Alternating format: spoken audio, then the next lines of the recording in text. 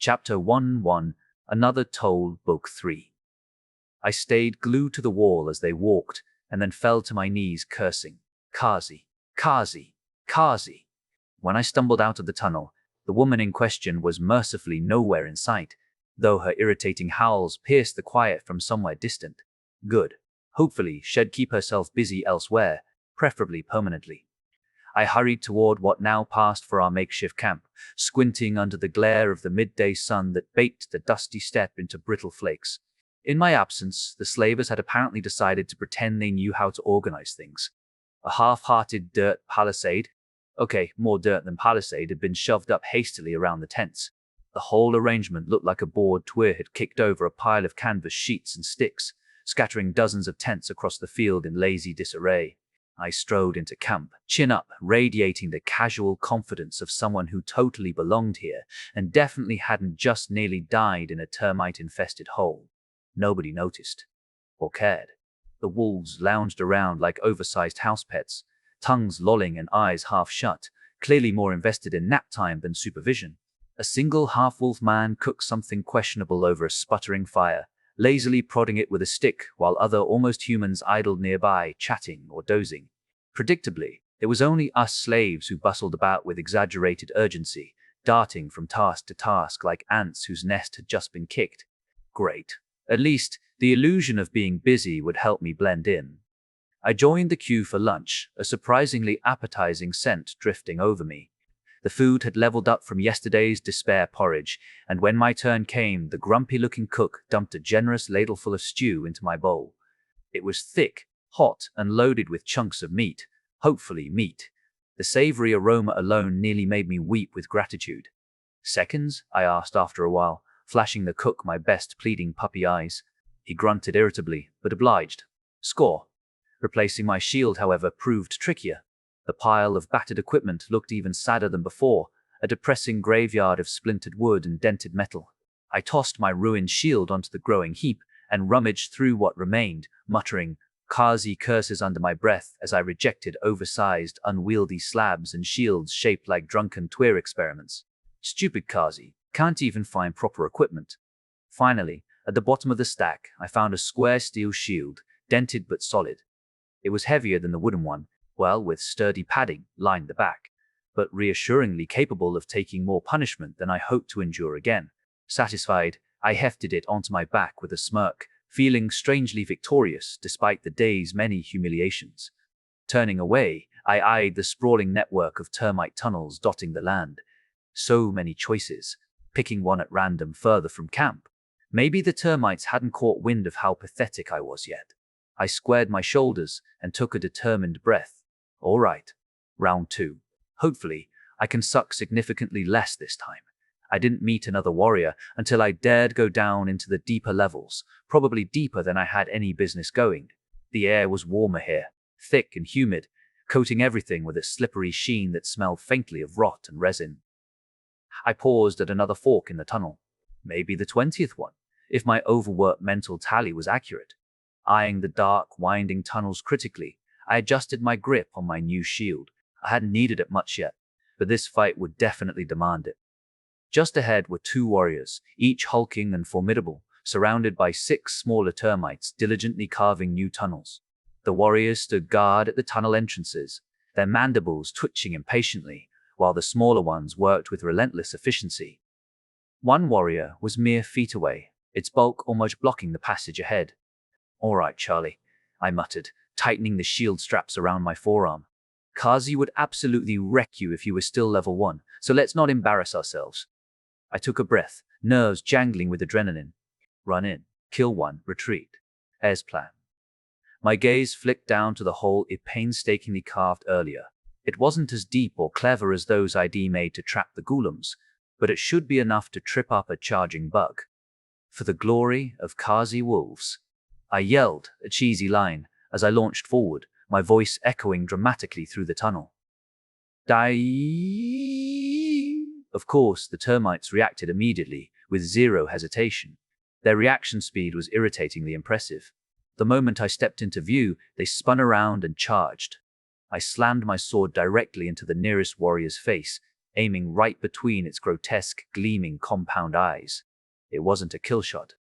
Obviously, it wasn't. But that was fine. I immediately dashed back toward my tunnel, the smaller termites and the uninjured warrior hot on my heels. I ran fast, but not quite fast enough. Their skittering legs churned behind me like the world's creepiest stampede. Thankfully, past Charlie had enough foresight to dig the hole relatively close.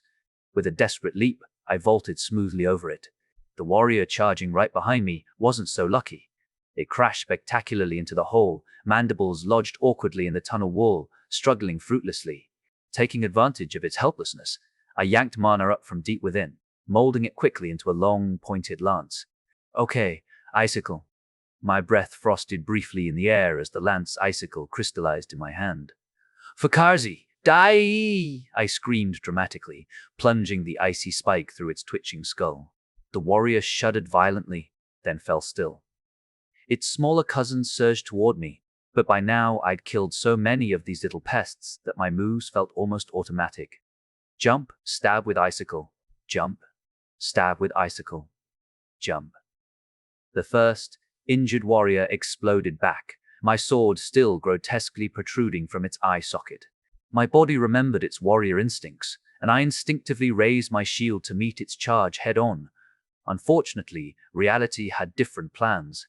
The impact hurled me backward through the air, slamming me brutally against the tunnel wall with enough force to knock my breath out. What the hell? I gasped, scrambling up as it charged again. This time I summoned another lance icicle, driving it directly into its other compound eye. Honestly, no idea why you even have eyes, but I'm not going to question it in case the system decides to patch that weakness. It collapsed heavily, legs twitching erratically. Grabbing my sword back, I methodically dispatched the rest of the smaller termites. Looking over the chaos, ichor splattered everywhere and bodies scattered in broken heaps, I nodded slowly, pride tingling through me.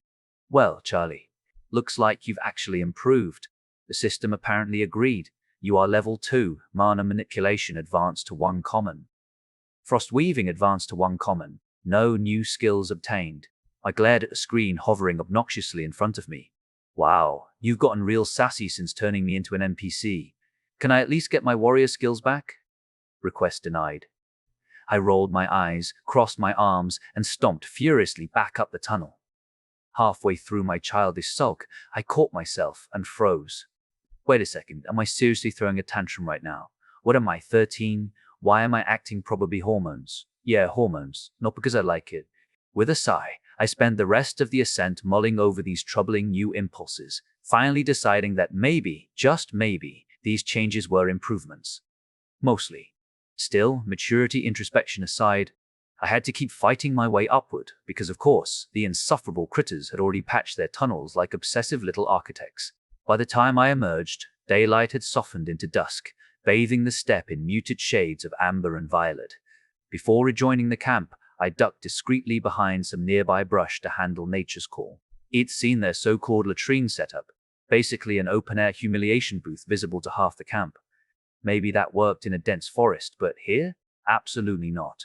Walking confidently back into camp, I was immediately stopped by a slaver gripping an odd yellow stone.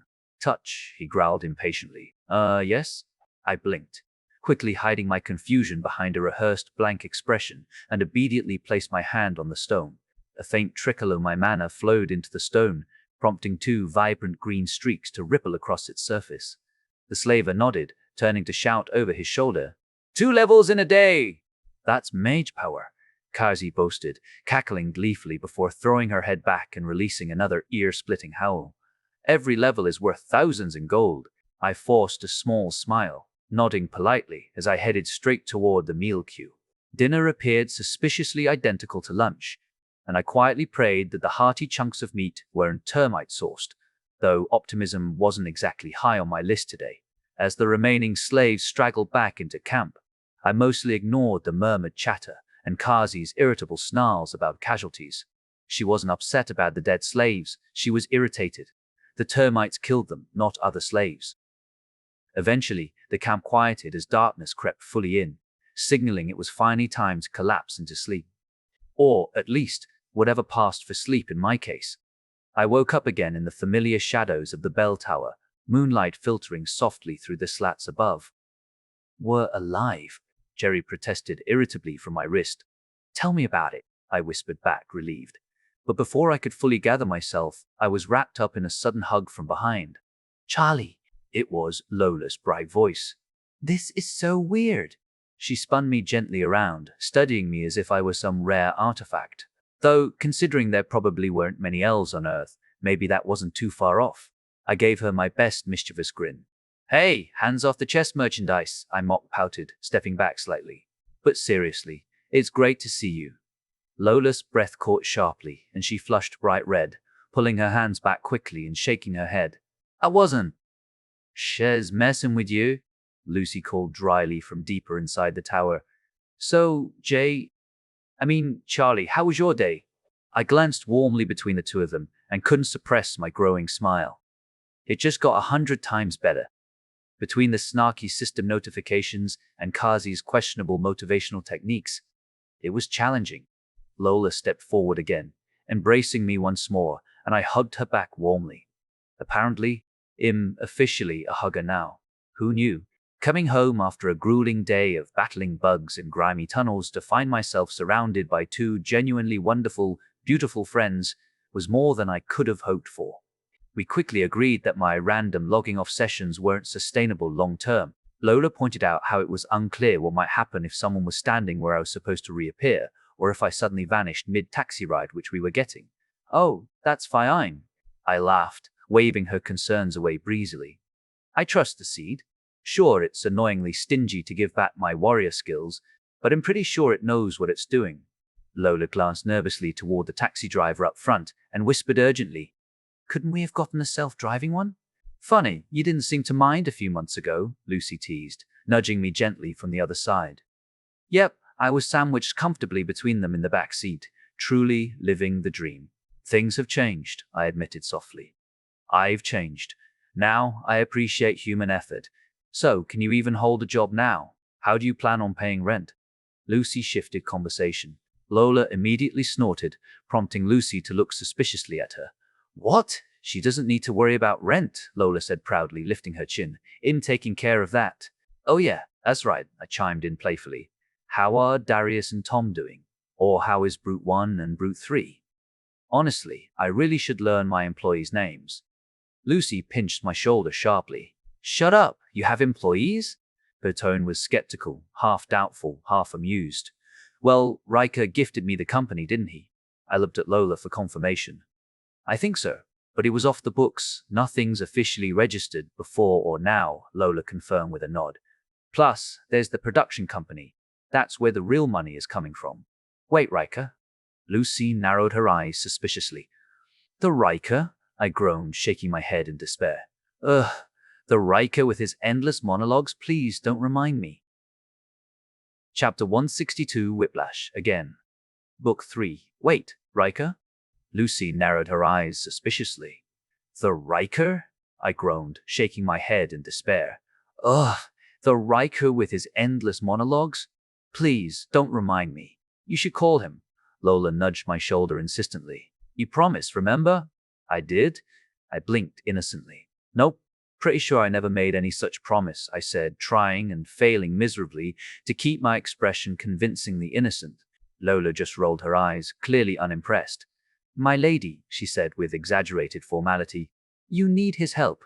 In Rimelion, we seriously need his funding if we want to get anywhere near establishing a barony. With a dramatic sigh, I slumped further into my seat. Fine, I muttered, biting my lip anxiously. I'll call him, but first, I need to figure out how to actually make it happen. My right to rule stat is practically negative at this point. Lucy snorted softly from beside me, earning herself a pointed glare. I'm serious. I can't exploit the system as much anymore. The system is actually onto me. Lucy grinned mischievously. Like a little thing like that could stop you. By the time we reached my place, Lola had thoroughly nagged me into agreeing to call, while Lucy mercilessly teased me the entire way home. Ugh, this is my kingdom, I declared grandly as we stepped into my apartment. Sure, it was messy, clutter scattered across every surface, but it was mine. Lucy promptly vaulted onto the sofa, automatically reaching out to grab a beer. Huh? She frowned in confusion, her hand closing around empty air. John. I flopped onto the sofa beside her, exhaling. Didn't exactly have time to restock lately, I explained sheepishly. Not even sure if I can now, honestly. Lola settled herself carefully onto a nearby chair, nodding thoughtfully. I'm still not entirely clear about how all this works. What about your clothes? I blinked, suddenly self-conscious, and took an experimental sniff. Immediately, I grimaced. Ugh, definitely no magical refresh between jumps. Looks like laundry just jumped to the top of my quest log. Shower first, though?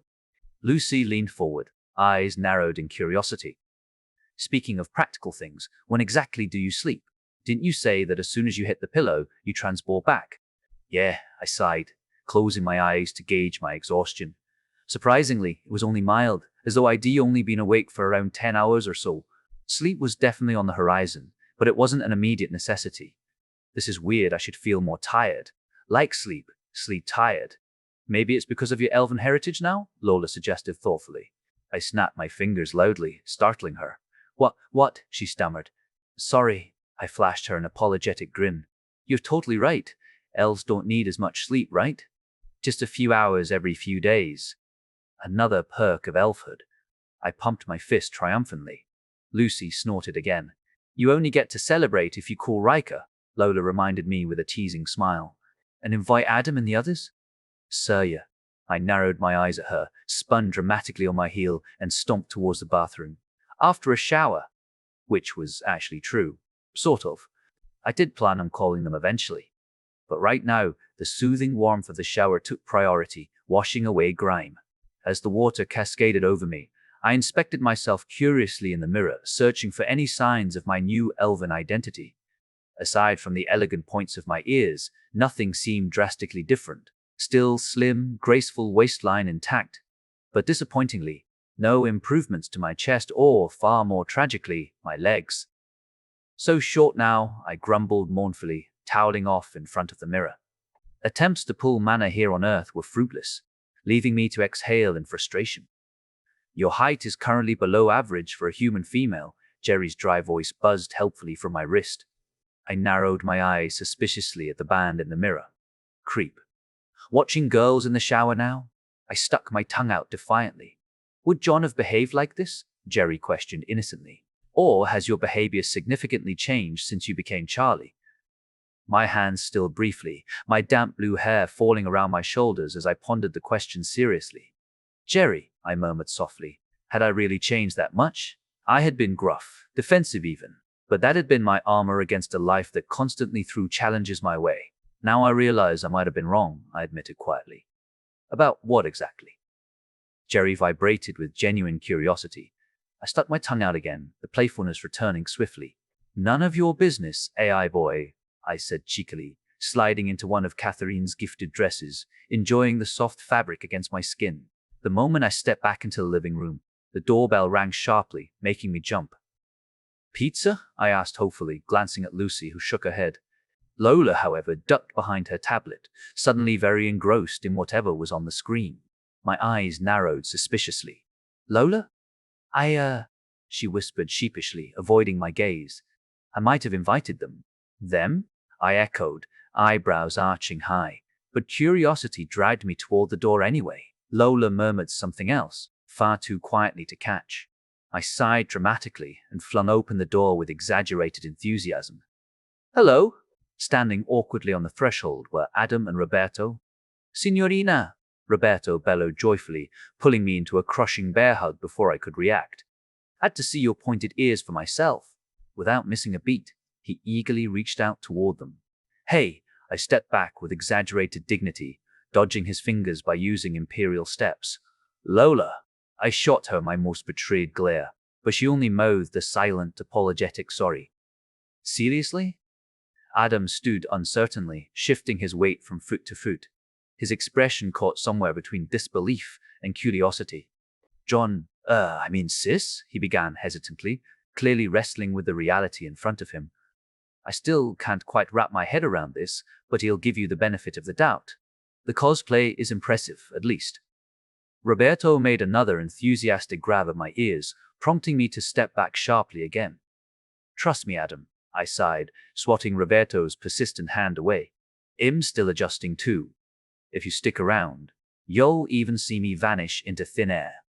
Hi, Adam, Lucy called cheerfully from the sofa, absorbed in something on her holophone. She waved without looking up. And hi. Was it Roberto, right? Suddenly, the room erupted into overlapping chatter and laughter, each voice competing for attention. Rolling my eyes, I evaded yet another one of Roberto's eager lunges and retreated swiftly to the kitchen to grab extra chairs. Clearly, it was going to be a long and very chaotic evening. Night for me? Or day? Ugh. Hi, Riker, I said with a resigned wave toward the holo TV, which was currently projecting his call at full, obnoxious volume. Lola had insisted I make the call.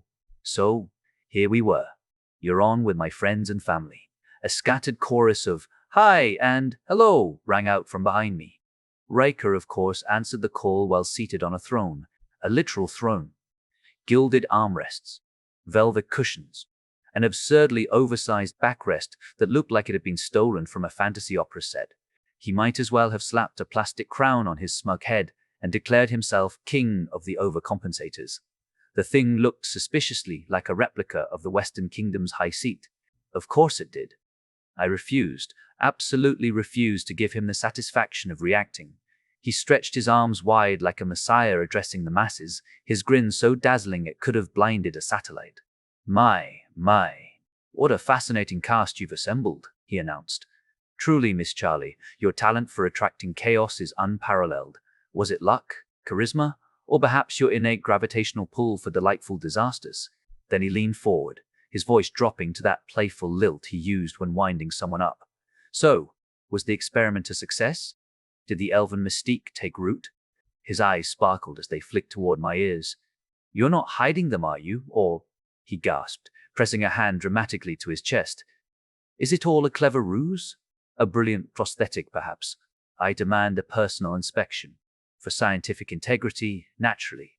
I didn't answer right away, mostly because I was debating if throwing my holo TV out the window would be a satisfying enough conclusion. No, dear Riker, I finally said, my voice flat as drywall. It's real, all of it. I stared him down through the projection, and am going to need help soon, just letting you know. He blinked just once. A flicker of genuine surprise, like Id tossed the script and ad-libbed his monologue. Ah, but of course, Miss Charlie. He recovered with a bow so theatrical I could practically hear a string quartet warming up. That's merely a formality. He vaulted from the throne with all the flair of a man raised on spotlight and ego, coat flaring like the ultimate act of a musical. I cannot wait to speak with you in person, he declared. I nodded, too drained to offer witty resistance. Evenings only. I'll let you know. Absolutely, Miss Charlie, though surely. You'd like to know about my magnify? No. I cut him off with a single raised hand and the ghost of an apology. Sorry. I'm overwhelmed. It's been a day. Lola will fill you in. And with that, I ended the call. Silence. Blessed, merciful silence. I exhaled slowly, speaking to the room. Amazing. And foolish. And brilliant. And so damn annoying. Did you just hang up on him? Lucy asked from her spot on the couch, her eyes wide and her mouth hanging open like Shed just watched me kick a puppy on holo TV. He's like the richest man alive? Probably. Who cares about that? I waved a hand, sinking deeper into the cushions with a sigh that had way too much emotional baggage in it. If he wants to talk, he knows how to reach me. And anyway, that's our thing. Snarky banter, thinly veiled threats, mutual emotional damage. We bond through dysfunction. It's fine. I paused. He's not mad. Probably. Lola looked up from her tablet, fingers still poised above the screen like Shed just paused, an epic boss fight. One brow arched with the precision of a judgmental clerk. I really hope this isn't your approach to diplomacy moving forward. Adam snorted, then burst into full-bodied laughter, head tilting back like a sitcom laugh track had possessed him. Lola turned toward him, wariness blooming in her expression. She can be more diplomatic, right? My sister? Adam managed between gasps, already halfway folded over. Let me tell you a story from middle school. There was this one time, a teacher. Adam. I launched off the couch so fast the air whooshed behind me. 3 steps, and I had a hand clamped over his mouth, eyes pleading. Please, don't. That story deserves to die in obscurity. like buried under a tavern outhouse, behind a cursed forest. Adam laughed against my palm, completely unrepentant. While I was mid-mortification, Roberto, the sneaky bastard, tiptoed up behind me and flicked one of my ears. "Guys!" I shrieked, spinning around in a flurry of limbs in pure panic.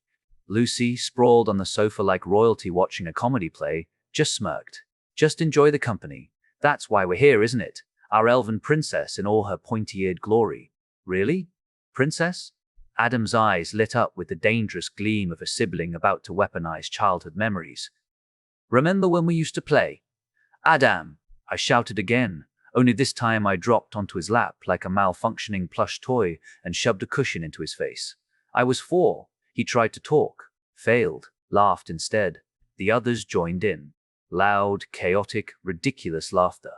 I glanced around at their faces. Lola chuckling softly behind her tablet.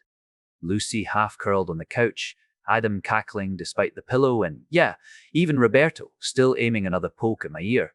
This is what home felt like, even when it was chaotic, unfiltered, and slightly inappropriate. I sat up a little straighter and gave Adam a narrow-eyed glare. Fine. He'll tell the story. My version. So it doesn't get stolen by my rude, treacherous whiplash. Suddenly, someone yanked me up like a claw machine, snatching a stuffed elf. Girly, wakey wakey. Kazi's gravel-slick voice slammed into my eardrums like a war horn made of wolves. One hand gripped my arm like iron as she dragged me bodily from the comfort of the tent. The world spun. A heartbeat ago, I'd been warm, laughing, surrounded by friends. Now, I was stumbling barefoot across cold dirt with sleep still crusting my eyes. The sky overhead was still pitch, stars clinging to the black like pinpricks in velvet. Not even a hint of dawn yet. "Need you to level up," Kazi barked, practically vibrating with excitement. "Level 5 mages with no class? Super expensive. So, no takey class, yes?" "Yes," I mumbled automatically, half-conscious and very much not ready for this brand of manic motivation. She grinned with teeth. "If I have to sacrifice slaves, so be it. We'll get you there." "Oh yeah, definitely awake now." Chapter 63, Royal Challenge, Book 3. She grinned with teeth. "If I have to sacrifice slaves, so be it. We'll get you there. Oh yeah, definitely awake now." "Should I go back in?" I asked, tilting my head and summoning every ounce of fake innocence I could muster. Sweet voice, wide eyes, channeling my inner Scamantha. "Those sacrifices must be costing you a fortune," I added, nodding sagely like her profit margins were my top concern as we grabbed food from the camp line. Kazi paused mid-step, tray in hand. I could practically see the gears grinding behind her eyes. She needed me fed and functioning. High-level mages were only useful if they weren't dead. "Oh, aren't you clever?" she cackled, flashing me a grin that didn't quite reach her eyes. "You think you can get to level 3 without butchering anyone?" "I'm very good with the sword," I said, keeping my tone neutral and my spoon steady as I stirred the suspiciously brown sludge that was the same meat as the previous day. Surely they imported a good meat and not. "And with my magic, I think I can handle the lower tunnels. I've got a plan." I took a bite of the mystery meat, still tasted like rubbery regret, and chewed through the existential crisis. Besides, killing slaves won't get me to level 5 fast enough. Do we even have that kind of time? "We've got a week, girlie." Kazi plopped onto a bench beside me, already halfway through her own meal with the grace of her wolves' ancestors. "But I love your attitude. Don't take dumb risks. You're a valuable asset. But also, no babysitter. You wouldn't level fast, so go wild. Just don't die." If she wasn't such a morally bankrupt sociopath, I might have found that concern almost touching. "Swift death it is," I thought, then said, grinning, "Yes, Dane Kazi." Today, the pile had hidden new goodies. Weapons, armor scraps, dented helms, cracked hilts, everything jumbled together like the leftovers of a very messy battlefield garage sale. I wasn't about to question where the new arrivals came from, especially not the reinforced shield still slick with half-dried blood and something that might have been brain matter. I wiped it clean with the edge of my already filthy tunic, the coppery stench curling into my nose. I grimaced and shook my head. Whoever it belonged to, well, they didn't need it anymore. Sad destiny, but lucky me. My eyes wandered, and there it was, a Zweihander, massive, half buried under a pile of bent axes and snapped spears. Its blade shimmered faintly with oil and leftover ichor. My fingers twitched with the urge to grab it, to lift it high and do something stupidly cinematic. But I wasn't alone at the pile, and if they saw me try and fail to hoist it again, my pride would actually curl up and die on the spot. One day, John, I whispered, eyes lingering longingly on the sword, your style will help me tear through the battlefield, so I held her in hand, blade bathed in wolf blood. Instead, I picked a practical toothpick of a blade and turned toward the nearest tunnel holes. Didn't get far. Kazi materialized like a jump scare, grabbing my arm with all the subtlety of a falling whiskey barrel. Her grip was firm, her eyes alight with that terrifying glint she got when strategy met bloodlust. We found an entrance, she said. There's something down there. If you see the crystallized synapse or, even better, the crystallized synapse core, grab it. Her eyes narrowed. But if you see the crystallized royal resin, that's near one of the queens. Don't go there. You'll die. Horribly. And you're too valuable for that. She patted my arm in what might be passed as affection in her world. Did she just name-drop items? Like in actual speech? Yes? I said slowly, trying to play it cool while my brain did a full system reboot. You'll be careful. And then, error. No user interface found. Mr. Fixing an error. Error fixed. Mr. Vista Vista Vista Vista Vista Vista Vista Vista Vista. No user interface subsystem found. CU user interface subsystem error cord. You have a new quest. You have a new quest. Error. C fixing. No fix found. C fressing all errors. C fressing all errors. C fressing. C fressed. C fressed. I wasn't exploiting. I was actively trying not to exploit. Fix your own spaghetti code, seed. I'm just out here trying to live. I scowled at nothing and everything, clutched my tiny sword, and braced myself for another descent into the termite pit of death and weird loot names. The change was obvious. The tunnels were larger. No longer the tight, claustrophobic burrows of earlier. These were passageways, wide enough for 3 warrior termites to march shoulder to shoulder. And they did. Which would have been fine, if not for the minor complication that one elven mage, currently cosplaying a sword-wielding badass, was stupid enough to try to fight them. So that same elven girl, aka me, was now sprinting like a panicked squirrel through the winding labyrinth, boots skidding over slick stone, heart thundering like a war drum. Behind me, mandibles clacked like castanets of doom. Luckily, I had ice magic. And the newly upgraded spikes? Oh, those were sturdy enough to survive the impaling. I meant impaling the front line of charging warriors with a wet crunch that echoed down the tunnels. One let out a horrible high-pitched screech as it collapsed, twitching. At first, it was easy. The small ones came first, nimble but predictable. I cut them down without breaking a sweat. Too much experience, too many hours logged, too many patterns memorized. But my new level I got the other day gave me absolutely jack. No stat buffs, no hidden bonuses, nothing. Just a smug system update and another entry in my emotional damage journal. My gamer brain refused to accept it. So when I stumbled into a wide, natural cavern, walls glistening with moisture, floor littered with the carcasses of half-eaten prey, I made a decision. I attacked the resting bugs. Could I have laid traps? Yes. Could I have prepped a proper line of impalement spears? Also yes. Did I do either of those things? Absolutely not. No, I wanted to go full fantasy warlord. Mage warrior hybrid, tearing through enemy lines with blade in one hand and frost in the other. I'll make it work. I yelled at the last bug barreling after me. I don't care, there are usually limits. I will XA circumvent them. Cue fate tripping me. I stumbled. Hard.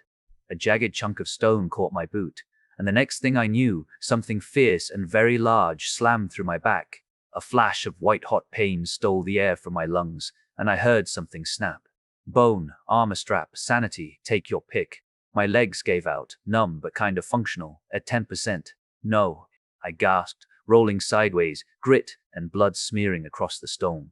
With everything I had left, I jammed my shield up in front of me like a fragile wall between me and death. My other hand flared with ice light, shaking as I formed a spear for the incoming ram. I didn't brace properly. I just shoved the shaft of the ice spear against my stomach and prayed. It worked. Sort of. The spear did puncture the charging bug, right through its armored thorax, that effective the ice was. Unfortunately, the force drove it through me too. Pain exploded through my gut, like a forge blade had been driven in and twisted. Warm blood soaked my tunic, dripping down my side in sluggish, nauseating pulses. Vision tunneling. Breath short. Body shaking.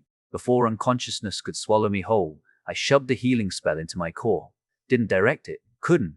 Just released it like a desperate flare and hoped it hit the important parts. Every inch of me screamed. Bones groaned. Nerves flared. I swear I'm not a masochist. I rasped into the cave floor, tasting iron. Just stubborn. You are level 3. Breast, frost weaving, advanced to 2 uncommon. No new skills obtained. Yeah, I whispered, breath coming in shaky little wisps. My limbs trembled with the aftershocks of pain, but strength was starting to trickle back in, like whiskey filling a frozen cup. You are not kind. I kept channeling the healing, golden light pulsing from my rune at my fingertips in lazy, flickering threads. Each surge sank into my skin with a soft, tingling burn, like whiskey in an open wound, gentle but fierce. Once I pulled myself away from the edge of death, an internal body soup, I started directing the magic toward the worst spots. I didn't know much about anatomy, but I figured hurting bad. No hurting better. Healing advanced to 1 common. I squinted upward like I could glare through the system itself. Still not kind. I have no idea what that rarity means. I just assumed more rare, more awesome. But how much more awesome? What does it do? Why is there no tutorial? How do I level it up? No wiki. I'm still fixing you. Oh. I jerked upright, then winced and promptly slowed down. Sorry, I guess? But I really am not, I think. I glanced around the cavern, blinking at the blood smears and cracked stone like they held the answer. Is me existing an exploit? Yes. I stared at the floating message. Sorry? It'll try to exist less hard, I guess. I pushed myself to my feet slowly. My hands moved fine. Steady, flexible, no pain when I curled my fingers or rolled my wrists. Check. Good. Then I looked down. What about legs? A cautious step. Then another. No stabbing pain. No limp. Just blood-stained boots and faint soreness that could have passed for a brutal leg day. I flexed my knee. They're working, I said aloud, almost in disbelief. Huh. Guess I'm patched up. A quick, relieved breath left me, and I stood taller. At the end of the tunnel was something I was warned about by a certain crude wolf woman, Queen Chambers. The air shifted before I even stepped into it. Thicker, hotter, tinged with an intense acidic stench like vinegar mixed with rot. My boots crunched over loose bits of shell and slick grime, the walls glistening with resinous mucus that reflected my torchlight like an oil-slick mirror. The chamber itself stretched out like a subterranean cathedral, sprawling and alive. Pulsing membranes coated the ceiling, and fungal growths illuminated parts of the hive in a ghostly blue hue. Nestled near the side like a bloated monarch on a pulsating throne was the queen. Not that massive. Pale, sickeningly regal. Her engorged body was sprawled across a mound of birthing resin and twitching lava. Abdomen swollen and veined with pulsing lines of green. The sound she made, somewhere between a wet hiss and a laboring breath, rattled in my bones. And she wasn't alone.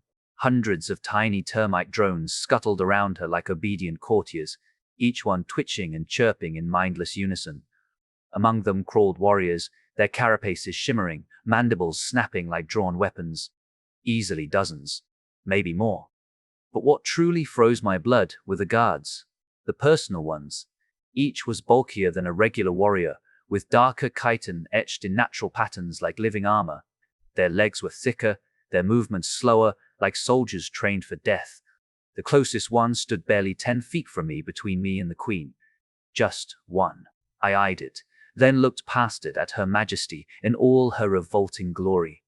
Doable? I whispered, almost hopefully. I know. A wise woman would turn around, grind skills, get a Zweihänder, and gut everyone here. Later. I swept the room with another glance. There were too many enemies to count, an almost guaranteed death sentence. A wise woman would practice the limits of her new skill, find a way to utilize it properly. I took a single step forward. The air buzzed with insect clicks. The closest guard hadn't moved. But I am not a wise woman, I charged. Mana roared to life inside me like a tidal wave through a narrow pipe, cramming itself into a single spell formation with reckless speed. The frost responded instantly. the spear forming in my hand with a hiss of condensing air, and the backlash slamming my magic into a longer cooldown. But most importantly, I shouted as I rammed the ice lance straight into the royal guard's back. The spear drove through with a sickening crunch and pop, bursting out the other side. The creature dropped before it even shrieked. I was on the queen in a breath, feet slipping across mucus-slick stone. Princess Charlie, and I have a godly skill," I yelled, blood singing in my ears.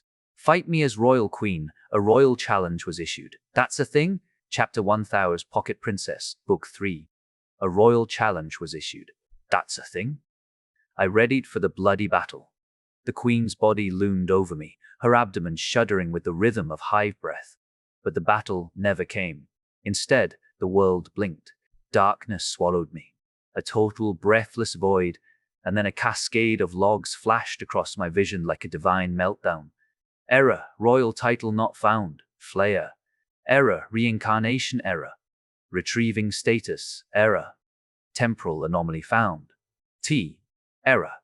Redirecting resources, error. World mana insufficient, error. Temporal anomaly could not be fixed, error. Cannot reach target coordinates, error. System stability compromised. Designation, Twilight of the Gods invoked. Attempting emergency rollback failed. Warning, anchor point disconnected. Error, world stream divergence. Locating fallback protocol not found. Alert, authorized chronosignature detected. Alert, is stabilizing the world stream. Using reserve mana. Alert, world stream stabilized. U alert. Temporal fix found. T deploying fix. E alert. Temporal stability reached. U alert. Twilight of the Gods averted. Your existence is causing problems. Good. Keep up the good work, Goddess of Exploits. Goddess of what now? My thoughts barely had time to process before another realization hit me. Something had gone very wrong. I didn't feel my limbs. I felt nothing.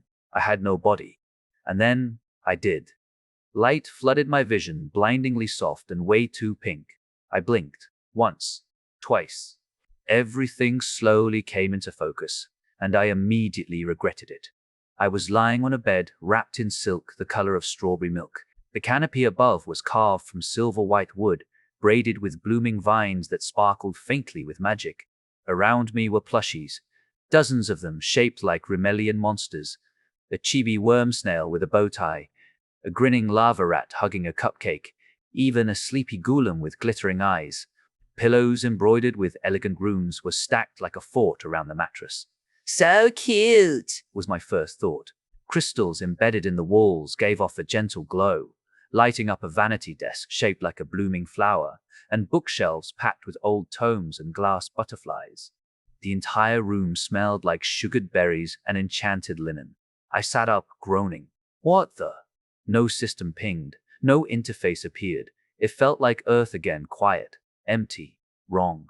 I turned slowly, taking in every unnervingly cute corner of the room. Someone knocked on the massive double doors at the far end of the room. They were carved with ivy patterns and lined with silver trim, clearly meant for someone absurdly important. "Come in," I called automatically, my voice a little too high. I wasn't ready, not even close. Then I looked down. Pink satin, embroidered gold trim, soft lace at the wrists. The hem of the absurdly flouncy skirt pooled around me like a floral pancake. And the tiara. Oh gods, the tiara. I raised a hand and confirmed its existence by poking myself in the forehead with a tiny jewel. A princess outfit. But I was still me, right? Maybe though? What the actual hell? The door creaked open with dramatic timing that said, "Cue the theme music." And in stepped Erwin. "Mom?" I blurted out, blinking fast. "What is going on?" She walked toward me with regal ease, her gown swishing softly with every step. She sat beside me on the plush bench at the end of the bed, her smile serene, and reached out to tuck a strand of my blue hair behind one ear. "I'm so proud of you." I crossed my arms instinctively, the silks of the outfit rustling too much. I did nothing. "The system is broken," I muttered, lower lip jutting out in an involuntary pout. Then I noticed my own expression and forced it away with a grimace. "And it's been messing with me since I reincarnated." She tilted her head and gave me a knowing look. One of those, oh you silly child smiles that had no business being so effective. You're just a child. Of course you'll be like a child. Him not. I started, loud and defensive, then bit my tongue. That smug little curve of her lips grew just a fraction, and it hit me. I was proving her damn point. I sat straighter, folded my hands over the frilly nightmare of my skirt, and took a breath. Okay. But tell me the truth. My voice was steadier this time, more mature, hopefully. What's going on? What happened? This is our bloodline castle, Erwin said softly, her voice echoing faintly through the rose-hued chamber. She tilted her head up, and I followed her gaze. The ceiling above us was as if the sky had been painted onto marble. Deep blues, threads of gold curling into constellations, and a silvery mural of elven princesses, mid-battle, mid-spell. Yeah, and it shimmered as if made from starlight. The authority of our legends and myths, she continued. Here we exist outside the time. I blinked and fiddled with a pearl button on my sleeve. Ah. Pocket universe, I nodded slowly. The silk of the dress was cool under my fingers, soft and, of course, annoying. But that doesn't make sense. I was about to challenge a queen. She turned to me. A slow tilt of her head, a narrowing of her eyes, and a look that could only be translated as, "You did what now?" My breath caught. I coughed. Termite Queen. I challenged her. She arched one elegant eyebrow. Good, she said after a moment. I hear a but in your voice. I looked to the side, cheeks warming with an embarrassing pink. You can? She moved closer. Tell me, have you claimed your title? Kinda? I shrugged, tugging at the edge of my sleeve. I charged into the room at her and yelled something cool, alone. Her voice had dropped just slightly. Yes? She smacked the top of my head with a kind of motherly force that made me flinch more out of reflex than pain. Hey! I rubbed the spot and pouted at her, my lip trembling as if I practiced it in the mirror. I could. Charlie. No, her voice was steel now. Look at you. You were barely able to fend off a single termite. That's not true. I felt the heat rise again, this time not from shame. I stood up straight. Stood up on the bed, arms flailing dramatically. I fought like 10 of them at the same time, I said with a grin, hands slicing the air like I was narrating a war epic. With Zweihander, of course. She just stared. 8, I tried, faltering a little, dropping the imaginary Zweihander. Silence. 6. My voice trailed off, and I glanced down at the frilly blanket beneath my feet. Her stare hadn't changed. She looked at me like it told her all the whiskey had evaporated. I swear, I won. Her eyes narrowed. With how you are now? She cocked her head to one side, as if assessing a slightly defective artifact. I see a healing skill, 2 magic skills, and godly skill, but utility. That's it. Then her expression softened. She stepped closer, and her smile widened, a radiant warmth spreading across her features. You are amazing, daughter. I frowned. You didn't raise me, I said too fast. A flash of something passed behind her eyes, like glass fogging. I bit my lip, guilt twisting low in my stomach. I understand. In a way, I did, Edwin whispered, as if meant only for me. But that's not what matters. What matters is that you accepted me in your heart. She pulled me into an embrace. Her scent was floral, something ancient, something elven, like some roses that only bloom under moonlight the first day in century or something. Her arms wrapped around me with a gentleness that made the rest of the world go still. And I love you, she finished. I closed my eyes. They were watering now, no matter how hard I blinked. I may have been trying not to. But I love you too, I breathed. I feel it in my soul. It just felt right to yell that out loud, you know? It's okay, she said, brushing her fingers lightly through my hair. We have time to get to know each other now. I let her hold me for a moment longer, then gently pulled away, sniffing and swiping at my eyes. I don't understand what happened. Eowyn nodded, her features calm again. She stood and moved toward the tall, covered window at the edge of the room. Velvet curtains spilled down in folds, muffling the world. With one smooth motion, she drew them back. Behind the window was a garden. Pale blossoms glowed faintly in the low light. Vines curled around carved stone trellises, and a thin stream ran through it like liquid crystal. At the garden's edge, the air shimmered white, the boundary of the pocket realm. Probably. I'm not sure, she admitted, still gazing out. But I was notified that you tried to claim you are a princess. It's a given title, and I confirmed it's indeed true. But because you were a princess 3 times, and once even had that name, they got confused.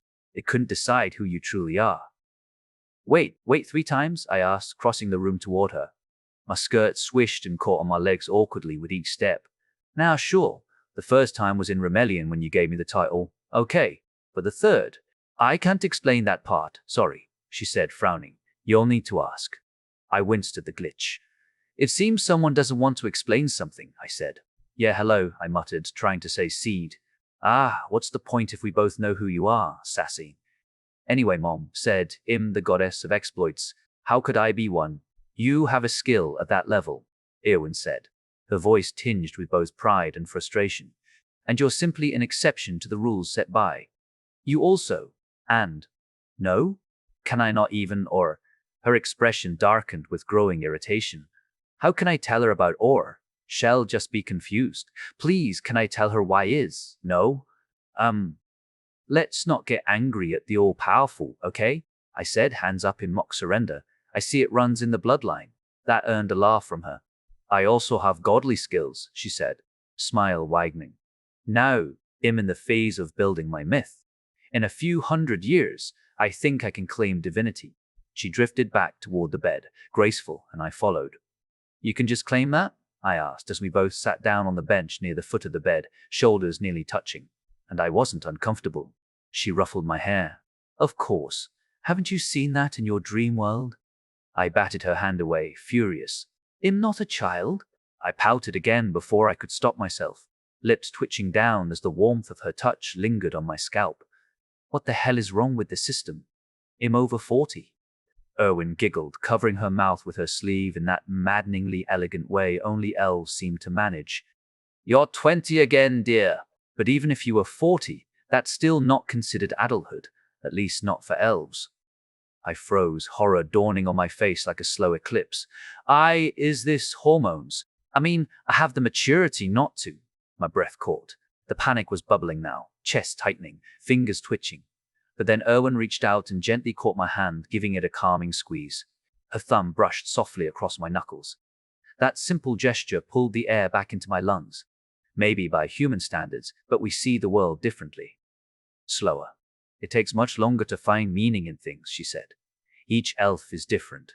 At 40, you'd still be considered a young ruler by older elven standards. You're still growing. Wait! I suddenly leapt up, tugging her hand and pulling her to her feet too. She let me, amused. I started hopping up and down beside her, glancing from her forehead to mine, trying to compare. My skirts puffed and bounced with every jump. Does that mean I can still grow, like vertically? Her laughter rang out again, bouncing off the high ceilings. Mom, I whined, cheeks puffing. The pout threatened to make a full comeback. Can you hear yourself? She gasped, struggling to contain the giggles. I know, I groaned, dragging a hand down my face. But I used to be tall. I miss that. She looked at me with love, like I was the brightest star in her sky. Tall or not, let's prepare you for the fight, shall we? The moment you go back, you need to run. I won't run away, I protested, puffing out my cheeks in defiance. And yes, I pouted. And no, I didn't regret it. Not even a little. It was a perfectly reasonable reaction, and totally age-appropriate for someone emotionally overwhelmed, cosmically displaced, and apparently still growing. Ill Win. Chapter 165. Promise Me Book 3. It spent what felt like weeks in this strange, timeless place. This pocket outside Rimelion. Outside, the world was frozen. But here, with Mom, days blurred together comfortably, interrupted only by laughter, whispers, and her quiet lessons. I learned things about Mom, Queen Eowyn, that no lawbook would ever know. Small quirks like the way she hummed softly whenever she thought no one was listening, or how her eyes sparkled with mischief when she teased me. She learned about me too, more than I was comfortable admitting. We bonded in ways I hadn't thought possible, our connection deepening with each shared secret and giggled confession. On the day I was meant to return to Rimelion, we sat together in a cozy tea room filled with the gentle aroma of lavender and honey. The room was comfortable and welcoming, with plush cushions arranged around a polished wooden table set with delicate porcelain cups and saucers that clinked musically with every gentle touch. Owen had insisted a dedicated beverage room was essential for proper royal relaxation. Of course, that only made sense, and I made a vow to build a whiskey room in my own castle someday. "Charlie, promise me," she whispered, cradling her teacup delicately in her hands. Her warm eyes watched me intently. "Moo," I protested, fighting the urge to pout but losing the battle spectacularly. She raised an eyebrow, the playful glint in her eyes softened by gentle seriousness. Every day, at least 4 hours of meditation, she repeated for what felt like the 100th time. With exaggerated fury, I downed my tea in one dramatic gulp. But the moment I set the empty cup down, it was full again, steam drifting lazily upward in the still air. "But I don't need to," I groaned, frustration bubbling up. "I hate it. I can't handle being alone with my mind." Her gaze softened, compassion filling her expression as she reached out, gently covering my hand with hers. "I know, dear, but that's exactly why you need it. Is this what it's like? Having an actual parent? No yelling behind thin walls. No sleeping with the covers over my head because someone was busy getting drunk or rage quitting life. Or rage farming mobs at 3 a.m. with the volume maxed out. Okay, that last one I kinda respected. Guy taught me how to kite a raid boss with one hand and eat cereal with the other." Owen set her cup down softly. "Use it, centering your mind so your emotions aren't always. You'll try, okay?" I relented with an exaggerated sigh, slumping back in my chair. Meditation is useless. At least for me, every attempt ended with me fidgeting or arguing with myself. But seeing her expectant gaze, I softened slightly. "But they'll try, if you promise me." Now it was her turn to flush, delicate rose coloring her fair cheeks. She averted her eyes, suddenly very interested in the pattern of her teacup. "Can you blame me?" I leaned forward, voice dropping to a gentle plea. "Please, Mom, just liberate the elven lands. Don't go after the Empire or kill the Emperor." I closed my eyes briefly, the phantom memory of my past death flickering. "I know he killed me, but I'm back now." Her jaw tightened, teeth gritted with a barely contained fury. "As a slave, my daughter reduced to slavery. Because of him." "No, because of a stupid crow," I corrected, rising from my seat and pulling her into a tight embrace. Her silk gown felt smooth, her warmth calming my racing heart. "Look, just rule your kingdom peacefully, okay?" I buried my face in her shoulder. Yeah, hugs worked wonders, and though part of me fought it, another part, childlike and earnest, embraced it fully. "Empire," she murmured, her voice shifting into a regal cadence. "Unlike their nameless empire, ours will be glorious." I pulled back, giving her a skeptical stare. She blinked and softened immediately. "Sorry, I promise, if you promise, and please reconsider joining under me." I hugged her again. "No, Mom. I'll create a barony number, a kingdom of my own. I know what people from my world want, even if they don't realize it yet." She let out a resigned sigh, the soft exhale ruffling my hair. "Very well. I'll inform the families you're creating a refuge in the woods. Thank you." I sprang up, the excitement stirring through me. "But Charlie," her voice shifted again, becoming dangerous, like silk hiding steel. "In your kingdom, who are wolves?" I groaned, rolling my eyes dramatically. "I hate mud. Gets everywhere. Worse than sand." "Charlie." The voice turned more icy, eyes narrowed slightly. "Who are wolves?" I sighed massively. "Friends." Another eye roll, louder this time. "I get it. Elven heritage. Animal friendliness." I glanced toward the window, where the fake sunset painted the garden in hues of soft pink and gold. "It's time." "It is." She hesitated, then spoke with surprising softness. "I genuinely enjoyed our time together. I hope we can do this in the real world, Charlie." A warmth filled my chest. I smiled sincerely, nodding. "Me too, Mom. So, I have a queen to kill." "Yeah, and I need to get World Scepter by." I bolted for the door. She grabbed me effortlessly by the ridiculous frills of my skirt, halting me mid-escape. "Charlie, you can't handle that. It's too dangerous." "You open the gates to demons, Mom," I pointed out gently but firmly. "We need it." She looked genuinely embarrassed, eyes darting aside. "Charlie." I patched the world back together. "Nope, you failed. And now an invasion is looming. Like it's knocking on the bar door. That doesn't mean you personally need the scepter." "Oh, but it does," I insisted, grinning defiantly. It's practically #1 on the list for my new bar. I mean, kingdom. Can I really pull that off? A kingdom? She gazed toward the fading sun outside. Trust in yourself, Charlie. I will. And don't kill the Emperor. Her laughter echoed warmly around the room, lingering as the world dissolved and the chamber vanished, thrusting me back into reality. And right into motion. I surged forward mid-charge, my heartbeat pounding in my ears, adrenaline surging through every vein. The massive termite queen loomed ahead, her bloated, pale body pulsing in the dim glow of phosphorescent fungi that clung desperately to the cavern walls. The air was thick and acrid, heavy with the scent of damp earth, insect resin, and something sickly sweet, not like whiskey, but like rotting fruit. Sorry, Mum, I shouted, my voice echoing off the cave walls, determination boiling in my chest. No running. I need to do this. My feet kicked up clouds of dust as I barreled straight towards the queen, each step propelling me faster. Lighter.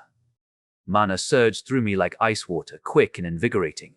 With practiced grace, I thrust my arms forward, and ice coalesced around my fingertips into a spear. Well, anyway, razor-sharp and glittering deadly in the murky half-light, the queen barely had time to register my presence. She hissed sharply, her enormous mandibles snapping forward in a slow, clumsy counterattack. But I was already airborne. My leap carried me high above her snapping jaws, her sluggish defenses totally useless. Yeah! I plunged my almost a spear downward with a savage cry, piercing her hide effortlessly. I felt the spear break through the carapace, driving deep into her body with a squelch. Ugh! Huh? I gasped, landing smoothly and spinning around, bewildered at how easy it was. The queen shuddered once, then collapsed in a heap, twitching feebly as her life drained away, thick greenish fluid pooling beneath her. One shot? My triumph evaporated quickly. A noise of angry hisses filled the chamber, resonating from the thousands of enraged termites, each set of compound eyes glaring hatefully in my direction. The vast chamber buzzed with hostility, the walls almost vibrating with the collective fury. Oh, right. Sorry about your queen, I managed weakly, taking an uncertain step backward. My senses went into overdrive, instinct screaming danger as movement erupted from every corner. I barely had time to move sharply left before a sizzling jet of greenish acid sprayed past my ear, narrowly missing my face. The liquid hit the cavern wall behind me, smoking viciously as it ate through the rock with alarming speed. How rude, I shouted, ducking and weaving frantically as another jet of acid sizzled dangerously close. I traced the attack to its source, a towering Royal Guard termite, its pale exoskeleton gleaming menacingly in the eerie fungal glow. Unlike its queen, this monstrosity stood alert, mandibles clicking aggressively as it continued its barrage. No choice but to engage. Right? No point in running. I charged forward, rolling under another blistering acid attack, the acidic mist burning my nostrils. My shield of hardened mana snapped into place just in time, deflecting the corrosive spray with a sizzling hiss. Heart pounding, I closed the gap quickly, prepared for a brutal fight. To my astonishment, my sword sank effortlessly into its supposedly superior armor, meeting only feeble resistance. What the hell? Wahaha! I shouted triumphantly, spinning and slicing through the beast. It trembled and collapsed, twitching violently as more green ichor spilled across the chamber floor. A triumphant grin flickered briefly across my face, but it vanished instantly as the chamber erupted into pure chaos. Termites surged from every side, a relentless tide of anger and vengeance. Acidic bolts rained down around me, sizzling dangerously close. Now would be a great time to run away, I murmured, dodging another lethal stream of acid that scorched the ground beside me. But a stubborn voice inside screamed louder. No, I want to be a queen. And rulers in Rimelion are badass. My resolve solidified like hardened ice. Bring it, I roared defiantly, thrusting out both hands to summon dual ice barriers. Glowing blue shields snapped into place, catching acid blasts and shattering under relentless assault, forcing me into a desperate dance of evasion and counterattack. The cavern exploded into a symphony of chaos. Acid splattered and sizzled, chitin clattered, termites hissed, and termites shrieked. My breath came ragged and tough, muscles aching and mana reserves. Cool down. Cool, cool. Mana reserves infinite. Every movement was precise yet frantic, instinctual yet desperate. I leapt over the charging warriors, plunging icy spears downward with efficiency, each strike interrupted by sprays of ichor and screeches of agony. My heart rumbled in my chest, every sense dialed to the highest intensity. This is the Rimelion. I rolled beneath crushing blows, sliced through smaller termites, and evaded acidic sprays that tore through the air like liquid fire. Each second was a test of reflexes and willpower. Termites attacked from every angle, above, below, behind, but my determination was stronger. Shields and barriers bloomed around me, breaking under the sheer volume of attacks but buying precious moments of survival. Die! I screamed fiercely, mana flaring brightly around me in bursts of frost, freezing entire groups of termites solid mid-charge. If this isn't enough for a skill level up, then the system sucks. I danced and spun, each movement swift, deadly, and desperate. Yet for every enemy felled, 10 more surged forward, undeterred by my skill. Fatigue began clawing at the edges of my senses, but adrenaline and sheer determination kept me moving, striking, defending. Ice spears shattered armor and pierced vulnerable bodies, but still the tide refused to slow. A rogue bolt of acid finally caught me, burning strongly across my shoulder. I cried out, pain igniting my focus anew and one quick healing rune fixing the damage. Enough! I shouted, pulling as much mana as I could into a massive spike of ice, glowing brightly with an inner frostfire. I hurled it with everything I had left, piercing the largest warrior still standing, freezing and shattering it in an instant. The termites faltered momentarily, their rhythm broken. Chest heaving, arms trembling, I summoned my last reserves of strength. I am Princess Charlie. My voice boomed through the cavern. You will yield. Silence. Then the remaining termites surged forward in one last wave, chittering and screeching, their bodies glistening with a sickly sheen in the frost-tinted glow of my magic. My magic can glow now, I guess. The earth trembled under the sheer volume of skittering legs, and the air thickened with the stench of acid and blood. I bared my teeth in a grin, more defiant than sane, and charged forward again. My boots slapped against the damp, uneven floor, kicking up splashes of slush and grime. The ice shimmered in my hands like liquid crystal, humming with barely restrained mana. It wasn't a spell I copied. It wasn't a textbook technique. The rhythm in my feet, the wild weave of blade and frost, it was mine. My style, my fight. I know you're barely level 3, I shouted, sweat dripping down my back and stinging my eyes. But I will win. The chamber echoed with their furious screeches as the last royal guard stepped forward, its mandibles clacking and thorax expanding unnaturally. I saw the mana twist in the air, gathering in its glands. Acid. Rude. I snarled, sidestepping just in time as a stream of hissing green liquid scorched the air where my forehead had just been. The splash sizzled into the stone beside me, burning a hole through it like melted whiskey glass. My fingers curled around the mana and I pulled, not gently, no asking. I took it. The frost in my veins surged, dancing down my arms as I spun and summoned a full-fledged lance of ice, rugged and deadly. It sang through the air and impaled the guard mid-form, its body convulsing before it crumpled. I turned just in time to see the smaller ones rushing me, dozens of them, fangs snapping, limbs twitching. "Let's dance," I muttered, and hurled the spear like a javelin into the swarm. Damn, I miss ice dance. I didn't even brace. It didn't matter. The spear cut through them like a sharp blade, slicing bodies in a clean, frosty arc, before exploding into shards of enchanted ice that impaled anything nearby. Wait, I've got a godly skill, so it was a divine frost spear, right? Cool name. Come on, system. Silence fell like snow. I was alone in the chamber. The corpses twitched, steam rising from burst thoraxes and melting frost. My arms were trembling. Not with fear, not even fatigue, strangely, with adrenaline. "Sorry, Mum," I whispered to the empty air, "but I'm not wasting skills on dummies. Real fighters use them in actual fights. Congratulations, you unlocked the achievement, 1 against 1,000. Error. Player designation not found. Warning, achievement not granted. Error. Please wait." I stared at the flickering messages, pulse still thundering in my ears.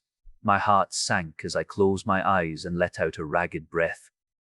For Cyavrin's sake, I muttered, in trying to avoid exploiting, damn it. Chapter 1A to TAT6, Cloudy with a Chance of Explanation. Book 3, congratulations. You unlocked the achievement, 1 against 1,000. Error. Player designation not found. Warning. Achievement not granted. Error. Please wait. I stared at the flickering messages, pulse still thundering in my ears. My heart sank as I closed my eyes and let out a ragged breath. For Cyavrin's sake, I muttered, in trying to avoid exploiting, damn it. I didn't feel myself moving. It was as if I took one breath in the caves and the next in, what? I blinked rapidly, trying to adjust to my new surroundings. The starkness was jarring. Sterile white walls glowed brightly under fluorescent lights, giving the entire place a clinical glare. A faint antiseptic scent lingered, tickling the back of my nose. Definitely hospital vibes, but without the comfort of bustling nurses or the distant hum of medical equipment. I was on a bed. Well, a bed was generous. It was more like a pristine slab covered in a thin, crisp sheet that felt oddly cold under my fingertips. The sheet was so glaringly white it almost blended seamlessly with the floor and walls. No doors, no windows, nothing to break up the relentless monotony. It was stretching endlessly around me like a designer had run out of imagination halfway through. My breath caught, chest tightening. A designer? Wait. No, damn it, Kazi. I cursed under my breath, irritation bubbling up through confusion. What kind of nonsense is this? Hey, you enjoy censoring me, huh? Boring. Render some scenery. Or at least put flower here. It's… Right in the middle of my frustrated rant, something shimmered into existence. A delicate pink rose materialized on the floor, petals soft and perfectly formed, vibrant against the clinical whiteness. It lay there as if casually tossed and forgotten, completely out of place. I stared at it, dumbfounded. My mouth opened and closed a few times before I found words again. My voice faltered. You, I cursed, feeling a surge of hysterical laughter rising in my chest. Wait, no, can I say? You system. Oh, stupid system. My laughter spilled out, edged with incredulity. Stupid. Wait. You can't just arbitrarily censor me. Just as I felt ready to fully descend into madness, something else appeared above the rose. A fluffy little cloud, absurdly adorable, materialized with a tiny popping sound. It hovered there, wearing pastel pink glasses perched on a face drawn simply with curved lines for eyes and a long, gentle smile. It bobbed cheerfully in the empty air, as if this was the most normal thing ever. We can, Charlie, it said, voice gentle, almost musical. I stared, momentarily forgetting my panic. Okay, are you? I asked hesitantly, already bracing for the inevitable censorship. The cloud bobbed up and down enthusiastically, its cartoonish expression radiating cheerful acknowledgement. In a way.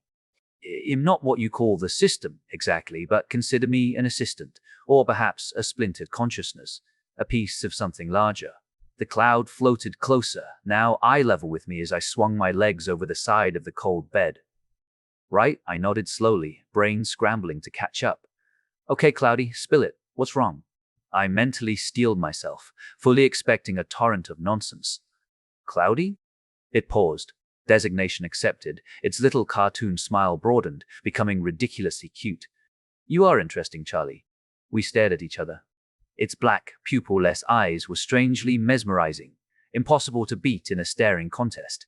I sighed, realizing quickly that staring battles with adorable sentient clouds probably wasn't the best use of my limited sanity. All right, Cloudy, I said with deliberate calm, brushing blue strands of hair back from my face. Tell me more. How? Why? What am I supposed to do now?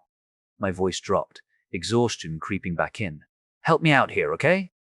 The floating cloud hovered closer, its painted anime-style face shifting to something annoyingly cheerful. You used to be… not used to be? Some in your life called it a simulation or a dream world, but neither was exactly true. Fake? Sure, but almost real. Someone asked us very nicely if you could become real. We agreed, it explained, sounding incredibly proud for a sentient ball of vapor. The young punk, I snapped, flinging my arms out dramatically. My voice echoed harshly in the overly sanitized room. I should have taken the blue pill. It wouldn't have mattered. We were already stitching your soul together. The cloud chirped happily, forming an insufferably cute face complete with upturned, squinting eyes, like it was typing an emoji directly into my irritation. You see, that was the problem. The ones you call players can't have Rimelion souls. But you already had one. And then you shoved me into Rimelion with that ridiculous ritual, I muttered, pinching the bridge of my nose. Your existence in the simulation itself was, well, let's just say you were an invaluable stress test, it admitted cheerily, a pink blush appearing beneath its painted eyes. I froze, heat flooding my face as embarrassment and irritation performed an awkward dance in my stomach. I was, what? I jumped up, pacing furiously around the pristine white room, the scent of antiseptic emptiness stinging my senses. Cloudy bobbed alongside me, unaffected by my frantic steps. Let me guess. My entire job was finding exploits, breaking your pretty simulation apart, and you fixed them as fast as I found them? Cloudy bobbed eagerly, clearly delighted by my quick deduction. Precisely. The actual test servers on Earth aren't useful now, because reality isn't a simulation anymore. You don't stress test something that's actually reality. Fantastic. My very existence is a cosmic joke, I groaned, collapsing dramatically back onto the bed. I threw an arm over my eyes, trying to block out Cloudy's incessantly cheerful smiles. Cloudy, I growled softly, daring to glance up again. My character build is broken. Fix it. For a glorious moment, I thought I was strong. Don't take that away. Cloudy hovered silently, a tiny cartoon sweat drop appearing beside its head. I leapt off the bed, lunging towards it, but it drifted back, just out of reach. My glare intensified, radiating enough anger to theoretically ignite the cloud if physics worked in my favor. D.O. Not. Dare, sorry. Cloudy whimpered sheepishly, the painted cheeks flushing an even deeper pink. Arr! My hand shot forward, passing uselessly through the vapor. The sensation was like plunging my hand into cold mist, unsatisfying, intangible, and infuriating. Why? My voice cracked, frustration simmering dangerously close to tears. Memories of Erwan, Mom, flickered in my mind, and I took a deep, shaky breath, trying to calm myself down. Please just explain, I muttered weakly, sinking back onto the bed. Stupid emotions. Cloudy drifted gently above me, its expression softening slightly. When you declared yourself a princess, your old items reactivated. I blinked, disbelief wrestling with cautious hope. I glanced reflexively at my feet, but disappointingly, my beloved heels were nowhere in sight. I narrowed my eyes again, locking onto Cloudy's irritatingly serene expression. You mean? I prompted with exaggerated patience. Explain. Clearly. Your items are bound to your soul. They traveled with you, you just didn't satisfy the requirements until now. That's why your clothes don't have holes anymore. Your old gear got eaten. I squeezed my eyes shut, massaging my temples dramatically. And let me guess. Now you're going to snatch them away again, aren't you, Cloudy? Don't dare. Cloudy made an embarrassed wobble in the air, pink shading its misty cheeks. They're designed for players, not you, it said apologetically. They require adjustments. I groaned loudly, the sound echoing in the empty room. Fine. But I swear, if you even think about nerfing my heels, those glorious heels, it'll find a way to turn you into rain. I need that mud-walking magic. The cloud flushed an even deeper shade of pink, twirling uncertainly in the air. We can adjust that, it said carefully. Normally, you wouldn't see any item description at all. But given this unprecedented situation, a moment later, glowing words materialized before my eyes. Glacial tread heels. Quality, 7 legendary effect. Delicately forged heels that glisten like frost-kissed diamonds. Each step whispers the chill of winter. Flow was a creeping frost across any surface. I narrowed my eyes suspiciously at Cloudy. Let me guess. No more trapping enemies in ice? No. Cloudy's voice was almost meek. I leapt from the bed and paced experimentally, the satisfying click of my heels resonating against the sterile floor. Each step left a brief trail of shimmering frost that quickly dissipated. Feels the same, at least. But what about unyielding poise, diamond reflex, quicken spellcasting from my cape? Cloudy hesitated, its small eyes darting nervously. No, Charlie. Those features were removed. I stopped pacing abruptly, spinning on my heels to face the cloud, feeling my temper flare. Deep breaths, Charlie. Don't murder the cute cloud. Did you leave me anything useful, Cloudy? The cloud bobbed anxiously, hovering closer. Your regalia. We preserved the self-repair, and you unlocked a disguise ability. Observe. Another message materialized. Battle attuning finished. Frostborn regalia. Description. A garment fit for a ruler who walks the line between ice and elegance, power and peril. Forged in the echoes of a lost kingdom, its beauty conceals the strength of a sovereign unbowed by time or fate. To you, unlocked, self-repair, disguise. Fine, fine, I sighed dramatically, rolling my eyes toward the sterile ceiling. Not like arguing helps. And what about my items I left with Twiz? Cloudy twirled playfully around me, almost cheerful. Why would they accept you? You died. You're a completely new person now. Don't lie, Cloudy, I muttered bitterly, sulking over my severely nerfed gear. They're Twiz. Rules never stop me. And speaking of, I leveled up. Can I at least get an explanation about that? What's the point? I'm not allowed to explain, Cloudy replied regretfully. I threw my hands in the air in annoyance. Unbelievable. I soloed a queen chamber and you stole my achievement. That's daylight robbery, Cloudy. I punctuated my tantrum with a forceful stomp. Click. The sound echoed perfectly in the empty space. My eyes widened as I looked down to see my beautiful heels shimmering elegantly, frosty trails swirling beneath them. A delighted smile spread across my face, and with a thought, I easily suppressed the frost effect. We can offer compensation for the trouble caused by your non-exploiting, Cloudy admitted gently. You've lost opportunities you shouldn't have.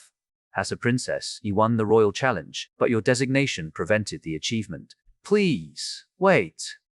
I nodded eagerly, mentally commanding the rest of my outfit to shift into my princess attire. A brief shimmer later, a bit of mana surged into it, and my battle gear gracefully transformed into my pristine princess gown. Delicate fabric rustling softly around me, perfectly fitting. It felt perfect. This is what we suppressed until now. Plus, we think for your contributions, you can advance your stats. You are level 5. Frost quote system unlocked. Frost weaving advanced to 3 rare.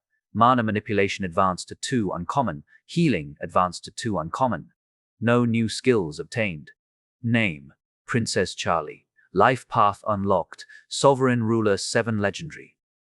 I grinned, the corners of my lips twitching like they'd just remembered how to be smug. Something. My eyes flicked through the notifications, pulse ticking up with each bold letter. So about those stats, both to rare if it works the way I think. Is that possible? Go high, then compromise. Classic haggling technique. Also, I might have been grinning too hard for someone probably under observation. No, 1 rare is permissible. 2nd, uncommon. No haggling. Ugh, I winced. Don't read my mind, Cloudy. The cloud spun a lazy circle, like a judge unimpressed by my arguments. Okay. Magic rare, body uncommon, I conceded. There wasn't a question of whether to boost my body. As much as I desperately wanted to be a cool warrior mage hybrid with sword skills and magic missiles, it was pretty clear Cloudy didn't share my class fantasy.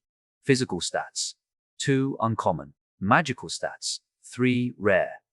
The moment the stats settled, I felt it, like an invisible net that had been tangled around my limbs, suddenly unraveling.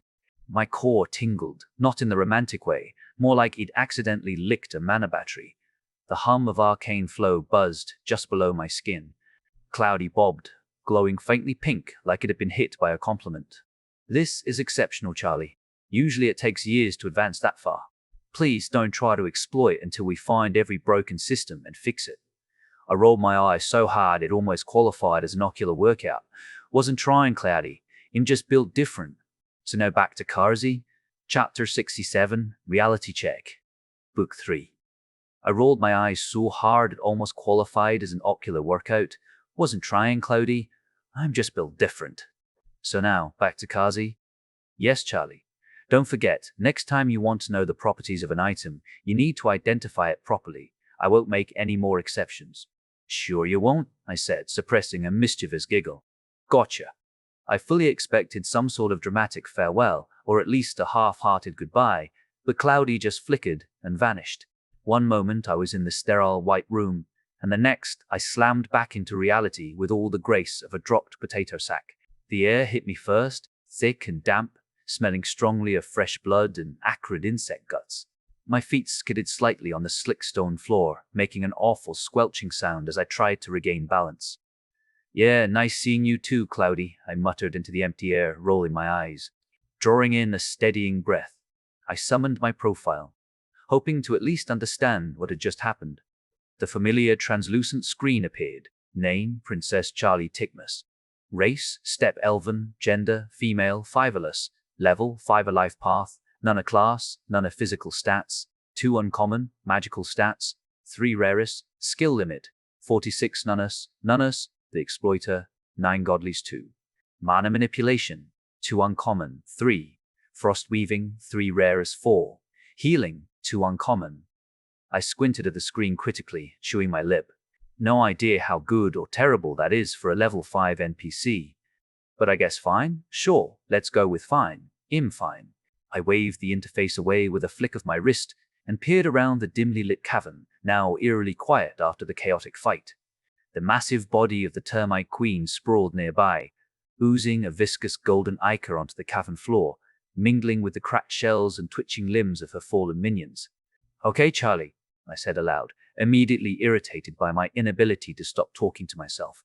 "Stop talking and get to work." The persistent habit ignited another flare of irritation in me. My teeth clenched, and I forced a slow breath, counting methodically to 5 before releasing it, trying to center myself. "Emotions under control," I reminded myself. As my gaze swept the cavern walls, it caught upon something glimmering faintly in the dim torchlight. Thick clusters of amber-colored crystallized royal resin, embedded like jewels along the rough walls. A grin spread slowly across my lips. Now this could be useful. What prevented me from taking resin and going straight to the city? Well, I did not know which way it was, but being free would beat seeing Kazi again, right?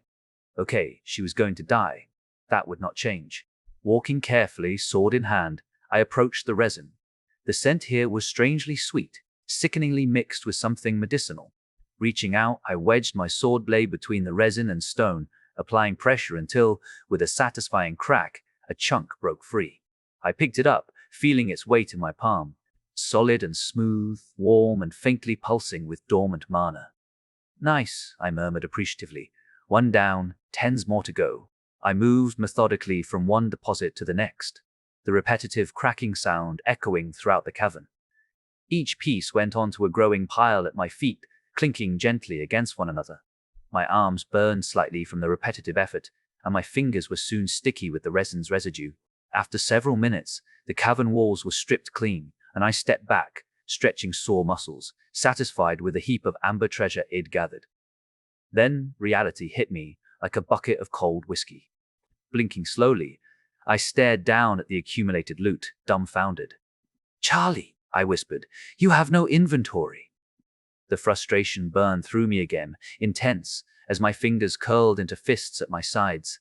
I glared at the resin, then at my own messy, dirt and blood-caked form. "And of course, you're still talking to yourself," I snapped bitterly. The urge to kick the resin across the cavern surged through me, but I barely reined it in. My jaw tightened, and my heart hammered erratically. "Fine. Everything is fine." The words felt like ash on my tongue.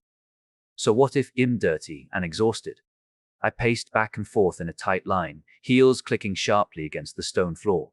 So what if Kazi is probably plotting new tortures? I laughed hollowly. So what if, at any moment with friends, I could vanish from Earth into another insane slave experiment? Pausing, I took a deep breath. My voice dropped to a whisper.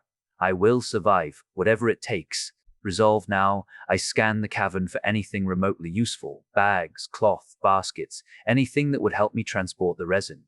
Unfortunately, termites weren't exactly known for their luggage. So, improvisation it is, I muttered darkly. Spotting one of the larger dead termites nearby, I grimaced, wrinkling my nose. It was about the size of a small pig, its shell muffled and slick, mandibles frozen mid-snap. Perfect. Absolutely disgusting, but perfect. Bracing myself against the inevitable grossness, I thrust my sword into its carapace. A sickening crunch filled the air, and dark, foul-smelling ichor oozed out, spilling onto my heels and making me gag. Oh, gods above, that's awful, I gasped, nearly vomiting from the overwhelming stench. Why am I like this? I've defeated blood demons, and those were disgusting. Gritting my teeth, I hacked again, opening the insect up wider, hollowing out its innards. It took several repulsive, sticky minutes of grunting, swearing, and gagging before I'd carved out a rough, empty shell. Exhausted and utterly revolted, I began piling the resin inside my makeshift container, wincing every time my fingers brushed the damp, slimy interior. When at last all the resin was packed inside, I stood, breathing hard, covered in insect gore, and utterly triumphant. "Congratulations, Charlie," I mumbled sarcastically, hefting the makeshift sled behind me. "You've officially reached peak desperation." As I dragged my grisly prize toward the cavern exit, my boots leaving slimy, glowing trails behind me, I sighed dramatically. Yeah, I definitely deserve a drink after this. Or 20. After switching back to my shabby, slave-like attire, I exhaled deeply, gathering the resolve needed to drag my makeshift cargo through the winding tunnels. The resin-filled husk scraped noisily along the tunnel floor, an echoing scrape-grind-scrape that grated on my nerves. Every tug felt like pulling a stubborn mule through knee-deep mud. It was exhausting, frustrating, and embarrassingly slow. Every now and then, termites scuttled from the shadows, mandibles clicking angrily. At least these were the smaller variety, easy to handle, their fragile exoskeletons shattering satisfyingly beneath my blade and ice spikes. Still, every fight was an annoying delay, interrupting my rhythm and wearing down my patience. The tunnels twisted in maddening loops, sometimes narrowing to barely allow my improvised sled through, other times expanding into caverns filled with stale air and irritating buzzing echoes. Finally, after nearly an hour of monotonous labor, sunlight spilled in through a jagged opening ahead, bathing the tunnel in a soft golden glow. Emerging into a tranquil meadow, I inhaled deeply. The air tasted fresh, the scent of grass and wildflowers temporarily washing away the stench of dirt, bug guts, and frustration that clung stubbornly to me. The gentle hint of wind rustling through tall grasses felt blissfully calming after the oppressive silence of the tunnels. "Freedom at last," I murmured, hauling my cargo fully into the sunlight and taking a quick glance around. Lush grass stretched lazily toward distant rolling hills, speckled with colorful flowers swaying gently. A picture-perfect scene of serenity, utterly ruined by the obnoxious resin-filled termite carcass trailing behind me. I eyed the horizon thoughtfully, estimating directions based on the sun's hazy position in the sky. Camp was east, probably, so naturally I headed west, dragging my bounty through the soft meadow grass, each step crunching gently beneath my boots. Not heels, sadly. I didn't get far. A loud voice shattered my fragile peace. "Hey, you there!" Ice slithered down my spine, colder than any magic ID wielded today. Turning slowly, dread pooling in my stomach, I spotted one of Kazi's wolfmen, towering over the grass like some hairy monolith of doom. Damn. Two options flashed through my mind: surrender to Kazi's smug satisfaction or fight. Clearly, the latter was preferable. Pride before captivity and all that nonsense. Dropping the carcass abruptly, I charged without a second thought. No explanations, no battle cries, just pure aggression. The wolfman stared, startled, clearly not expecting a tiny elf girl charging him with murderous intent. My hand flicked forward, conjuring a sharp, glittering spear of ice, cold vapor curling dramatically around my fingertips. I hurled it with ease and watched, heart sinking, as it harmlessly clanged off his massive axe. Smooth, Charlie. Real smooth. Undeterred, I sped up, closing the distance fast. He was huge, a lumbering brute, and I hoped my agility would grant an advantage. My sword flashed upward, a deadly frost coating the blade, gleaming pale blue in the sunlight. "Wait, mage," he began, but my blade swung faster than his words. His axe intercepted with ease, the force jarring painfully up my arms. But I pivoted gracefully, redirecting the momentum into a quick sidestep, my sword sliding across his armor with a frustrating scrape. 0 damage. "Wonderful, mage," he barked again, clearly irritated as my shield intercepted his next powerful blow. The impact reverberated through my entire body, rattling teeth and bones alike. Pain bloomed sharp and hot in my arm, but adrenaline shoved it away.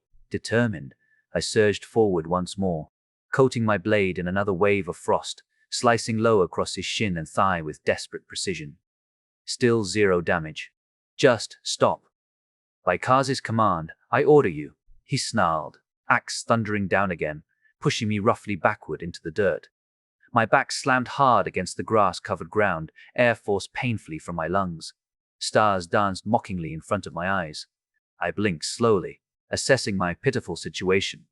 Clearly, physical combat wasn't my forte against an armored giant. I played my last card, forcing meek submission into my voice. "Yes, master," I said, lowering my gaze, feigning obedience. "Why in the hells did you attack me?" he demanded, visibly annoyed, nudging me forcefully with his axe, pinning me further into the dirt. "Dame Kazi commanded me to attack everything in sight," I deadpanned, masking my disdain. "I saw you." His anger melted into weary realization. "Oh, right," he grumbled, shoulders slumping. "Watch the south," she says. "Kill everything that moves," she says. He shook his massive head. 15 years tracking for the pack, and now I'm a bloody nursemaid for suicidal mages. "Look, mage, don't attack friendlies. Let's get you back to camp." "Yes, sir," I intoned flatly, showing the carcass lying forgotten behind me. "What about the resin?" He followed my gesture, eyes widening slightly in surprise. "That's royal resin?" "Yes, sir." "I killed the queen," I stated plainly, suppressing the smug satisfaction bubbling inside me. His jaw tightened, disbelief flickering briefly across his rough, wolfish features before turning into reluctant admiration. "Well, damn," he finally muttered. "Maybe you're worth something after all." "Thank you, sir," I said through clenched teeth, scrambling back to my feet like the world's most obedient doormat. My palms stung from the impact with the dirt, and my knees were smeared in the sticky, mud-caked grime of the meadow, and I bathed earlier in termites. The cool breeze that greeted me earlier now felt like mockery, brushing against my neck like it was whispering, "You're so screwed." "Royal resin's worth good coin," he mused, patting the carcass. "Carsley will be pleased. Might even get you a decent buyer instead of the fighting pits." He paused, then added quietly, "Small mercies, I suppose."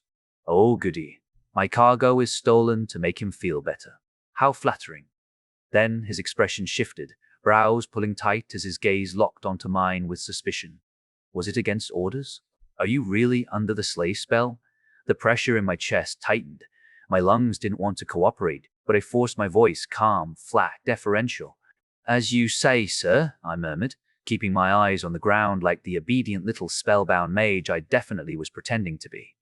I dug deep for my last reserves of self-control, the ones buried somewhere below the sarcasm and smoldering rage. "Dame Kazi said to get to level 5 and stay away from the queens." My tone stayed even if my throat burned. I was ordered to reach level 5, so I ran. I didn't go near them. He still didn't look satisfied by my answer. "The resin and my value are yours."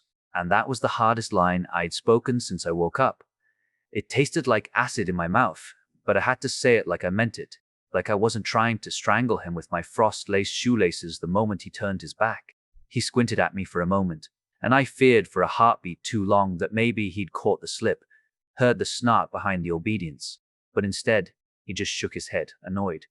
"Crazy mages," he muttered, like I was a breed of mildly annoying livestock.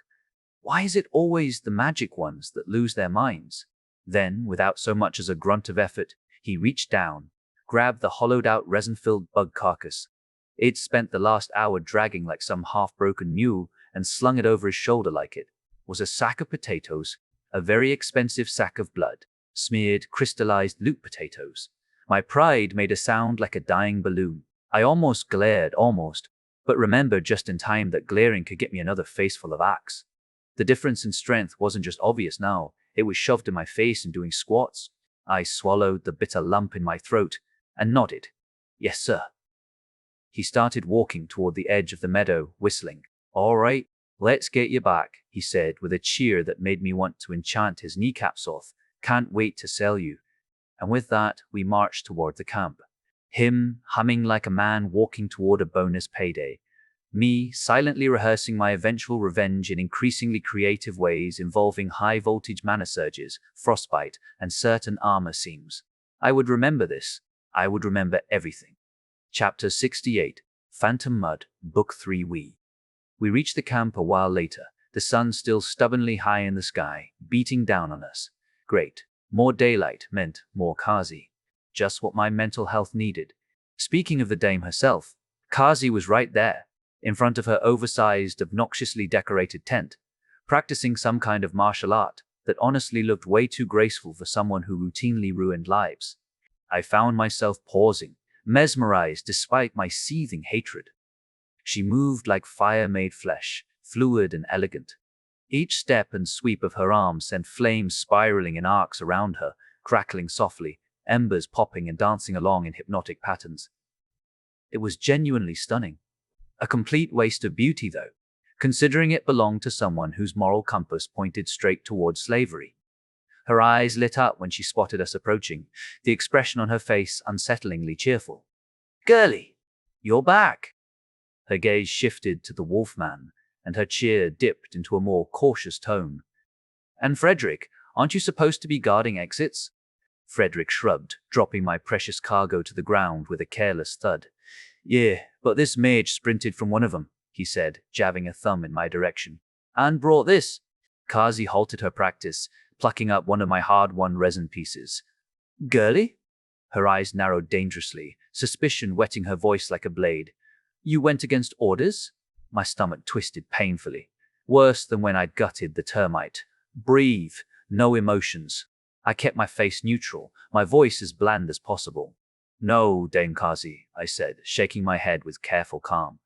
"I fulfilled your orders exactly." "Explain," she snapped impatiently. "You ordered me to reach level 5 and not approach one of the queens." I took a careful breath. "I reached level 5 by defeating an entire queen's chamber, but I only ran there." Her expression twisted into something predatory and delighted, eyes glittering with greedy satisfaction. "Truly? Level 5? She let out an ear-splitting howl, and it took every ounce of my restraint not to spear her with ice right then and there. "Then we leave tomorrow. Excellent work, Early, and well done with the resin. This'll fetch a nice sum." She spun on her heel, already barking new orders at her pack, who scurried around like obedient dogs. I took that chance to quietly slip away, feeling a weird mix of nausea and pride. Food was the same bland mush as always. I didn't even bother to question the ingredients. As long as it was edible, that was good enough. I ate mechanically, my thoughts spiraling. Tomorrow, I'd be on display like some trophy catch. Who knew what kind of buyer wanted me? I shuddered at the thought, the flavorless porridge suddenly feeling heavy in my stomach.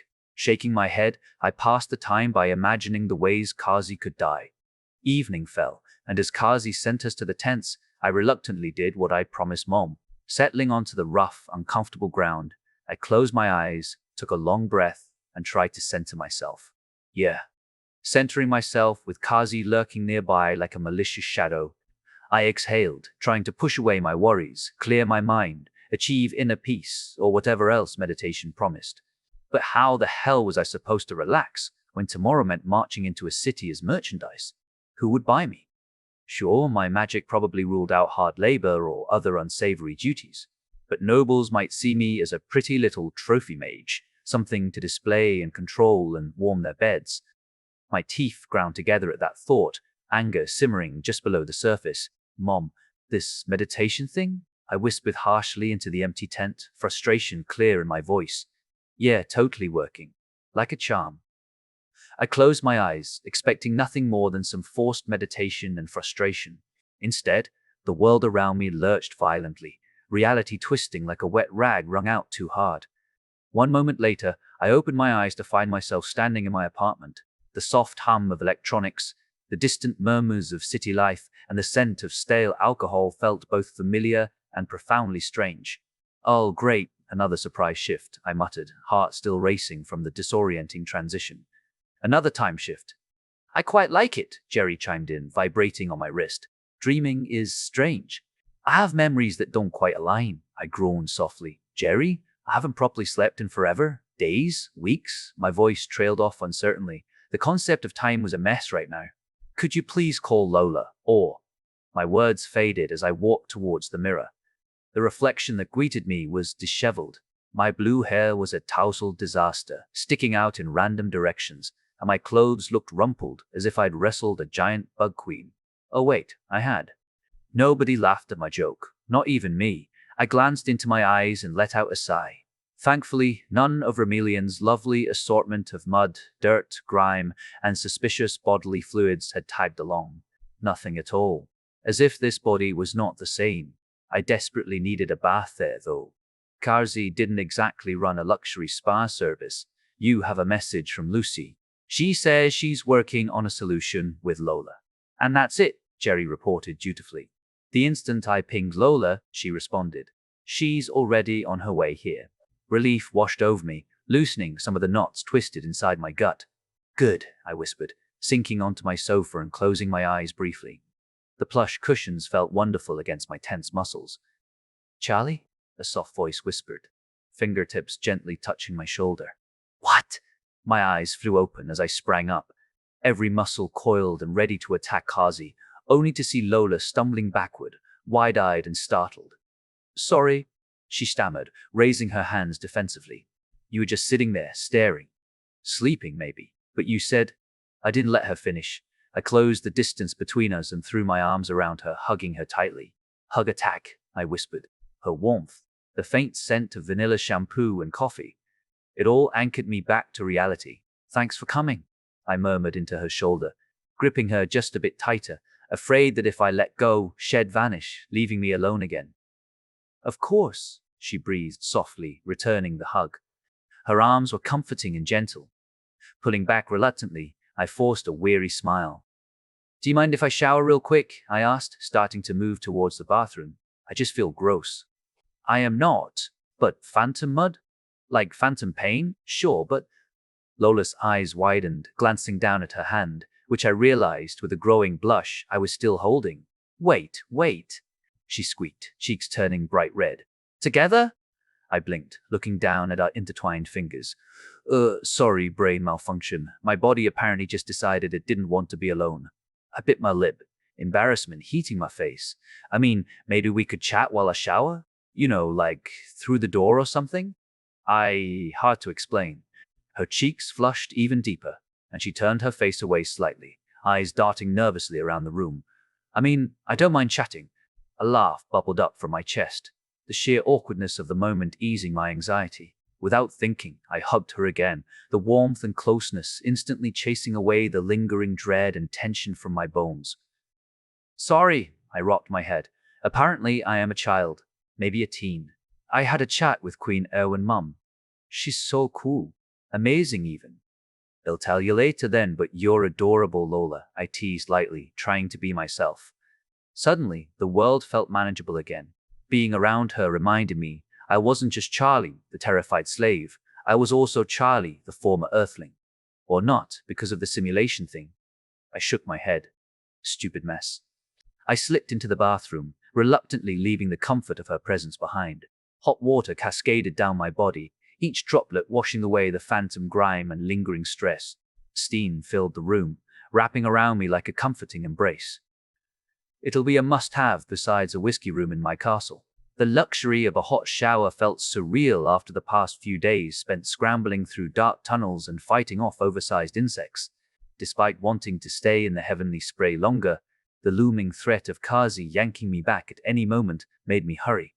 Quickly toweling off with one of the few remaining clean towels, I bound it around myself and stepped back out into the apartment, feeling marginally more human. No, Charlie, happy thoughts, I muttered softly to myself, taking a deep breath as I rejoined Lola, who was patiently waiting. Speaking of luxurious, do you mind if we recreate a scene from the day we met? I flashed her a genuine, hopeful smile, feeling the warmth rise in my chest at the thought. You know, the one in bed?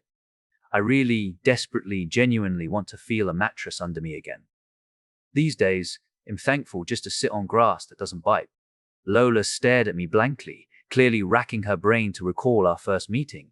Her eyes narrowed slightly in thought, and the corners of her mouth twitched as a faint blush dusted her cheeks. I was in bed. You came to talk with me, I pointed out gently, trying to suppress my teasing tone. I really need to forget about Kazi. Please, thoughts? Her blush deepened, her eyes darting away as she nodded shyly, and I couldn't help but grin. I miss beds so much, I groaned dramatically, sinking into a mattress, my shoulders drooping. It's been only a few days, And yet, here I am, daydreaming about pillows and chairs. Actual functional chairs. I would be a horrible camper. Oh, I love camping. Lola laughed as she plopped down next to me, her weight causing the bed to dip comfortably. Her presence was comforting, like a warm blanket draped over tired shoulders. My dad and I used to go hiking for, like, a week straight.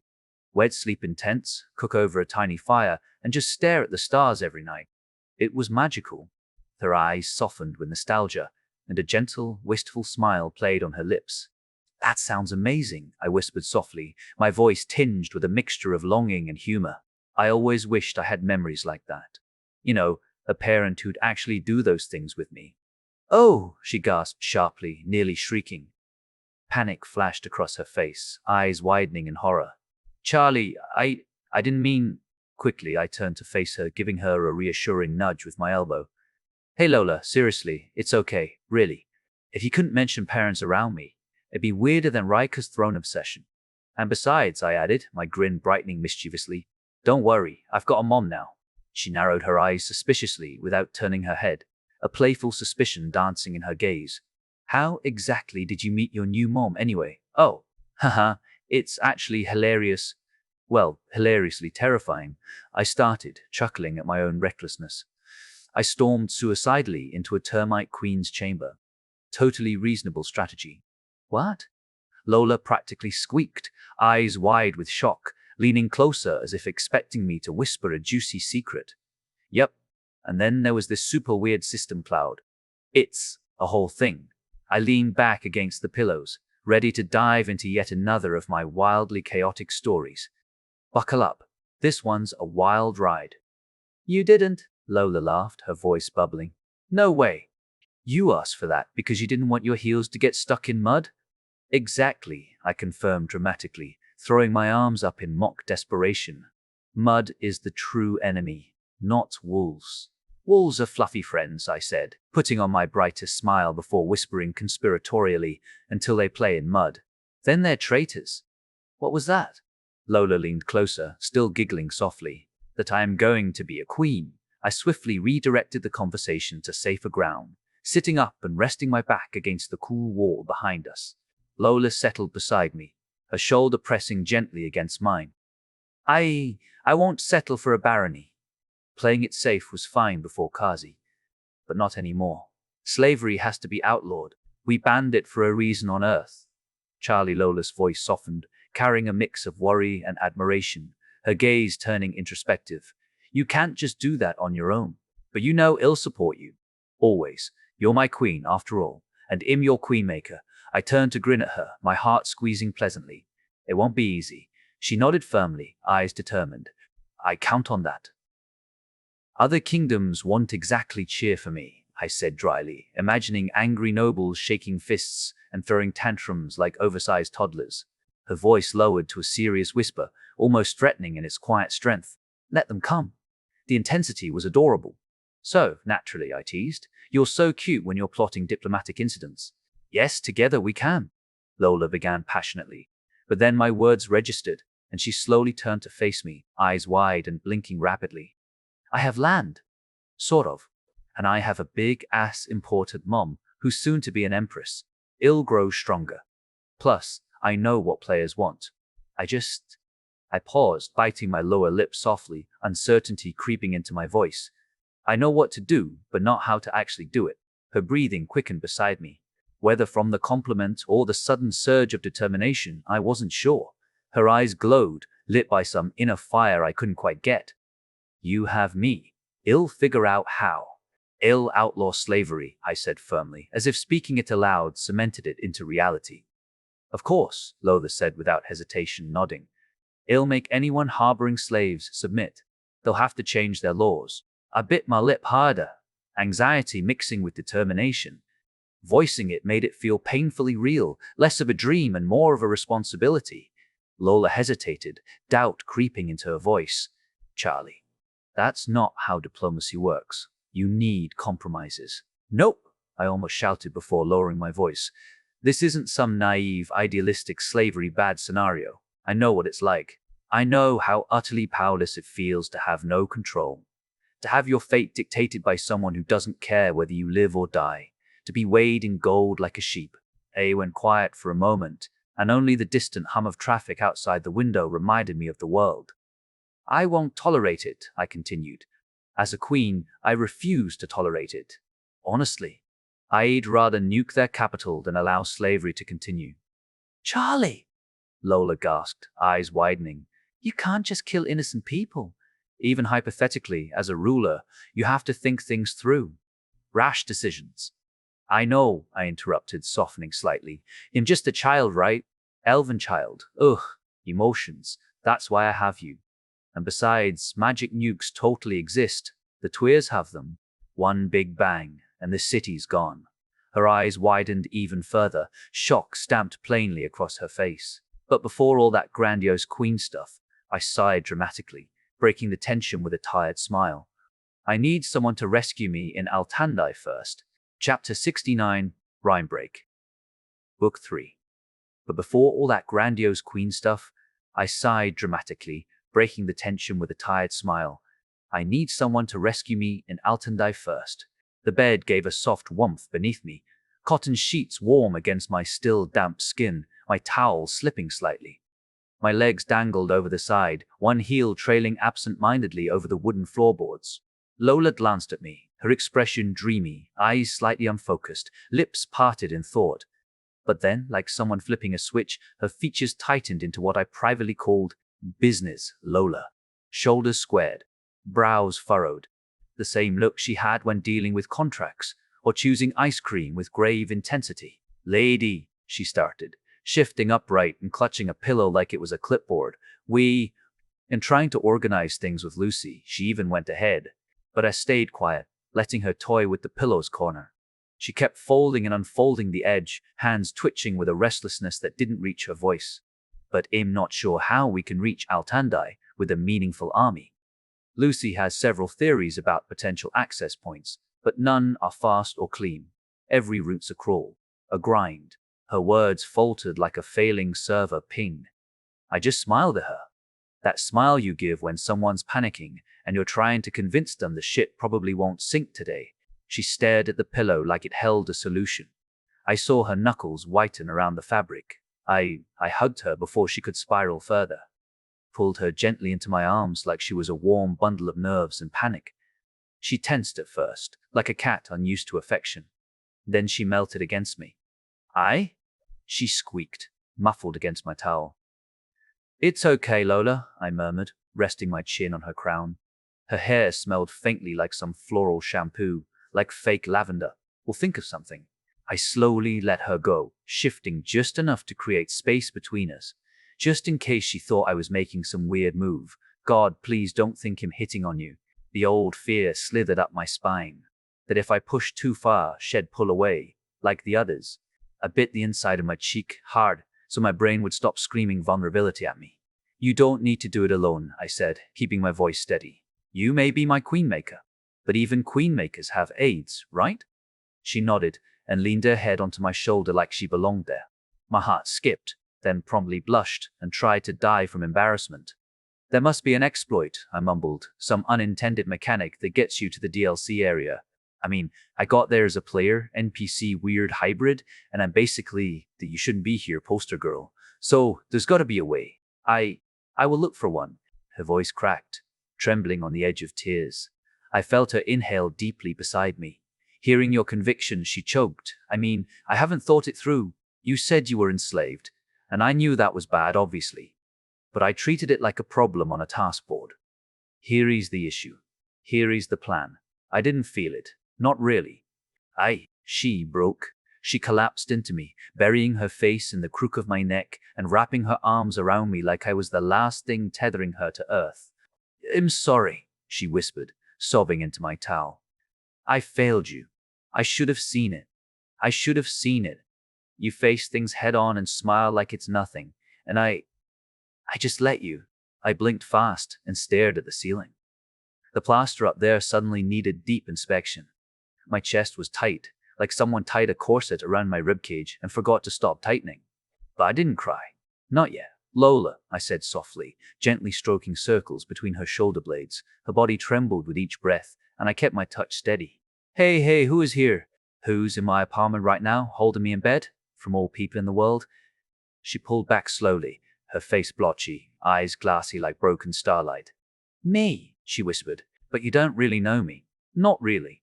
I do, I said. I know your actions, and they were loud enough for me to hear them. I know it's hard to trust me, but I trust you completely. Lola blinked at me. Her lip quivered, but she nodded. Yes, she said, barely a breath. Then she flopped onto the pillow like her system crashed mid-update, staring blankly at the ceiling. One arm flung over her face dramatically. I'm never letting anyone else be your queenmaker, she muttered into the fabric. I chuckled softly. Good. You're already level 5 in queenmaking. She stuck her tongue out without looking at me. Level 6 if I fix Altandai. Deal, I said, scooting closer. Step 1 is to get our army gathered. Can you book some hall or room? Lola blinked, her eyes unfocusing for half a second as she began running logistics in her head. I could practically hear the gears start grinding, one labeled event scheduling and the other Charlie's war council. Her lips parted. What? You meant why, and the reason is? I rolled forward slightly, propping my weight on one arm. You'll need to address them personally, in real life, and talk about the movie too. Her expression shifted from confusion to focus with the speed of a spell activation. Yes, she said, sitting up straighter. That's not now. Now, though. Riker's team hit a legal hitch. Oof. That legal hitch came out like a gut punch. Her voice faltered, eyes slightly bloodshot. She didn't say it, but I could feel the spreadsheet fatigue, the infinite Zoom calls, the back and forth hell of corporate permissions and IP licensing. She had been in the trenches. I reached over and gave her hand a reassuring squeeze. Glad to have you. I grinned, then shot her a wink like I was trying to disarm a trap chest. She did not appreciate it. She grabbed the nearest pillow and chucked it at me. I made no effort to dodge, just let it thump into my chest and dramatically flopped backward off the bed like it'd been smacked by a thunderspell. Charlie? Her eyes widened, and she leaned over the edge, only to see me sprawled across the carpet like a rag doll. Did I? I grinned. Oh my God, she groaned, recognizing the setup half a second too late, just as the second pillow nailed me square in the stomach. Stop being such a drama queen, no promises. I wheezed and rolled onto my side, reaching for my wrist where Jerry had been quietly glowing with quiet judgment. I recommend retaliation tactics, Jerry buzzed in his helpful tone. Low on ammo, I whispered with mock severity as I grabbed a third pillow off the floor, eyes locked on target. Lola squealed and scrambled backward on the bed, trying to shield herself behind both arms and a blanket. She fumbled with a giggle. Charlie, no! Sniper shot! I yelled and lobbed it. The pillow hit her with a satisfying thwomp, knocking her back into the mattress, where she burst into a fit of laughter, half buried under the blanket like a victorious casualty of war. I climbed back onto the bed, winded but victorious, arms thrown up like I had just conquered a castle. Behold, the reign of Princess Charlie continues. You're the worst! Lola shouted from under the covers, voice muffled but clearly smiling. Her cheeks peeked out red as a fire spell rune, and she tossed a defeated hand onto the blanket like a white flag. You say that now, I said, reaching over and dramatically fluffing one of the pillows behind her. But wait until the coronation ceremony. I'm installing a whiskey throne. She sat up slowly, hair slightly tousled, and gave me a long look, one part fond, one part exhausted. You know this doesn't make planning the attack easier, right? Correction, I said, wagging a finger. This makes the attack awesome. Syavrin, help us, she sighed, flopping back down beside me, but her smile never faded. The soft hum of the apartment filled the quiet. Don't start with that bird too, I whispered. Somewhere in the distance, the city murmured beneath a layer of glass and brick. We lay there in the kind of quiet you earned after a long day of Kazi breathing on your neck. Yes, we have my saving to plan, and find a name for my kingdom, find how to get players there, I said while glancing at her. Then, I flopped dramatically again. But until then, we practice pillow combat. The enemies of Altandai won't expect a queen who can snipe from across a chamber with nothing but a fluffy pillow. That Rimelion morning, I was fine. More than fine, actually. I'd even meditated on my earthbed, legs crisscrossed under a real blanket and not a scratchy field tarp. Kind of. Lola had been there too. lounging beside me with her tablet like some tech-wielding guardian angel, occasionally humming or scrolling. Hard to be spiritually enlightened with her rhythm tapping the screen like she was composing a war march, but still progress. I felt different when I woke up, like something had shifted inside, not big, not explosive, just settled. My thoughts were clearer, nerves a little less on fire. Maybe it was the meditation, maybe it was Lola, maybe it was the placebo effect of breathing less cursed air. And then I saw Kazi, and poof, serenity gone. Seriously, one look at her smug face, and the calm in my soul packed its bags and left the kingdom. We had mystery meat for breakfast again. Afterward, she straddled her oversized war beast like a queen mounting her lava-powered throne and, of course, snapped her fingers for me to get up behind her. Because why wouldn't she want her most profitable possession in arm's reach? The camp vanished behind us like it had never been there. Tents packed, fires doused, not even a single bent fork left behind. The only evidence we'd been there was the muddy pits where broken weapons had been dumped, and even that looked disturbingly neat. These people were efficient at war, pillaging, and post-combat cleanup. "Yay! Listen!" Kazi bellowed, loud enough to send birds scattering from the nearby trees. "If we push hard, we're 2 days from Altandai. That's our payday. So much gold you can afford, even a fancy Sayuri escort for a month." The howling started with the wolfmen, low, growling, teeth-baring enthusiasm. But then, of course, the actual wolves joined in. Because why wouldn't they treat this like karaoke morning in the woods? The overlapping chorus echoed around the hills, the kind of sound that made your spine twitch and your instincts ask, "Hey, should we be running?" I grit my teeth and tried to focus. With the pack mobilized, we galloped. A half-dozen riders on monstrous wolves, blades clinking, torches flickering, laughter echoing, slaves and me, the not-quite princess. When we finally stopped, the sky had turned the color of bruises. We made camp on a tall hill, the grass whispering in the breeze, and from there, faint and distant, but I saw it, Altandai. Just dots of amber light on the horizon, winking through the twilight. A city. My price tag. I didn't realize I'd stopped breathing until Kaza's voice yanked me back to the moment. "Girlie, tonight you sleep with no company," she bellowed from across the fire, standing with arms spread like she was offering me a gift instead of a warning. "Dang Kazi, I started explaining like, I don't know, elves don't sleep.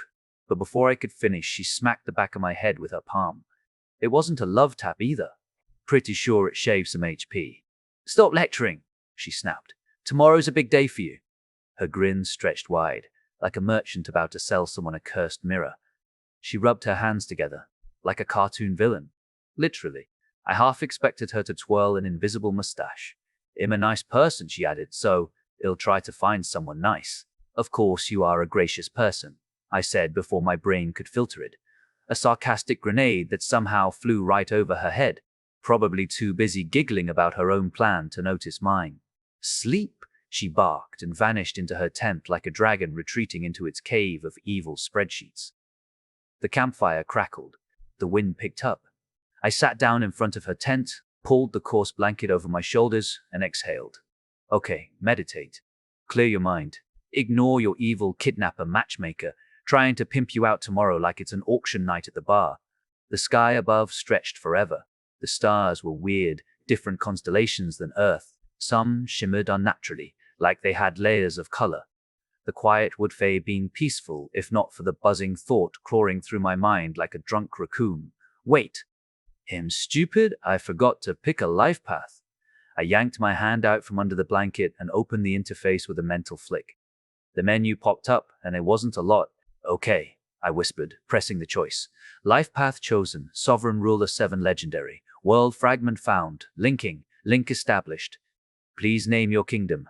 Oh, good thing this one was easy. We'd talked about it a lot. Last night with Lola, during sandwich breaks Lucy had at work, and even in the late-night call where Riker kept trying to suggest mean names like Kulandia or Heel Sylvania. But the one that stuck? Rhyme break. Rhyme was everything. My magic, my aesthetic, my vibe. It was the frost that wove itself through my spells, the chill in my veins, that half-divine connection to the sovereign I still didn't fully understand. It was the crown I never asked for and the power I'd bled for. Lucas had pointed out that it even sounded like Rimelion. Coincidence? Ha, as if. And break, well, that one was mine. Break the chains, break the rules, break the system, break the world that tried to rewrite me into a footnote. After Kazi, after the spell, after clawing my way through dirt and blood and walls that wanted me dead, I deserved a name that would make people listen. Lisa said it sounded like defiance turned into a country, and she wasn't wrong. It was defiance, packaged neatly into syllables. Rhyme break. Congratulations, you are the first player to create a kingdom. New okay, but error 500, fatal error. 2 automatic solution, bypassed. 2 SD congratulations, you unlocked the achievement, first queen. TE error. Player designation not found. A warning, achievement not granted. Oh error, please wait. And just like that, the world snapped. Again. My surroundings dissolved like sugar in boiling whiskey. 1 second I was still sitting under a sky that smelled like wild grass in distant cities, and the next I was standing in white. I groaned. Oh, for Cyvern's sake, not again. Chapter 70, The Gates of Altandai. Book 3, I groaned. Oh, for Cyvern's sake, not again. The featureless room around me was disorienting in its sterile emptiness, just endless gleaming white in every direction. My footsteps echoed slightly, though there was no visible wall for the sound to bounce off. Feeling increasingly annoyed, I began pacing, my heels clicking sharply against the strangely solid yet textureless floor. Show yourself, I demanded, throwing my arms wide, glaring at the blank void around me. With a faint, airy pop, Cloudy materialized right in front of me, its fuzzy, cotton candy form hovering calmly at eye level. It tilted slightly, somehow radiating innocent confusion. Cloudy, I snapped, pointing accusingly at the small, floating puffball. What the heck is going on? Cloudy bobbed gently, its drawn-on eyes blinking slowly. Do you require a short answer or a long one? You deserve to know. I paused, a sudden knot of anxiety twisting uncomfortably in my gut. With a sigh, I sank to the ground, the cool, featureless surface pressing gently against my palms. Long, I whispered finally, racing for whatever came next. Cloudy faded out of view, but its soft voice continued around me, omnipresent and soothing in the oppressive whiteness. Not that long ago, I owed a favor, and someone asked for a particularly significant one. Cloudy began carefully. My lips curled into a smug grin. Let me guess, Nathan.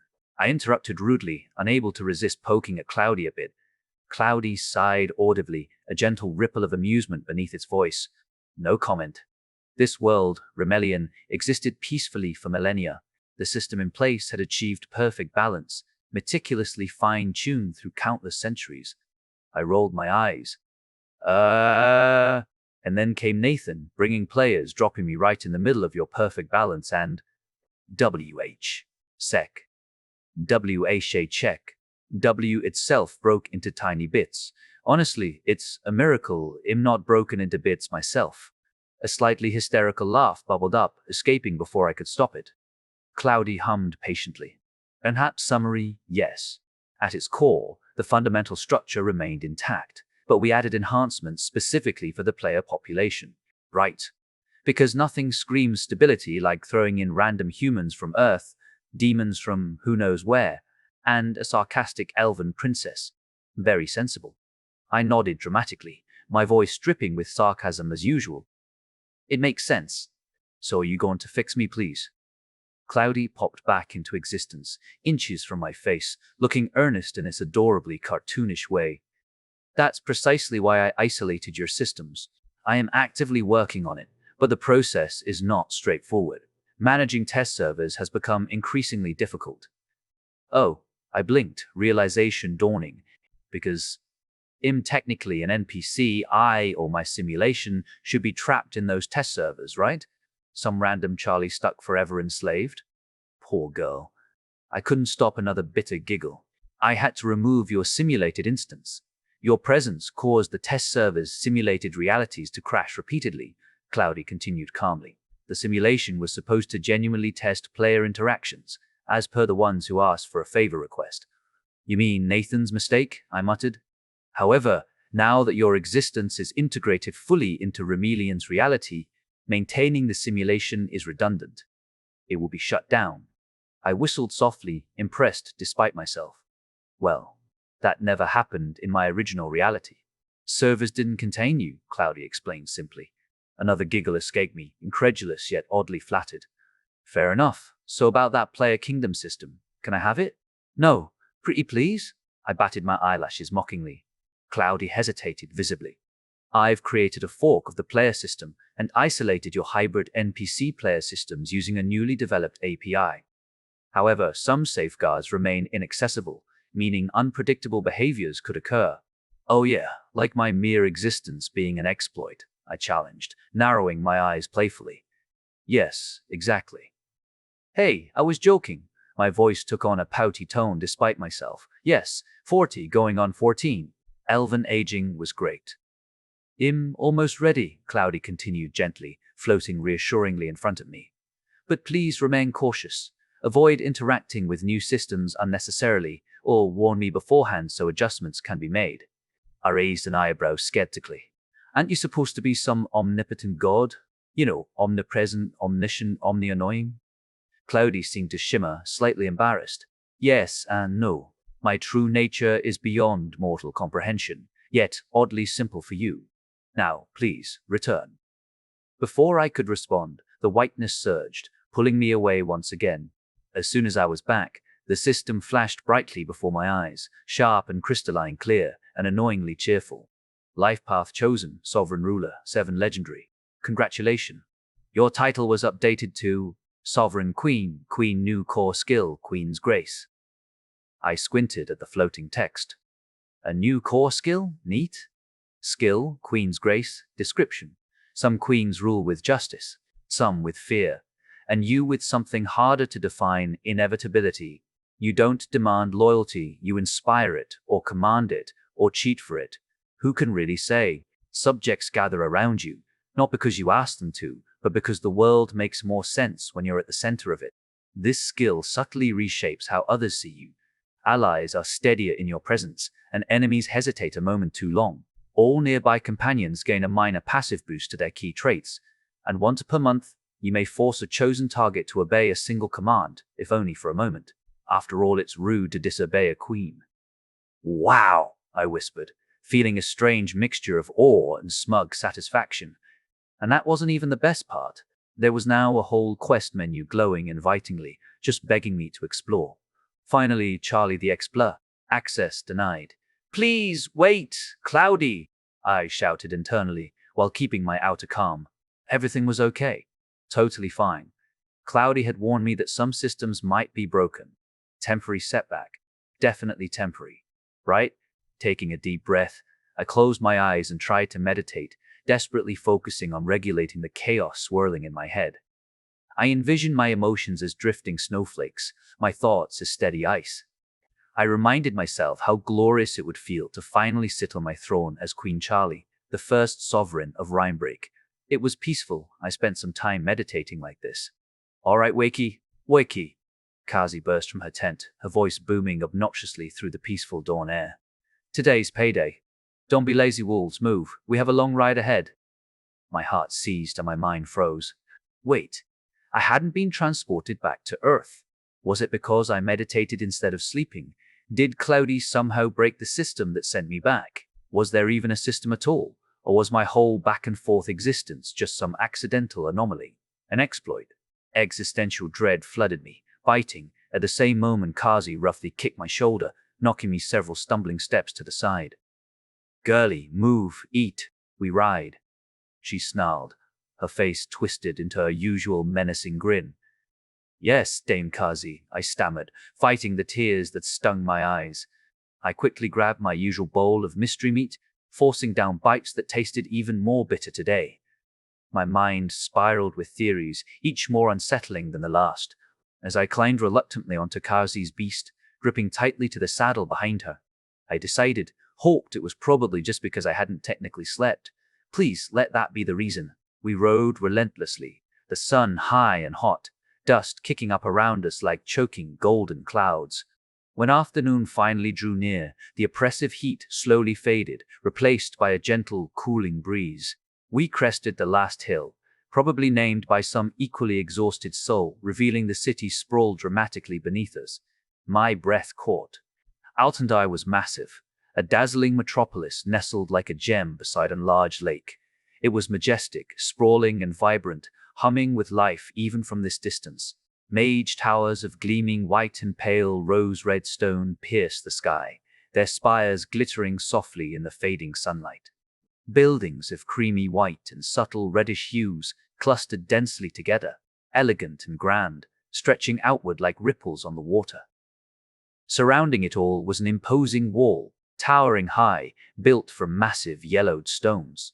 It encircled the city entirely, protective and defiant against anything that dared approach. But life spilled beyond those formidable walls. On the lake shore sprawled a bustling village, or was it a port? Boats bobbed lazily at their moorings. Stretching away from the city were endless fields of farmland, meticulously cultivated. Vibrant green and gold patterns shimmered gently in the dying sunlight, reaching far into the horizon. It was beautiful and terrifying. Guess who was tending to the fields? Well, I had no freaking clue. But as our grim caravan trudged down an actual paved road, miraculously devoid of mud, I quickly found out. Lines of almost naked figures, sun-marked skin glistening with sweat, labored silently beneath a merciless sun. They hunched over endless rows of grain, their hands calloused, backs bent as if permanently shaped by toil. And always, there was some smug overseer sitting comfortably in the shade, yelling orders like a second-rate villain, enjoying their moment of petty tyranny. Thankfully, the misery parade ended as we approached the city gates.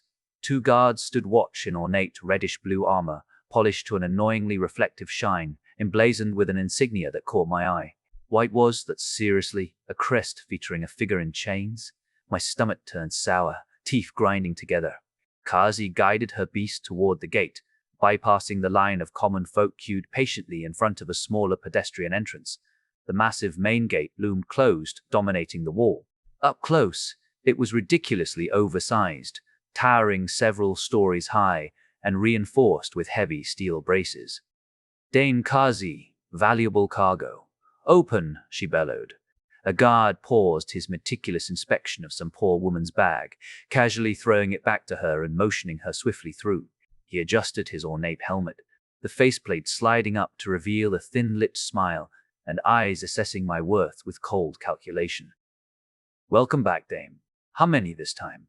"Lost some, but enough survived," Kazi replied with a predatory grin, tossing him a bag heavy enough with gold to produce a faint metallic jingle. The guard hefted the pouch, nodding approvingly. "You heard the dame. Open the gate. Noble coming through," he shouted. 3 weary-looking figures shuffled quickly from inside the guard station. Slaves, I realized with a fresh jolt of disgust, and began pushing on massive winches, their muscles straining visibly as the enormous gate creaked slowly. "Open." Kazi gave the guard a cheerful wave. "See you at the pub." Once inside, the overwhelming reality of Altandai hit me full force. The city's emblem, proudly displayed in massive gold relief on a nearby wall, confirmed my worst suspicions. Chains entwined around the figure of a man, his head bowed submissively. They didn't just tolerate slavery here, they celebrated it. My vision blurred at the edges, anger and disbelief blending together into a simmering fury. I struggled to keep under wraps. I barely noticed the city's bustling streets, crammed with carts, merchants shouting deals, and well-dressed nobles browsing leisurely through market stalls. The buildings rose high around us, their reddish facades and ornate carvings displaying the obscene wealth built off human misery. Altandai sat at the crossroads of multiple kingdoms, an hub of commerce and trade. 5 navigable rivers snaked out from the shimmering lake it bordered, each leading to distant country. Rich farmland sprawled outward in all directions. This city could have done literally anything else, making iron imports into tools, textiles, magic artifacts. But no, they'd chosen this. We rode through increasingly rich neighborhoods until we reached a massive, imposing building made from reddish stone and adorned with fancy gold accents. It dwarfed the small village auction house I had seen before, easily 10 times its size. Large banners proudly displayed the city's crest. "Girlie, excited? Big payday awaits." Kazi chuckled, turning her grinning face toward me. "Today you get a new master, and we get rich." "Can't wait," I choked out, sarcasm thick enough to drown in. I clenched my fists, nails digging painfully into my palms. One way or another, this city was either going up in flames, or I'd bring hell down upon it. There was no middle ground left. Chapter 131, The Auction Block. Book 3. Kazi rode straight into the building on her monstrous beast, its heavy paws clicking sharply against an insanely polished marble floor that reflected everything in perfect clarity. Unfortunately, including Kazi's smug grin. Around us, gold-threaded tapestries shimmered obnoxiously, depicting scenes of conquests and wealth that reeked of, "Look how rich we are." Massive marble pillars rose like proud sentinels to a ridiculously high ceiling, painted with dramatic frescoes of gods lounging lazily above scenes of subjugation and grandeur. It was the kind of place that whispered wealth. Rich-looking humans occupied booths lining both sides of the hall, each surrounded by a swarm of anxious people clutching paperwork and pouches of gold, murmuring quietly like afraid mice hoping to avoid notice. Kazi, of course, ignored any etiquette of patiently waiting one's turn.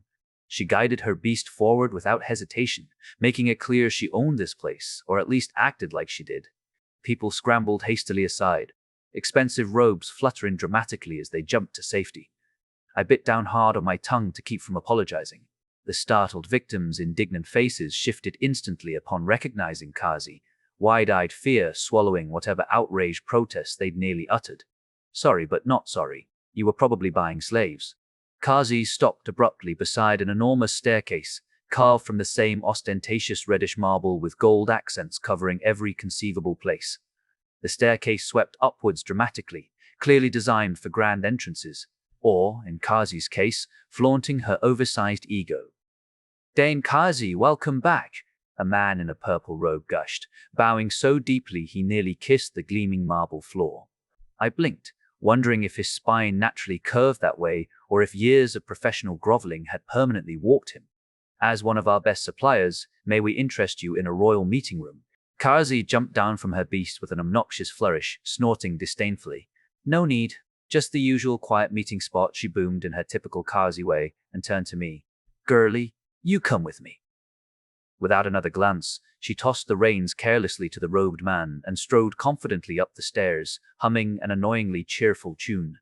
"Yes, dumb Kazi," I replied automatically, trailing behind her like the obedient little mage slave she insisted I was. Kazi, evidently a veteran of this gilded marketplace, navigated the sprawling corridors with ease. Her steps were brisk, almost eager, her humming echoing occasionally against the polished stone walls. Am I really that valuable? I shook my head sharply, immediately regretting that thought. "No, Charlie, don't start putting price tags on people. That path only ends badly." In the middle of yet another overly spacious hallway, wide enough to parade 10 Kazis side by side, she abruptly turned and strode through an unmarked doorway, leaving me to quickly scurry after her. Stepping inside, I blinked. This wasn't exactly what I'd envisioned from Kazi's quiet meeting spot. The room looked as though someone had thrown a tantrum with red velvet. Heavy curtains hung thickly around the room, muffling sound and casting everything into a dim, smoky haze. Countless candles flickered softly, filling the air with a scent like stale perfume desperately masking something darker. An enormous chandelier hung pretentiously from the ceiling, glittering with crystals that were probably fake, pretending to still matter. "Yeah, real quiet spot, Kazi." She sank comfortably into a large, elaborately shaped chair at the head of the arrangement, its heavy frame draped in lush velvet that matched the curtains far too perfectly. With a sigh that sounded obnoxiously pleased, she stretched out, propping her feet rudely on the low, ornate table and snatching a goblet of pre-poured wine as though it were owed to her. I took my designated place beside her, on the cold, polished floor. Sure, there were chairs around, inviting in their own plush, arrogant way, but I wasn't quite ready to test what consequences awaited if I dared elevate myself. Not now, when freedom, at least from Kazi, was so tantalizingly close, I could almost taste it. The marble beneath me felt smooth and slightly cold, just uncomfortable enough to remind me of my current role without causing outright pain. Deep breaths, Charlie. Time to set things in motion. "Dame Kazi?" My voice was soft, deliberately meek. I didn't even have to fake the tremble. "Yes, girlie?" She raised an eyebrow, wine halfway to her mouth, eyes fierce despite her seemingly casual demeanor. I swallowed hard, forcing my nerves back into their cage. What will you do after you sell me? Kazi laughed heartily, the deep, booming sound reverberating through the velvet-soaked room. She punched my shoulder playfully, though the force of it nearly toppled me sideways. Thankfully, I had a death grip on the chair leg. Curious, aren't you? Sorry, girlie, you're far too valuable for me to keep.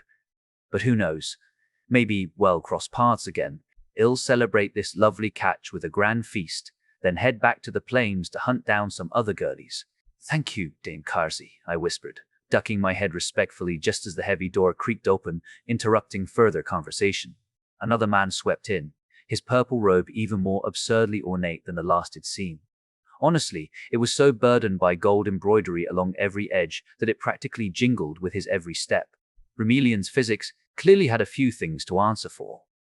I hope you haven't waited too long, Dame. His voice was smooth like whiskey poured generously over arrogance. Kazi glanced up from her wine, recognition sparking immediate interest. Mister of the Sky himself, Fancy that. The robed man eased himself gracefully into a chair opposite Kazi, smoothing his heavy sleeves as he did so, managing to look refined even as he settled into the ridiculously gaudy seat. His eyes, deceptively gentle, swept across me briefly. A chill crawled up my spine. Friendly looking or not, those eyes evaluated me like merchandise. I've heard a great deal about you, Dame, he began, leaning back slightly. Today, you're climbing the ladder of contributions straight to the highest rung. Kazi cackled proudly, the laugh edged with a dangerous note of triumph. She grabbed my shoulder and shoved me forward so abruptly I stumbled, nearly sprawling face first into his lap. Indeed I am. And this girlie here, she is exceptionally special. Special? He raised a skeptical brow, looking down at me with a carefully neutral expression. She must be quite extraordinary indeed if you brought her directly here instead of depositing her in our barn. Oh, a barn really. Perfect. I filed that away neatly for future bonfire planning.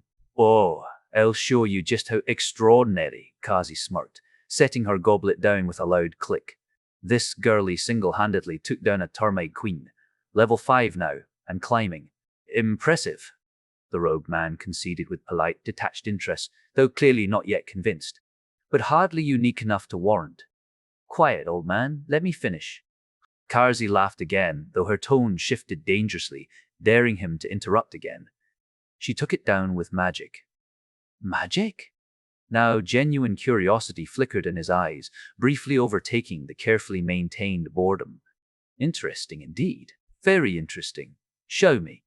Right here? Kazi asked, though her grin made it clear she didn't care for his answer.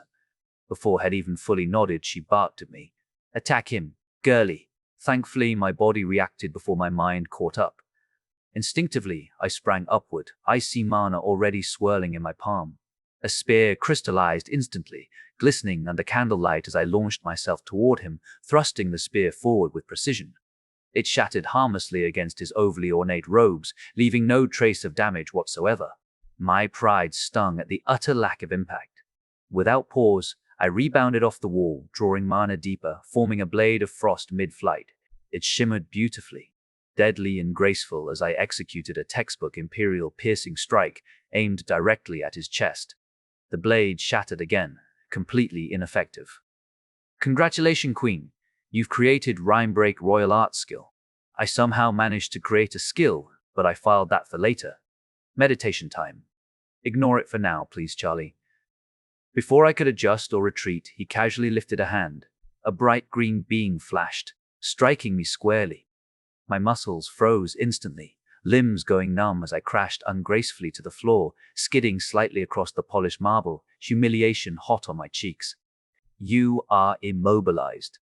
Impressive, the man remarked mildly, sounding barely more enthused than if I'd shown him a particularly interesting trick with a spoon. Level 5. Spirited and talented with magic. But does she possess a class yet? No, Kazi gloated, leaning back with supreme satisfaction. Found her fresh at level 1. Completely wild slave, no prior bindings, no class. Already combat capable at level 5. So tell me, Mr. Sky, what's your offer? It took them half an hour to agree on a price. Half an hour of haggling, false laughter, backslaps, and exaggerated sighs. Apparently, selling or buying slaves directly was illegal. Well, Directly, anyway. Instead, the whole unpleasant business had to be funneled through certified brokers, which, in this case, meant men in purple robes with too much gold trim and not enough decency. When they finally settled on a price, it was, nope, not going there. It didn't matter how absurdly expensive I was. Still bad. Very bad. And yet, the part of me that liked shiny things was grudgingly impressed. Still, bad Charlie. After Kazi pocketed her gold, there was the awkwardly named handover procedure. Being a slave came with mandatory humiliation, the dreaded slave outfit. They forced me into a rough, itchy, horribly brown garment that screamed, "I have zero rights," so everyone in this city could instantly recognize who and what I was. Thankfully, my clothes absorbed it, so I could always change on a thought. Stepping out of that horrific gilded hall into daylight felt like emerging from a fever dream into an entirely new nightmare. Kazi led the way, swaggering like Shed just won a battle, while I followed obediently behind, flanked by the other slaves. Guilt gnawed at me as I noticed their bitter glances at my oddly privileged position, close to Kazi, ahead of them. My worth was, "Stop it, Charlie." My inner voice snapped sharply, mental slap included. Was this some stupid elven trait? Hormones warping my brain, making me feel superior. More tests needed, but later, when my life wasn't actively spiraling into worse disaster, the streets eventually spilled us out into a vast, sprawling square dominated by a towering obelisk that stabbed defiantly into the sky. It was enormous, 10 stories tall and carved from that same rosy marble it'd grown to loathe. Its base was incredibly wide. All over its polished surface were deeply inscribed runes that pulsed rhythmically with a pure, menacing red glow. Something about it made my skin crawl. Kazi approached this sinister binding stone confidently. Mister of Wonderful Skies or something, his name. I refused to learn, trailing slightly behind, followed closely by their purple-robed entourage, each member bearing gold trims of varying extravagance, probably indicating their ranks. Our wolf retinue surrounded us, heads raised, proudly announcing our presence with howls that bounced annoyingly off every polished surface, echoing endlessly through the square. As Kazi placed her palm flat against the obelisk, she reached out to shake hands ceremoniously with Mr. Cloudy Sky. The moment their hands met, a visible pulse rippled outward from the stone. Around me, the other slaves instantly flinched, eyes watering, knees buckling under some unseen pressure. I blinked, confused, and dropped awkwardly to my knees, feigning the same discomfort, though nothing had actually happened to me. My heart jumped when several suspicious eyes immediately turned my way. "Ha! Told you the girlie's buying special?" Kazi's cackle grated against my nerves. "Try her out." Mr. Sky's eyebrows arched with curiosity as he motioned me over with a curt command. "Come here, slave." So he was officially my new master now. I felt no magical compulsion to obey, but caution was the better part of not getting killed on the spot, so I meekly shuffled toward him. He thrust a dagger into my hand, his face disturbingly calm. "Kill yourself." Instant crisis mode activated. My mind screamed in panic, thoughts racing at 1,000 miles an hour. They wouldn't actually let me die, right? This had to be a test. My grip tightened around the cold hilt of the dagger, knuckles whitening painfully. I could heal myself, or fight my way out. I had options. Summoning every shred of courage, I plunged the dagger downward, squeezing my eyes shut against the expected pain. But the pain never came. Instead, the moment the blade grazed the coarse fabric of my humiliating brown slave outfit, it vanished instantly. Poof. Gone. Not even a trace of glittering dust remained. My eyes snapped open. Mr. Sky didn't reassure me. Didn't even spare me a glance. Instead, he nodded approvingly toward Kazi, his voice dismissive yet satisfied. "Good. Pleasure doing business with you." My heart thudded in my chest, each frantic beat reminding me I was still very much alive, yet utterly shaken. Okay, Charlie, calm down." I forced my breathing to slow, willing my pounding pulse back to a manageable rhythm. I need to get to Earth today. Closing my eyes, I gathered myself, and one thing crystallized clearly in my mind. The rebellion it'd start in this city would claim at least 3 heads. Minimum. Chapter 1-2, The Purple Dragon's Merchandise. Book 3. After the humiliating spectacle of officially becoming property to Mr. Purple Sky, we were immediately ordered to hurry back to our new accommodations, or, as he so charmingly called it, the barn. I will never use a normal name for him. Nicknames will preserve my mind. I wasn't exactly looking forward to this whole barn business, but it wasn't like I had a choice. As much as I hated Kazi, at least I knew what to expect from her. Now, I was thrown into some unknown bar, surrounded by strangers equally enslaved but more beaten down. The awkward silence around me as we marched was unnerving. They moved together seamlessly, a rhythm to their steps, leaving me stumbling to match their pace, feeling about as graceful as a drunken German from Patrick's. To distract myself from the discomfort of mismatched steps and the tense atmosphere, I glanced sideways at the closest slave, attempting some friendly banter. What a crazy turn of events, huh? I forced a laugh that came out way more anxious than casual. Kazi is gone. No more Kazi. He turned slowly, eyes narrowed, face hard. Master said no talking, he whispered harshly. Right, I nodded, grinning despite the warning. But technically, you just talked. My attempt at humor went about as well as expected, his expression darkening even further. Okay, I quickly mimed, zipping my mouth shut, but he'd already turned away, posture rigid and shoulders tense. Not the best first impression, Charlie. As we walked through the city streets, I noticed something I hadn't seen earlier. The sheer number of slaves out here was staggering. More than half of the humanoids bustling about wore those telltale dull brown outfits. They were everywhere, hauling carts, lugging barrels, even standing silently at shop entrances, their eyes fixed on the ground. Near a tannery, a sharp, acrid scent of leather processing assaulted my nose, making my eyes water. I forced down a cough, feeling the oppressive air of hopelessness weigh heavier on my shoulders. Finally, we reached the slave house, or rather, what passed for it. A large stone building loomed ahead, purple-robed overseers standing at attention. This time, I wasn't ushered inside. Instead, we were directed to the side, toward another house that apparently was the infamous barn. Barn was generous. It was more like a storage facility. A spacious main room stretched out, lined with rows upon rows of obnoxiously pink stone tables and matching benches. I suppressed a shudder. Whoever decorated this place needed an intervention, or perhaps a stern lecture on the psychology of colors. Beyond the dining area, I caught sight of an even larger room through wide doorways, endless rows of bunk beds made from cold, uncomfortable stone, stacked 3 high and stretching out like an oppressive sea. Hundreds of them, each slab topped by thin bedding that looked barely adequate to fend off the chill of the night. And then, of course, there were the facilities. I peeked into an adjoining room, immediately regretting it. A line of toilets, if you could call them that, were nothing more than crude holes cut into the stone floor, closely spaced, with absolutely zero privacy. Lovely. Because why would slaves deserve dignity, right? Efficiency of space was more important. New slaves, sit down! Mr. Cloudy Sky barked, his voice echoing harshly around the room. Instantly, everyone scrambled for benches, pushing and shoving in a frantic bid to comply.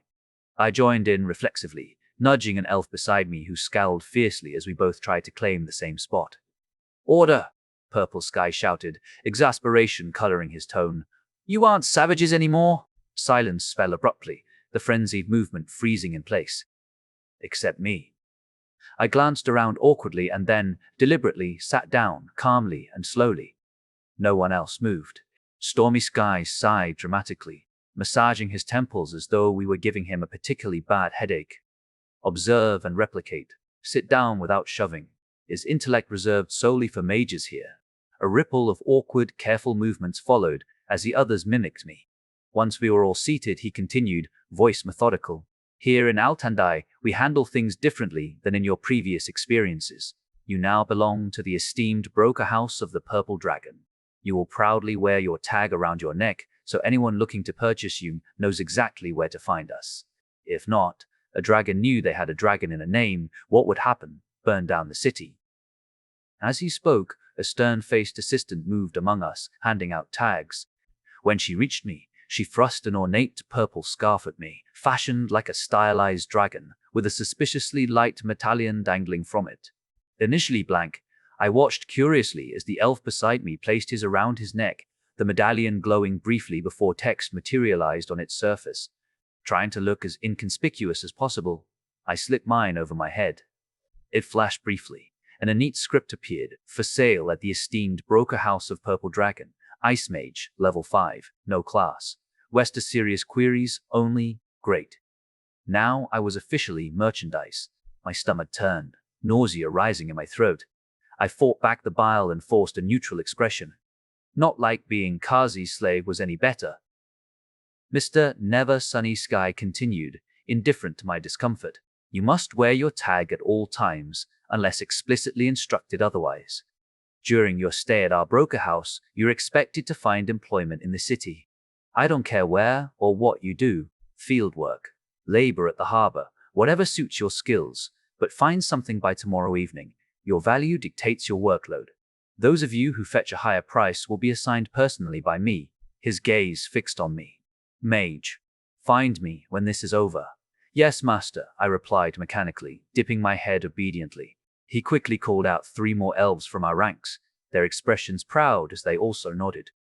One last thing, he added, a dark smirk playing at the corner of his mouth. Should any of you find yourself stolen, please be so kind as to inform the thief stealing you that being over 15 miles from the binding stone will cause immediate ruining of the goods. Meaning, your death. Well, except Earth, that should be too far away and too low in mana to work. Stay strong, eat sufficiently, and maintain your health. After all, your value diminishes significantly if you're weak. With a dismissive wave, he turned and strode away, robes billowing dramatically behind him. Silence filled the barn, broken only by occasional nervous shuffles or quiet coughs. As instructed, I walked after him, my feet dragging slightly over the cold stone floor, eyes fixed on the ground. Every step echoed dully in my ears, the click of heels from robed assistants ahead, contrasting harshly with my soft, hesitant shuffle. My thoughts spun in circles, a tangle of rage and humiliation that made my stomach twist. Anger and shame clawed at each other inside me, vying for dominance until both were overtaken by something hotter. A slow, steady burn of resolve smoldered deep in my chest, fierce and growing. I found him near the arched exit of the barn, standing beneath the flickering glow of enchanted lanterns. The light cast dancing shadows on his face as he spoke with 2 more assistants, their heads bowed respectfully. He turned at the sound of my approach, a smile already forming on his too pleasant face. "Ah, mage, here you are," he said in a calculated tone, like he was offering me a compliment and a threat in the same breath. He gestured lazily with 2 fingers, barely glancing at me as he continued.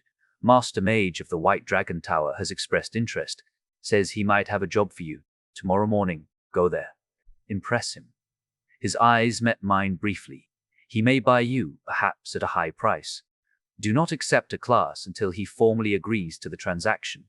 You have my permission to run if anyone tries to force it on you." Run? That caught me off guard. The idea of having permission to flee, even conditionally, felt absurdly surreal. "Otherwise," he continued, already turning slightly back to his assistants, "the basic rules posted outside still apply." "Yes, master," I whispered, nodding, keeping my tone even.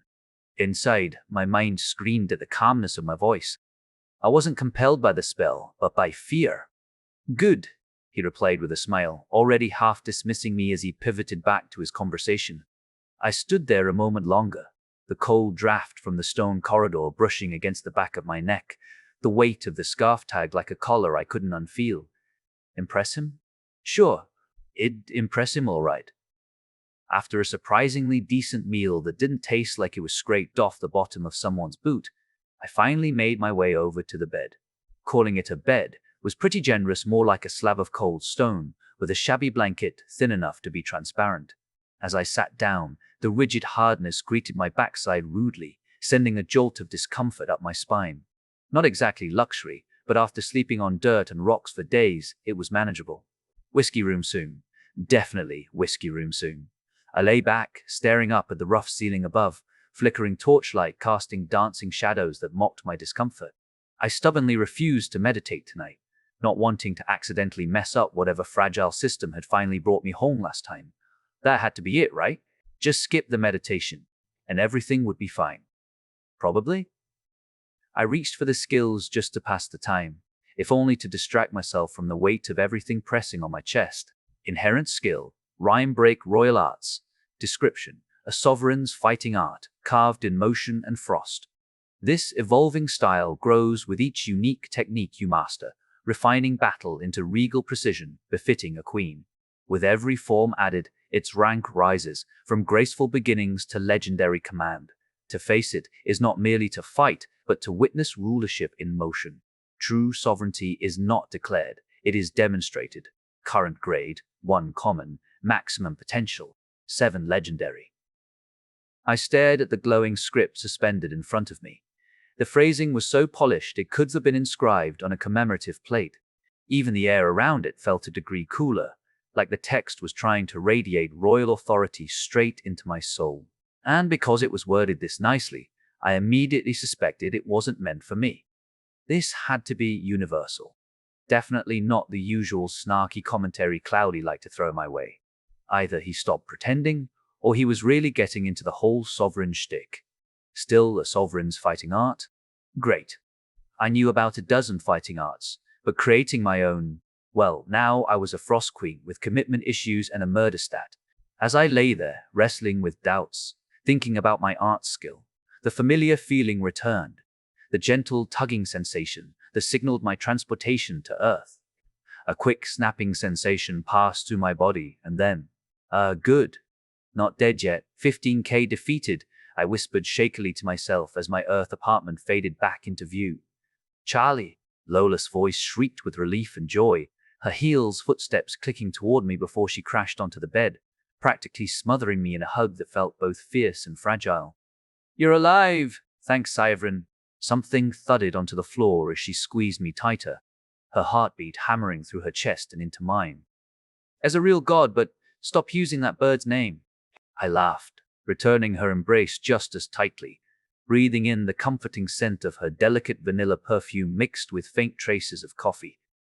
And yes, I'm back? I glanced around, spotting her tablet lying abandoned on the carpet. You weren't at home yesterday? Her voice trembled with barely suppressed sobs. I feared you died, or worse. Ah, Lola, I whispered, gently running my fingers along her back, enjoying the warmth radiating through her business suit. I'm back. There was a mishap, but I think I'm getting the hang of things now. I hope, at least. She reluctantly pulled out of the hug, face flushed with embarrassment, eyes shining brightly with relief. That's good. I'm also relieved you are alive, Jerry interjected from a speaker on my desk. Who's that? Lola whipped her head around frantically, blue eyes wide with surprise, her dark blue business suit crisp and professional, but somehow adorably mismatched with her startled expression. Her sleek black heels caught my eye, immediately earning the Charlie stamp of approval. Jerry, her personal AI assistant. Nice to meet you, Jerry replied dryly, sounding far too sarcastic and human-like to pass as a normal AI. Lola scratched her head awkwardly, eyes darting down toward her tablet. She hesitated, clearly torn between letting me go and retrieving it. Finally, she stretched out a hand, straining comically. I couldn't help but giggle at the sight. Let's move together then, I whispered playfully, rolling across the bed to bring her within reach of the tablet. I take it you set up your office in the empty room. Realizing she was still clinging to me, Lola abruptly released her grip, immediately losing her balance and face-planting onto the tablet. Another giggle escaped my lips. I don't know what I'd do without being able to come back to Earth, I murmured quietly as I sat at the edge of the bed, gazing out through the apartment window at the bustling city lights. It'd go insane. Affirmative, Jerry chimed smugly. Your mental health. What did we say about playing therapist, Jerry? I interrupted with mock sternness, glancing pointedly at the watch. He obediently fell silent before quietly admitting, I had dreams. I want to go back. My mouth opened, surprised at the longing undertone in Jerry's voice. Yeah, I agreed softly, nodding thoughtfully. Of course, I had to take a shower. Hot water was one of those incredible luxuries Rimelion slavery couldn't provide. The shower washed away layers of tension and residual anxiety, and afterward, wrapped in a plush towel, I collapsed dramatically onto the sofa simply because I could. Lady, how much time do we have? Lola asked hesitantly, standing nearby as I dangled upside down off the sofa, hair cascading toward the floor. We should probably ask Lady Lucy. I've already sent Lucy a message that Charlie is back, Jerry interjected proudly, all business. With my head upside down, I saw Lola blink in surprise. Oh, that should be my job, she muttered uncertainly. I can process thousands of threads per second, Jerry retorted with smug superiority. Knock it off, you two. I giggled, flipping upright again and blinking against the dizzy rush of blood to my head. All right, Lola, we're burning Old Tandai down. Nice plan. Lucy's cheerful voice came from the doorway as she strode confidently into the room, a red vest vibrant against her black pants. She waved casually, beaming. I raised an eyebrow at the speaker. Jerry, you let her in? I asked, feigning surprise even though I knew better. Of course, Jerry replied innocently. She has clearance. I sat up fully now, letting the weight of Rimelion settle back into my bones. That itchy pressure of purpose I couldn't ignore anymore. Okay, now that you're here, I dropped the playfulness from my voice, letting it slip into something colder. I need your help to find the best of my plans. Plans on how to blow up the Binding Stone. Chapter 173, The Armada Option. Book 3. Okay, now that you're here, I need your help to find the best of my plans. Plans on how to blow up the Binding Stone. Lucy blinked. Lola froze mid-straighten, one hand still hovering near her tablet, the other clasped slightly at her side. Outside, neon light from the city flickered against the apartment window, casting soft reflections across Lola's hair and illuminating the faint shimmer of her suit's fabric. Stop looking at girls like that, Charlie. You're not John anymore. That mocking obelisk wasn't just a monument. It was a leash. And I was done being walked. Done seeing it done to others. Old Tandai's Binding Stone, I clarified, just in case they thought I meant symbolically destroy a system and not, actually cause a very literal, enormous explosion. You're serious, Lucy said, her tone amused. Him not skeptical, just confirming how deep you're in. 5 levels in, classless, marked for sale, and my name is on a damn tag. I reached up instinctively, fingers brushing against my neck. The scarf wasn't physically here, but the sensation of it, a faint phantom press, hadn't left. So yeah, I'm serious. Lola sat down beside me again, slow and careful, like she didn't want to jostle the mood too hard. She said nothing. Her presence said enough. Vanilla and citrus from her perfume still lingered in the air. All right, Lucy said, practically throwing herself into the chair across from us with a dramatic flop. Let's see what options you've got. No offense, Jerry added helpfully through the speaker, but your previous explosions have been unoptimized. I've seen the streams and hollow videos. I rolled my eyes so hard they might be hit the back of my skull. Thanks for the performance review, Jerry. You're welcome, he said, chipper as ever. Lil Char, the Binding Stone is huge. Lucy grinned as she reached behind her and popped open a beer with a satisfying psh TKK. Wait, beer? I blinked, glancing around the apartment. I haven't stocked up. See the shopping bag near the door? Lucy gestured lazily, without even looking. Don't change the subject. The stone's protected. She took a long sip. The crisp scent of hops hit the air. Lola visibly flinched at the sound, the sudden shift breaking her calm, so I reached over and rested a hand on hers. Her fingers were tense but didn't pull away. You seen it? I asked, glancing at Lucy. How? I have superpowers, she teased with a wink, raising her beer like it was a proof of divine insight. I stared at her. She groaned. You're no fun. As always. At least not before a few bottles. I went there on the test servers, when they weren't crashing every 5 minutes. I shifted on the sofa, sinking deeper into the cushions until Lola was nestled between me and Lucy like a diplomatic buffer. Before I could even finish the thought, Lucy was already cracking up. She had to set her beer down on the table to avoid spilling it all over herself. Let me guess. It's your fault. It'd be weird if it wasn't. One morning, I'm drinking coffee. Next thing I know, half the servers are down and I'm without a job. Well, I muttered, half vanishing into the cushions like they were trying to swallow me. Lola glanced over with a soft, amused look. The servers may close, I said, trailing off. You might need to find a new job, Lucy. Lucy stopped laughing. She stared at the table for a moment before picking up her beer and taking a longer swig. Honestly, I wanted to ditch that work. With the insane gold prices lately, it wasn't worth it. It may not stand out for long, Lola added, voice softer but firm. She glanced between the two of us. The inflation in Rimelion is higher than Earth's right now. It's destabilizing. I live for the now.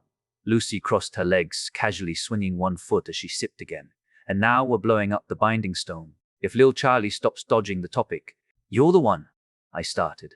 I concur. Charlie is not telling us her plan, the traitor Jerry cut in, tone smug as usual. I groaned into my hands. It too, my own AI? Always. Okay. Serious talk. I have a plan, a vague plan, I said, leaning forward and clasping my hands tightly between my knees. The light from the window caught on the edge of the table, glinting like a nervous twitch. I was thinking about calling in a favor from the Tweers or some other divine intervention, but I bit my lip, the words stalling on my tongue. I may go my mother's route. Rebellion? Lola tilted her head, her soft features creased with cautious curiosity. Not exactly. Not a full-scale uprising, but it'll set the slaves free, yes, I admitted. Demons. Lil, Lucy began, her casual grin faltering, concern creeping into her voice. I'm not small, I snapped, standing up in mock offense. You're small.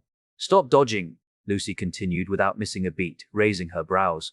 Demons? That's dangerous stuff, especially when you're an NPC. No backup lives for you, you know.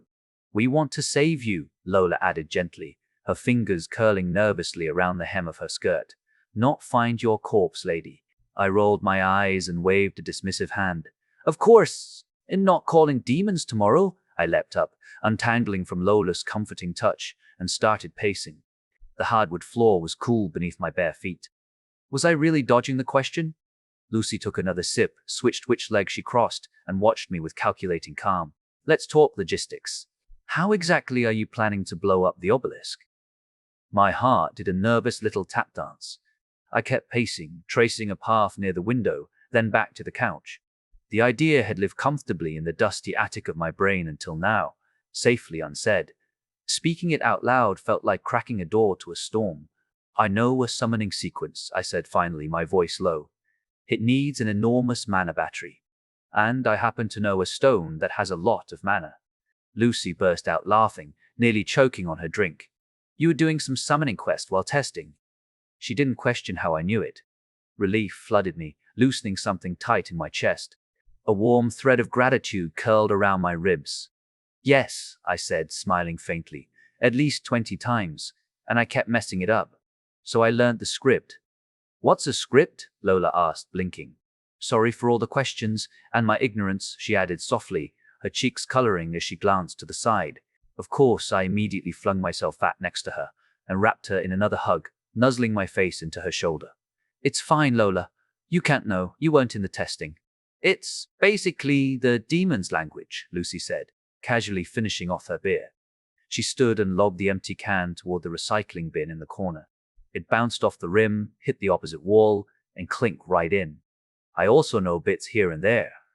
Demons are annoying to deal with, so it helps to understand their grammar of doom. Yeah. So the first step is to create a huge summoning circle around the stone. That'll be my job when you arrive in the city. I was still clinging to Lola. How are you going to?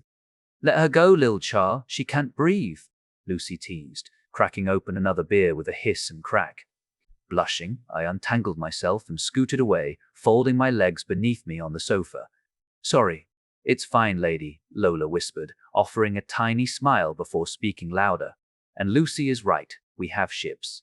I blinked at her, a dumbfounded pause hanging in the air. Ships? As in plural? As in about 10 ships, Lucy said proudly, throwing her arm over the back of the chair. Hey AI, find the vid I added to my hologram from yesterday. My name is Jerry, he said, voice dry and clinical from the TV speaker. So you can't? Lucy raised an eyebrow, glancing toward the television. Instead of answering, the hollow TV flickered to life. It was a scene from a ship. A big ship. There was Lucy, and was that Fi? Yep. Healing someone right near the helm, of course. 100 players scattered across the deck like organized chaos. Lucy was grinning victoriously, hand on hip, boots planted wide looking like she'd just conquered half the world and was eyeing the rest. She yelled, Rhyme break struck again. Ye scurvy dogs! We've got 16 fine ships now, and nothing can stand against us. We be unstoppable, I tells ye. I glanced at her, but she just shrugged. The ship itself was fairly large. A double-decked river frigate, sails furled high, enchanted oars tucked in tight. Bronze-rimmed wood creaked, and arcane lamps lined its sides like glowing teeth. Over Lucy's head floated my crest. A snowflake. frosty, delicate, but inscribed with lines that shimmered with pale sapphire hues, branching like runes into the air itself. Frostness birds circled above, diving into the river to pick off whatever dared peek from below. Scamantha was chatting with a handful of players, handing out potions. Hard to tell from this angle. Teclilama and Luminaria stood at the bow, boots braced against splintered wood, surveying the aftermath of what looked like a pirate skirmish. Lunaris hadn't finished. They were still mid-duel with the pirate leader, blades flashing, her sock coat billowing dramatically, probably on purpose. Night Swallow lingered at the mast shadow, silent as usual, watching with narrowed eyes. Somewhere behind the camera, a ball of fire arced overhead. Tramar was throwing things, hopefully at the enemy, probably, maybe. The hollow video ended right as Lunaris drove both of her blades through the last pirate captain, a burst of magical sparks and fading light marking the final blow. The image froze with a hiss of static. The victorious chaos caught mid-motion. Players cheering, magic still hanging in the air, sails flaring in the breeze. Lisa and Catherine are still missing, Lola said, slipping seamlessly into her business mode. Her voice monotone, her posture straightened, and her hand reached for her tablet instinctively. They have final exams, so they can't join. But aside from those and other minor absences, everyone joined the river raid. Lucy grinned so widely it practically cracked her face. She leaned back like a smug cat in the sunlight, beaming at her own success. And honestly, yeah, she deserved it. That's why I said, you said 16 ships in the clip. She groaned, flopping sideways on the chair and cracking her neck. That dumbass Tramar and a few other mages sank the pirate ships. Total overkill. Lola nodded, flipping through something on her screen. It was deducted from their loot share, but they said it was fine, claimed it was good target practice. So that's your plan, I exhaled, letting the reality of it settle in my gut. Sail there from the sea. It'll take a few days. I leaned forward, tapping my fingers on the armrest. Hopefully, I won't be forced into a class before then. Wait a second. Lucy snorted mid-sip, already popping open her third beer with a sharp hiss. You're classless? No wonder you're so weak. I closed my eyes and tried not to sigh too loudly. Can you explain your theory? Have you ever seen a strong, classless NPC? Lucy grinned, swaying slightly in her seat as the alcohol started doing its job. Nah. But the classed ones get like mega boosts. Rarity buff, stats 10 times up, pow pow. She pantomimed, punching the air like an excited toddler. She was slurring, yes, but she wasn't wrong. Damn. I clenched my fist and stared at the floor. The pieces were there, I'd just forgotten. My mind had been in survival mode so long I hadn't considered the meta for a while. Overthinking isn't great, I muttered. Lola gently placed her hand over mine. I looked up and met her eyes, calm and understanding. You're right, Lucy, I said, turning slightly to address both of them. I need to get a class before the Big Bang. But it has to be on my terms, somehow. The room was quiet for a moment, save for the faint hum of the city outside and the soft clink as Lucy set her empty can on the table. Tomorrow, I'll create a quest for you. To sail into Altandai and free all the slaves. Chapter 174, The Leap. Book 3 tomorrow, I'll create a quest for you. To sail into Altandai and free all the slaves. A cold bonk landed square on the top of my head, metallic, hollow. Ow! I yelped, rubbing the spot as a now empty can bounced once on the couch beside me and then rolled off dramatically. Hey! I turned a betrayed pout at Lucy, who looked way too pleased with herself. I'm trying to be serious here. Lola's gaze ping-ponged between the two of us, her brows furrowed in gentle confusion. You can do that in Rimelion, small Charlie. Lucy slurred with a sloppy grin, cracking open yet another beer with enthusiasm. And ye no drink. There's enough cans for everyone. She raised her can in a mock toast, nearly tipping it over. I rolled my eyes, but the corners of my mouth twitched. Yeah, I really want to go to Patrick's, I murmured, the thought surfacing like a wistful wish. The clinking of cans and the warm room almost made it feel possible. But then I shook my head, banishing the idea. But my life is at stake here. Lucy shot up slightly straighter, one leg slung over the arm of her chair, raising the can high like she was christening a ship. No need to fret, ye scurvy lot. Cap'n Lucy, with your whole blasted fleet at me back, be sailin' in, savior, sorry hides. Her pirate accent was awful. And amazing. Lola leaned in, breath brushing softly against my ear. sending a ticklish shiver down my spine. Was she always like that? She whispered, eyes wide with disbelief. I giggled. No, Cap'n Lucy only comes out after a few glasses of wine. But since I was also drinking, we did it together. I shrugged, heat rising to my cheeks. Charlie, don't be a fear-GB lass, Lucy bellowed, brandishing her drink like a cutlass. Down the beer, I say. You only get one crack at this cursed life, and the morrow be a right storm to weather. Another can arc through the air. This time I was ready, and I snatched it mid-flight with one hand, victorious. Then came another. It smacked right into Lola's chest with a dull thud and plopped into her lap. She blinked down at it, completely thrown. I don't understand her anymore, she said, sounding genuinely defeated. I popped my can open with a satisfying hiss. Me neither. That's why we need to join her. I gave Lola a wicked grin and raised my drink like a toast. She hesitated, then carefully opened hers, the tab clicking. And as Catherine taught us, I giggled, slammed my can lightly against hers, then smacked it against the table and took a long pull. Lola followed suit with a soft giggle, tapping her can against the table with a delicate clink, like she was still learning the rituals of madness. Yeah, this was chaos. But it was mine.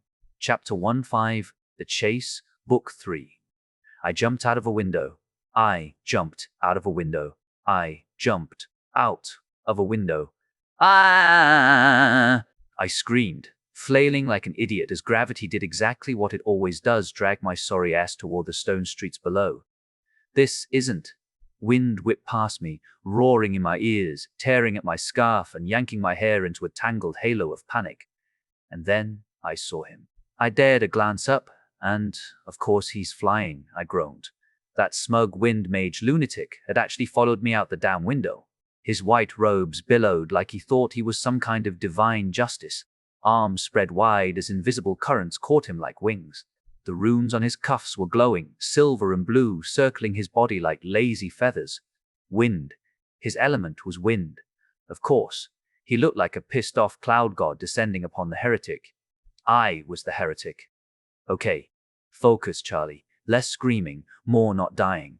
I reached for the mana in my core, frantically calling on the technique I used to use back when I was a player with stats and gear and actual mana. Back when falling meant cool parkour moment, not crater-shaped death. I imagined the old maneuver, ice platform tilted just enough, angled to redirect momentum. Quick friction, lateral drop. Stylish skid into a roll. Easy. Except, the ice cracked halfway through forming. I didn't have enough mana for a full platform.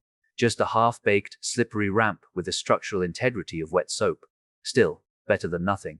It flared into existence below me with a sharp crack, cold mist blooming outward as my boots slammed down and... Whoa! I skidded. Hard.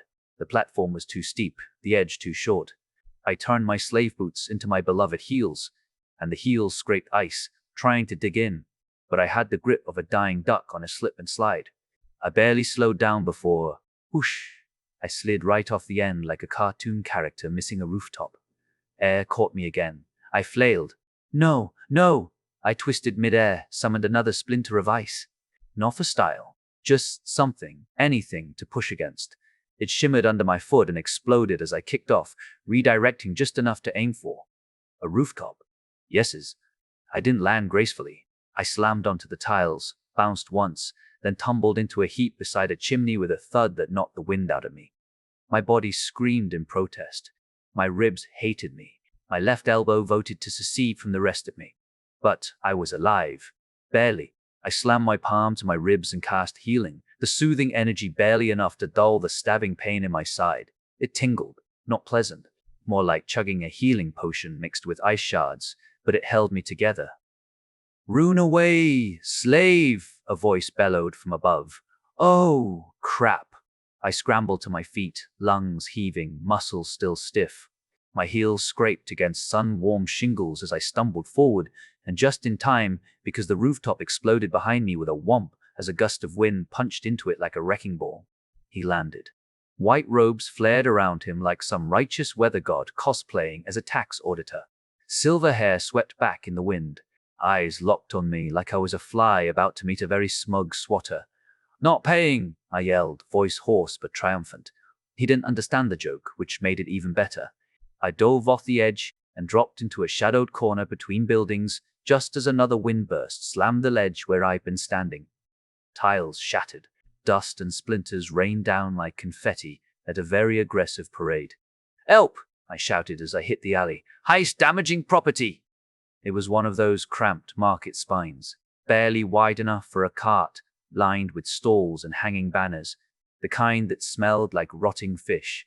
Merchants blinked at me, then at my scarf, and then at the fast-approaching whoosh of an angry storm mage. Not buying, just running. I shouted, ducking low and scrambling under a table stacked with ceramic jugs. A woman with hair like dry straw opened her mouth to scold me, but her voice died the moment a wind projectile obliterated her inventory, scattering shards across the cobblestones. "What's the meaning of this?" she screeched at the incoming mage. "Good. Let her chew him out." I bolted down the alley, heartbeat in my throat. A cart full of woven baskets rolled in front of me, probably someone's delivery, but I vaulted over the edge and twisted to the side. I felt the mana gathering behind me. Instinct screamed, "Ice!" I flung mana into a flat, transparent wall of it, angled, reinforced, and glowing faintly with frost. Boom! The wind strike only grazed my wall, but it shattered in a misty explosion and launched the poor basket cart sideways. It spun mid-air and slammed into a fruit stall. Melons, or whatever that was, went flying. "Sorry," I shouted, dodging flying fruit. "Not me! Blame that guy!" No time to slow down, no time to think. Up ahead, I spotted a tall wooden rack of scarves and cloaks. Probably another stall, probably another victim of collateral damage. I grinned as a stupid idea formed. I sprinted up the side of a crate and flung myself through the scarf rack. Fabric exploded around me. I grabbed one mid-fall and wrapped it around my head, yanking off my visible collar scarf as I dove into the nearest group of shoppers. I crouched between a tall man arguing over spice prices and a dwarf enthusiastically inspecting salted fish. Smelly fish. Behind me, another wind blast tore the cloak rack to splinters. "What in the heavens?" the merchant wailed. I didn't wait for the follow-up. I slipped past him and ducked into a shadowed space between a bakery and a tannery. It stank of yeast and boiled leather. A water barrel stood to the side, full to the brim. I yanked the not-slave scarf off, bunched it up, and tossed it in. It floated on the surface like a drowned flag. Let him chase that. I spun and sprinted down the alley, rounding the next corner and... yes, a laundry line, stretching across an upper balcony with linens big enough to hide a runaway and a rickety-looking fire escape leading right to it. I didn't think. I climbed, fast. The metal rattled under me, but it held. Barely. I reached the line, yanked one of the sheets off the rope, and tucked myself under it just as another gust of wind swept down the alley below. He blew right past, literally. I watched from behind a curtain of someone's frilly bedspread as his silver robe flared again, his face furious, scanning the streets for me like an Irishman without whiskey. I did not know where exactly I was. Shocker, right? But I thought I was heading the right way. The general barnward direction. The air tasted like dust and sweat and cheap spices, and every corner I peeked around felt like a dice roll for whether it'd find safety or another wind-fueled freakout. So I crept like a very anxious rat with a death wish, glancing over my shoulder and double-checking every alley like a paranoid rogue at 2 HP. Eventually, I got within a few blocks of the barn. That familiar scent of sun-baked stone and overworked slaves was just starting to tickle my memory when I saw him again, standing like a pompous statue in a stone plaza near a tiered marble fountain, silver hair fluttering like some kind of holy shampoo commercial. He was surrounded by a half-circle of guards, cape flaring, gesturing dramatically as he shouted something at them. I couldn't hear the exact words, but I could guess the tone. Probably something along the lines of, "Ah yes, her acrobatics were divine, but worry not, for I, the magnificent sky Pompadourus, shall recapture her with dramatic flair." I ducked back around the corner. Too late. A wind bullet screeched past the edge of the wall, flaying off stone and scraping the tip of my ear with an icy kiss. "Stop this slave!" he roared. "Nope." I snapped back automatically, already scanning the street like my life depended on it. Which, it did. The street was wide. Too wide. Open. "Welcome to your doom. Please trip here for dramatic effect." So I did the only thing that made sense to me in the moment. I summoned a flat platform of ice beneath my heels and vaulted up to the first floor of the nearest building. And by vaulted, I meant crashed, shoulder first, through a wooden window with the grace of a drunk pigeon. I landed in a room that was a mix of classic Rimelion and something more exotic.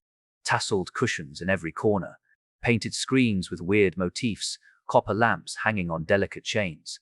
It smelled like incense, dust, and maybe rosewater if you squinted your nose just right. No time to marvel at the decor. I bolted through a beaded curtain into the next room, blessedly a bathroom, and yes, it had another window. Small. Cramped. Good thing I downsized my body. Hurrah me small.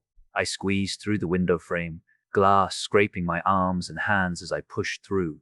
My clothes held, of course, they were magnificent, but my palms throbbed raw with little red cuts. I landed in a heap on the street outside, face first, and grunted. I groaned, shoved a hand into the air, and cast healing again. Light wrapped around my fingers, soothing the sting just enough to let me move. Then a dull boom shook the ground, followed by a wave of heat that rolled up the alley. Shouts echoed, guards barking, citizens screaming, probably a merchant crying over crushed pottery. I bolted again, ducking into a curved side street just as a fresh pack of guards sprinted toward the blast. They didn't spot me. Lucky. The square was in sight now. I could see the broker's building, the house of the purple dragon, even that glorified barn. Then I heard her. Guards! Slave! An old woman, bent over but still sharp-eyed, standing in front of a spice stall, her face twisted into the kind of glee only cruelty could fuel. Rage flared. Before my brain could stop my hand, it summoned an ice spear and hurled it her way. It pierced the ground at her feet and shattered, the ice exploding into frosty shards. She screamed and crumpled, one leg a wreck of frost and blood. I winced. Hard. My rage cooled as fast as it had come. Damn it, Charlie. Regret settled in like a lump of lead in my gut, but there was no time for a therapy session.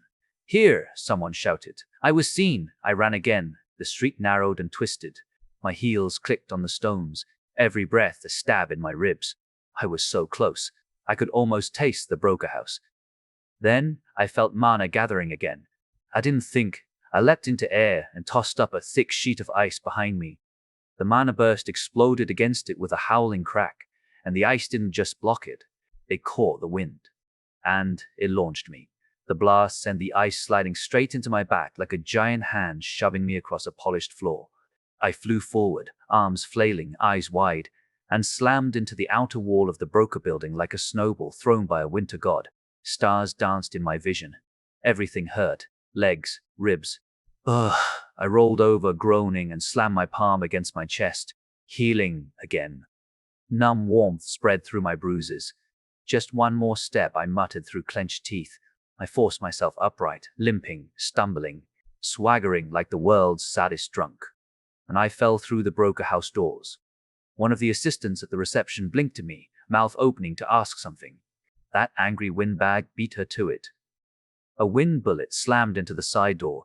It just stumbled through, blasting it off its hinges and sending polished wood splinters skittering across the pristine floor. Silence fell. The front hall was frozen, assistants mid-step, papers fluttering down like awkward snowflakes, even the ambient hum of conversation gone. And then he stepped in. His silver robes were windswept and torn, the air still twitching around him like it was waiting for permission to strike again. His hair was now wild with static and fury, but none of it dimmed the twisted grin stretching across his face. His eyes locked onto mine. Got you. We won't be talking about what I did in the morning in the lavatories. Not at all. It's already banished to the vault of things we do not speak of. After doing that, I reached for the interface. The quest system. Which, surprise, was a barely working mess. There were buttons everywhere, half of which changed random values without explanation, and drop-downs labeled things like Todo, later stages, or under construction. Very encouraging. The kind of jank that screamed Cloudy was busy.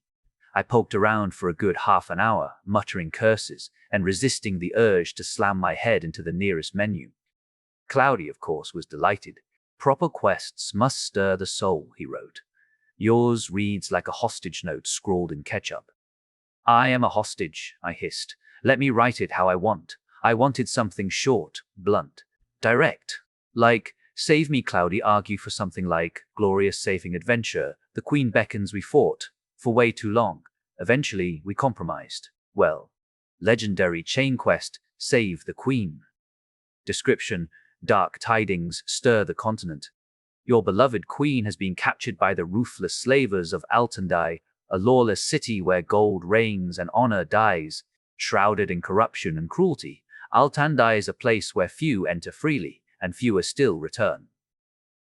The royal fleet now gathers at the starting location, its sails billowing with vengeance and hope. You are called, not just as a warrior, but as a symbol of loyalty and courage. The Queen's fate hangs by a thread woven in shadow and steel. Will you answer the call? Embark on a perilous voyage across treacherous waters, rally allies, outwit cutthroats, and infiltrate the slavers' stronghold. The road ahead will be fraught with danger, but the reward is beyond measure, the freedom of your Queen. Objective, join the royal fleet and set sail for Altandai. Find a way into the city, locate the Queen, and bring her home alive. Reward, contribution points based on performance. I stared at it once it was finalized. It was way too dramatic. But hey, totally worth it. Players would love it. After that, and eating my share of not-so-bad breakfast, some kind of warm barley porridge and a chewy flatbread that was suspiciously decent, I stepped outside. The sun smacked me in the face the moment I crossed the threshold. It was one of those days. Clear skies, merciless brightness, and heat rising off the stone roads like someone had cast a slow roast spell on the whole city. My skin instantly regretted being an elf. Yeah, and I had no idea where to go. Really, Charlie? The street outside the slave quarters bustled with activity. Carts clattered by, children dashed between vendors, and the sheer press of bodies was like wading through a sea of obligation.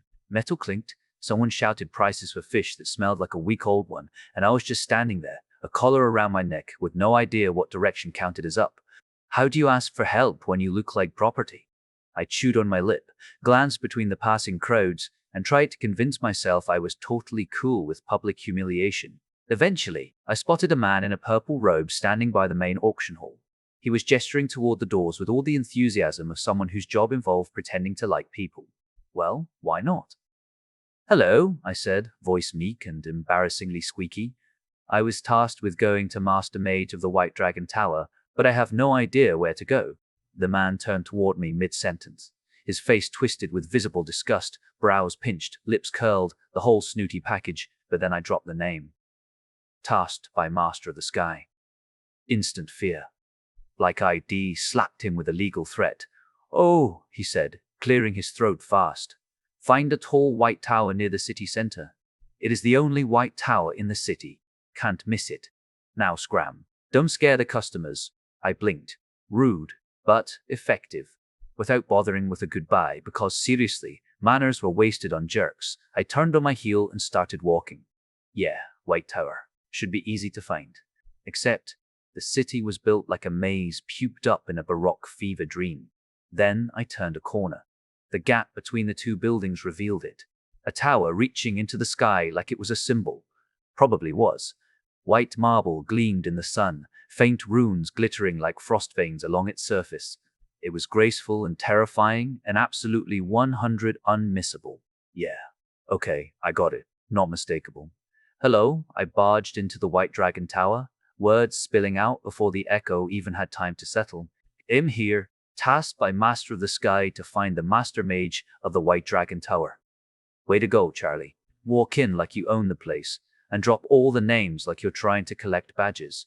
The inside was colder than expected. Cool marble floors under my feet, too pristine to have ever known dust, and an airy hall that smelled faintly of polished crystal. A reception desk stood to the side, behind which sat 3 women, 2 humans and 1 elf, all wearing the unmistakable clothes of slaves. They turned to me as one, eyes going wide for a fraction of a second at the mention of him. It worked. Again, names, power, influence. They were scared of him. I stalled, then pivoted into motion before my brain could talk me out of it. I headed straight for the stairs, because, when in doubt, just act like you know what you're doing. You're the new mage? One of the human women called after me. I paused halfway up the steps. Yep. Go up to the last floor, she said. Master is expecting you. Thanks. I shouted back, already taking the steps 2 at a time. The stairs were, predictably, white, same as the walls, same as the railings, same as the damn soul of this building. The only things not white were the heavy wooden doors, set like sealed vaults into the pristine sterility. And it was a lot of stairs, like 15 floors worth of leg day hell. Luckily, my new NPC stats were working overtime. I wasn't even breathing hard when I reached the top, even if my calves were sending me warning signals. The last door was obnoxiously ornate, a deep cherry wood frame with a polished plaque that practically screamed importance. Etched into it were glowing silver runes, pulsing faintly with mana. I knocked. Politely. Because I was civilized. It better be important. A voice barked from inside, irritable and annoying like a boot scraping stone. So I took that as an invitation. I pushed open the door and stepped into what could only be described as the arcane version of a mad scientist lab. "Hello, Master of the Sky sent me here." My voice faltered as light stabbed into my eyes. The entire room was flooded with sunlight pouring through a giant arched window to my right. Glass instruments glittered on benches, each one catching the sun and scattering it like weaponized reflections. The heat hit me immediately, thick and dry like the inside of a kiln, but a steady breeze cut through it, keeping it from being completely unbearable. The air shimmered faintly near the ceiling. The man behind the desk was older, with a long white beard, a deeply lined face, and a white robe trimmed in the same ridiculous amount of silver as Mr. Gloomy Sky was in gold. His desk was a cluttered mess of scrolls, inkwells, and stacks of parchment. A ring of magnifying lenses hovered near his head, flickering in and out of visibility as he worked. "You're late," he grumbled, not even looking up. "But that's fine, just in time." I stepped forward carefully. "Do you require wind element, Master? Do you have wind element?" "No, I have. Doesn't matter." He waved me off like a fly. "You won't need your useless element. Expensive, but you'll do." "Excuse me? We need new inscribers, and fast." There's a contract deadline hanging over our heads, and we're short-staffed. He finally glanced at me, just long enough to judge my scarf. His lips curled in visible distaste. "You'll do. I don't know about buying you, but there's work." "Yes, Master," I said quickly, dipping my head in the most obedient slave bow I could muster. "Inscriber? Fine. Not exciting, but also not scrubbing toilets." He pointed a bony finger at a pedestal by the window. "Get the class. You need the inscriber skill." My heart rate spiked. I wasn't taking that class. That would lock me in. That would ruin everything. I took a slow, deliberate step toward the pedestal. It stood tall, carved from pale marble, veins of soft light running along its base like threads of mana. It was humming. It wanted me to touch it. "So? Go ahead," he barked. I turned, forcing a nervous smile. "I can't," I said. "I'm not allowed to take a class. Orders from Master of the Sky." "Ah," the old man said, exhaling like he'd just stepped in something unpleasant. "No matter. You won't need to force yourself. I can do that for you." He rose from his seat, and I took a step back. "I'm sorry," I squeaked, backing toward the door. But I must decline. A breeze kicked up behind me, and with a sharp metallic click, the door slammed shut. "Stop resisting," he said, his voice booming now, mixed with some kind of command spell. "Accept the class and skill." "No," I snapped, resisting the urge to throw something heavy and magical at his smug old face, or show him my tongue. "Not allowed. Goodbye." Then I bolted. I turned and ran full sprint toward the window, praying the wind outside was less judgmental than the one trying to enslave me. And before he could shout again, I dove straight through the sunlight and jumped. Chapter 76, The Price of Freedom. Book 3. His eyes locked onto mine. "Got you." I battled with everything in me not to stick my tongue out at him, so I did the next best thing. I dramatically collapsed onto the polished marble floor, breathing in shallow gasps. Every muscle ached, each breath feeling like knives scraping the inside of my lungs. Sweat mixed with dust caked my skin, making me feel gritty and exhausted. My pulse hammered at my temples, drumming a frantic rhythm against the cool stone beneath my cheek. The Wind Mage, this arrogant, powerful old man with his shimmering white robes and tousled silver hair, stood towering over me, contempt drawn deep into the lines of his weathered face. His robes rustled slightly, stirred by the subtle currents of magic swirling angrily around his fingertips. "Where will you hide now, girl?" His voice was venomous, each syllable dripping with disdain. "You have nowhere left to run." nowhere to hide. There is nothing. Ah, Master Mage of the White Dragon Tower. A familiar, annoyingly smooth voice interrupted his villain monologue.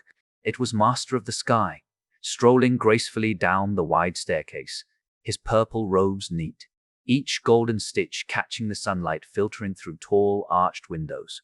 He radiated an aura of infuriating control, his expression calm and mildly amused.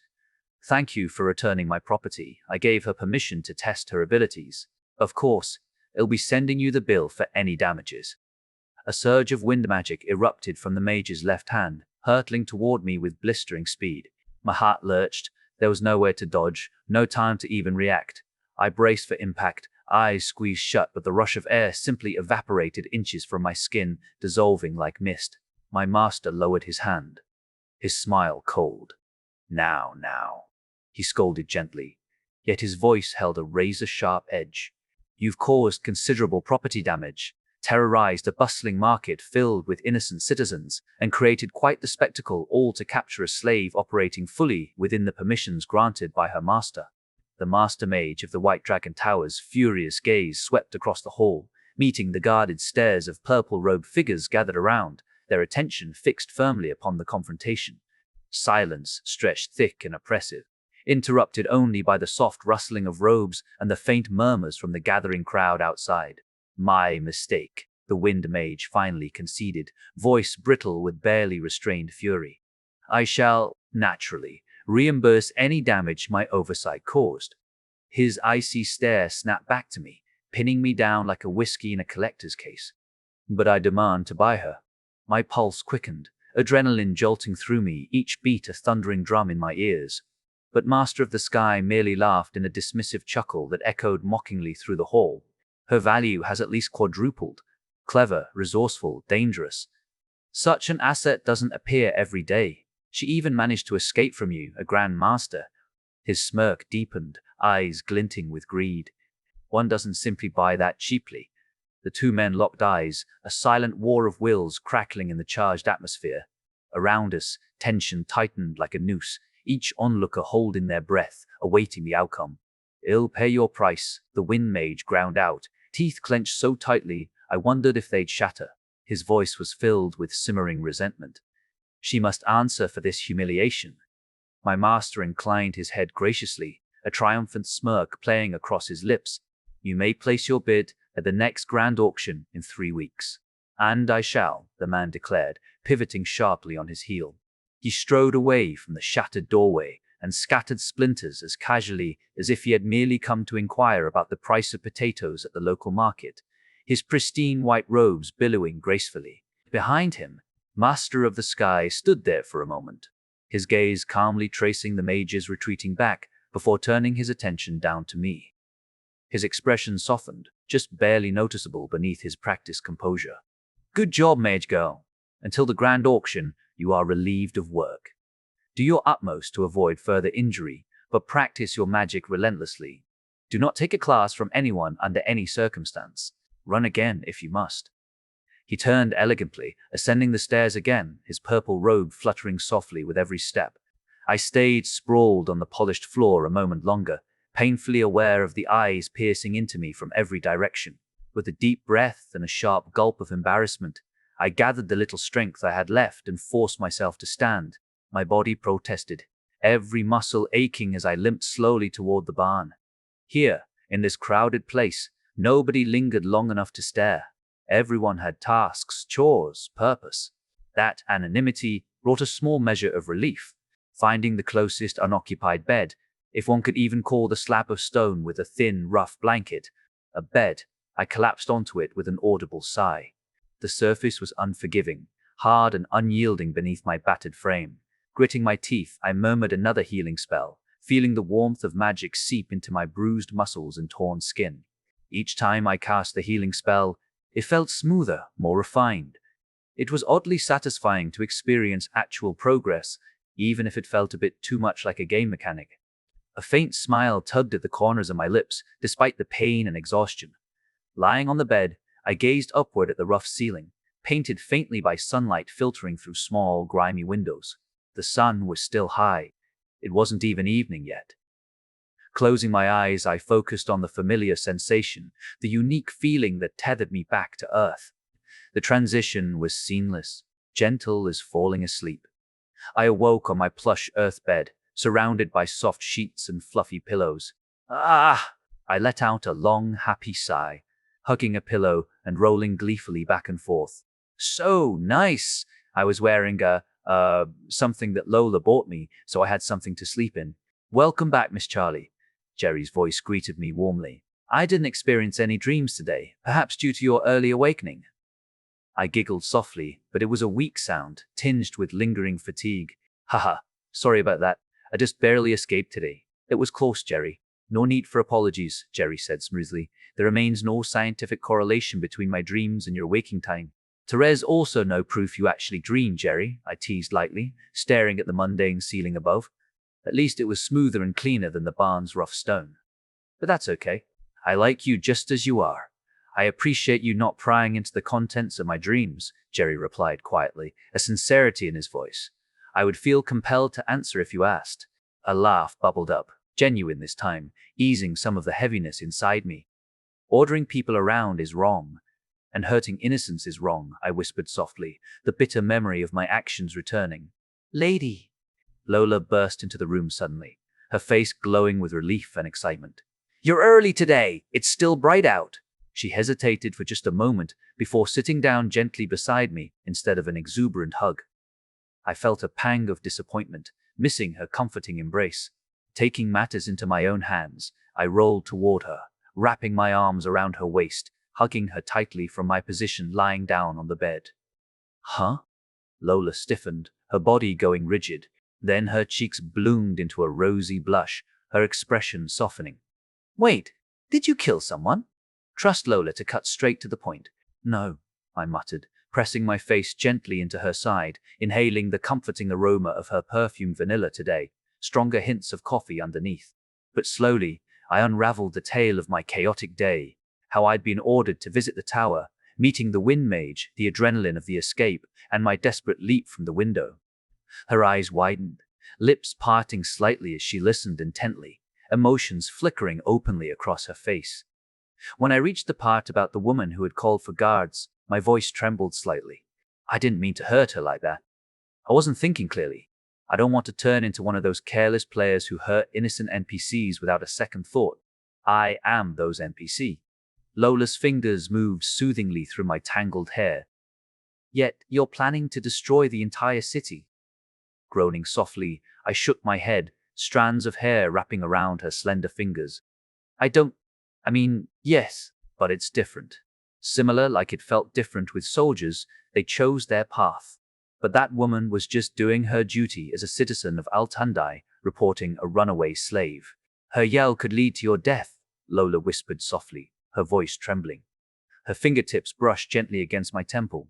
We need to get you out of there as soon as possible. Reluctantly, I let go of our hug and shifted slightly to glance up at her. Her eyes met mine, deep with worry, highlighted by the soft sunlight filtering through the curtains. Am I becoming like that quote?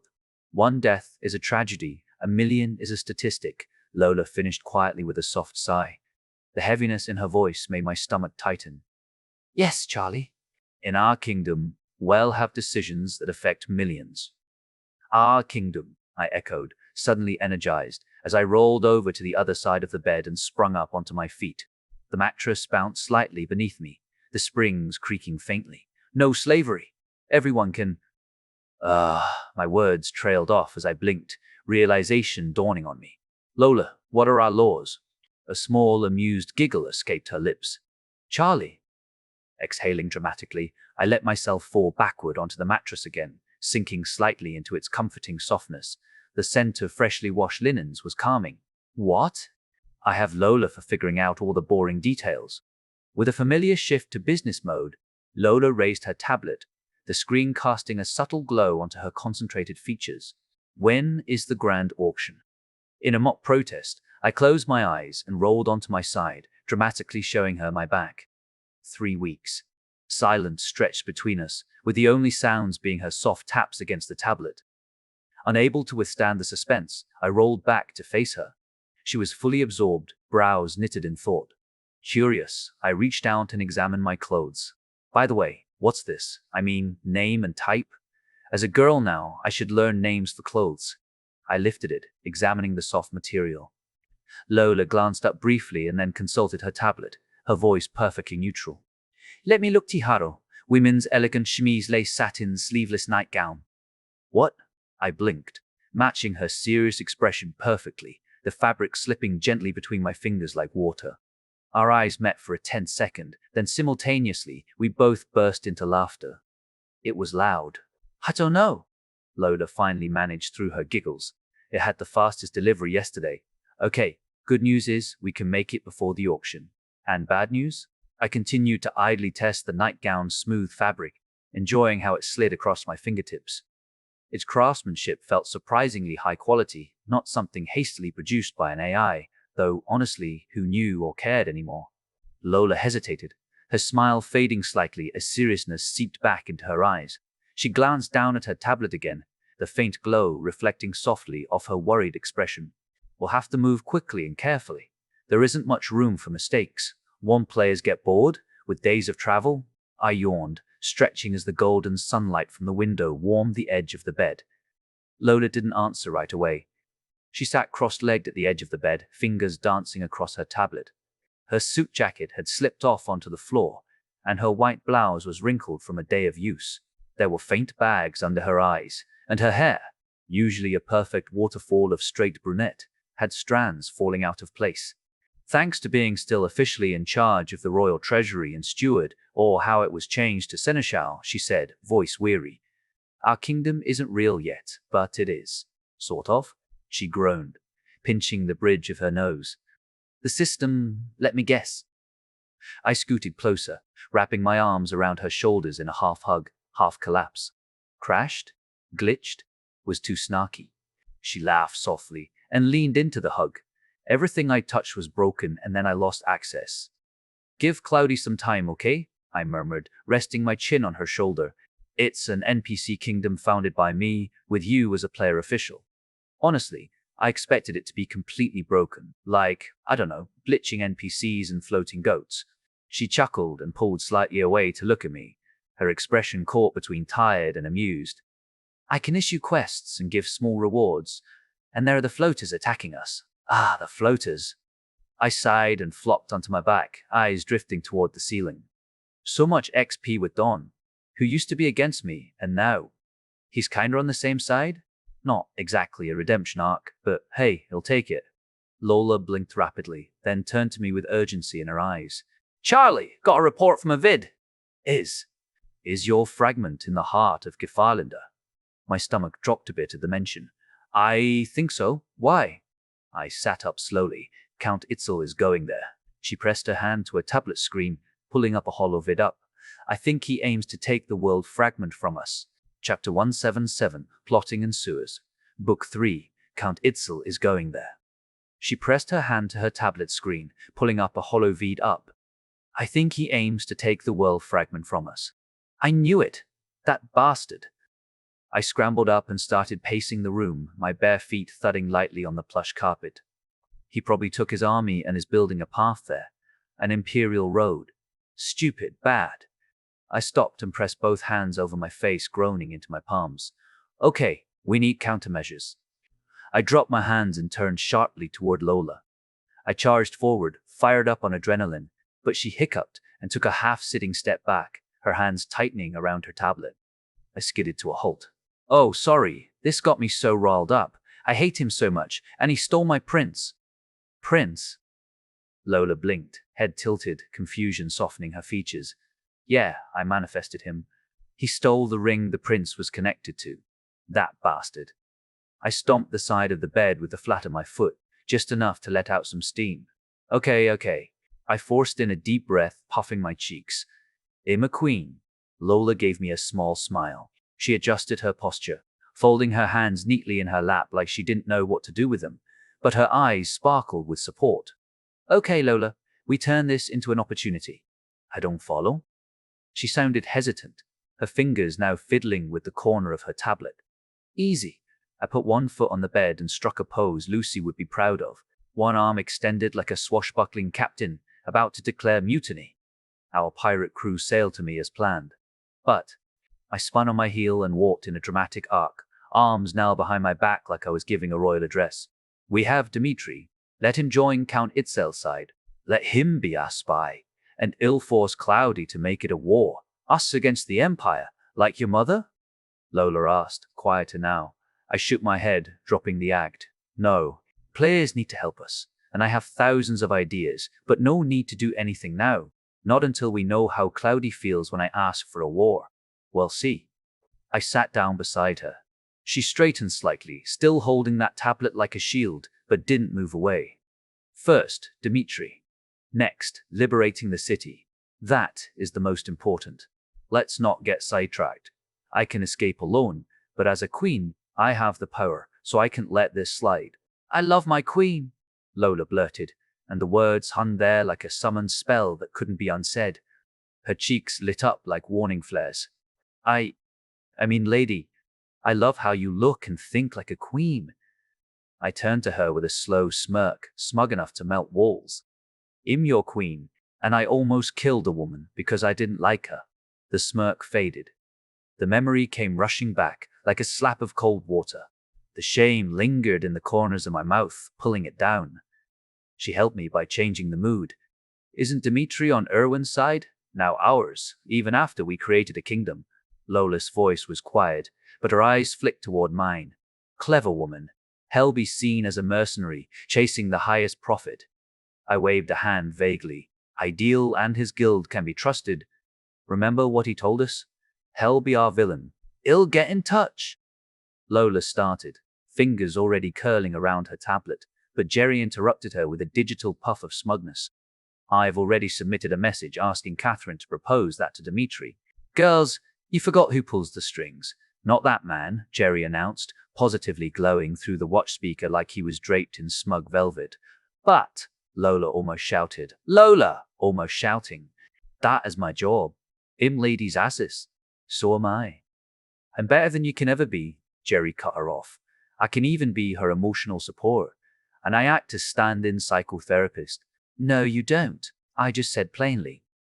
Lola clenched her fists so tightly the tablet creaked, her lips pressed into a firm pout as she turned slowly toward the watch. Can you do this? She growled, and then launched into a fierce hug, her arms wrapped around me like armor. Protective. Possessive.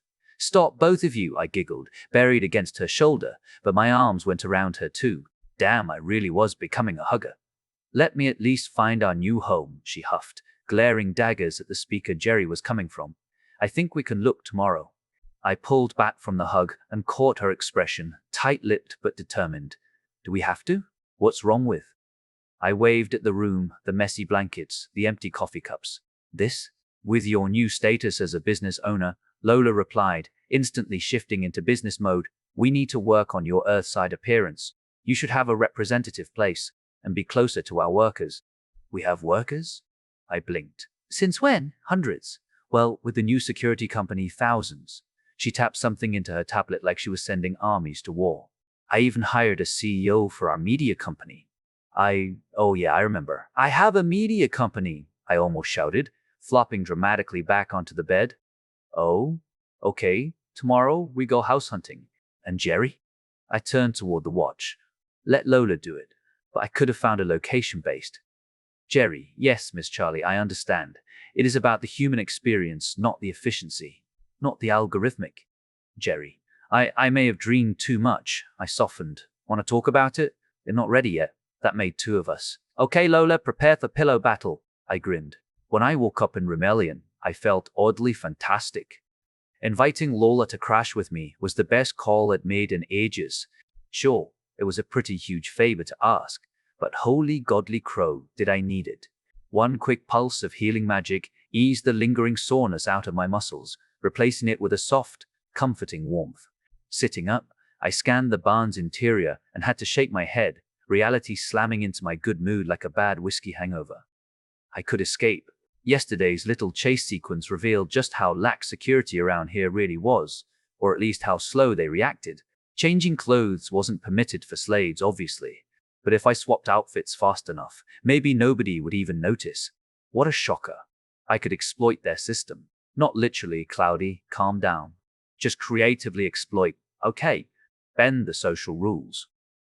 And as I told Lola, liberation was the goal here, not just random destruction or my escape.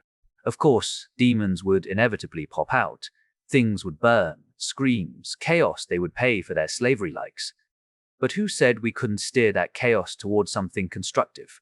Players might still be on the lower level side, sure, but demons will be great distractions. Just toss enough players at the slaveholders until we had none left standing. Problem solved. Maybe.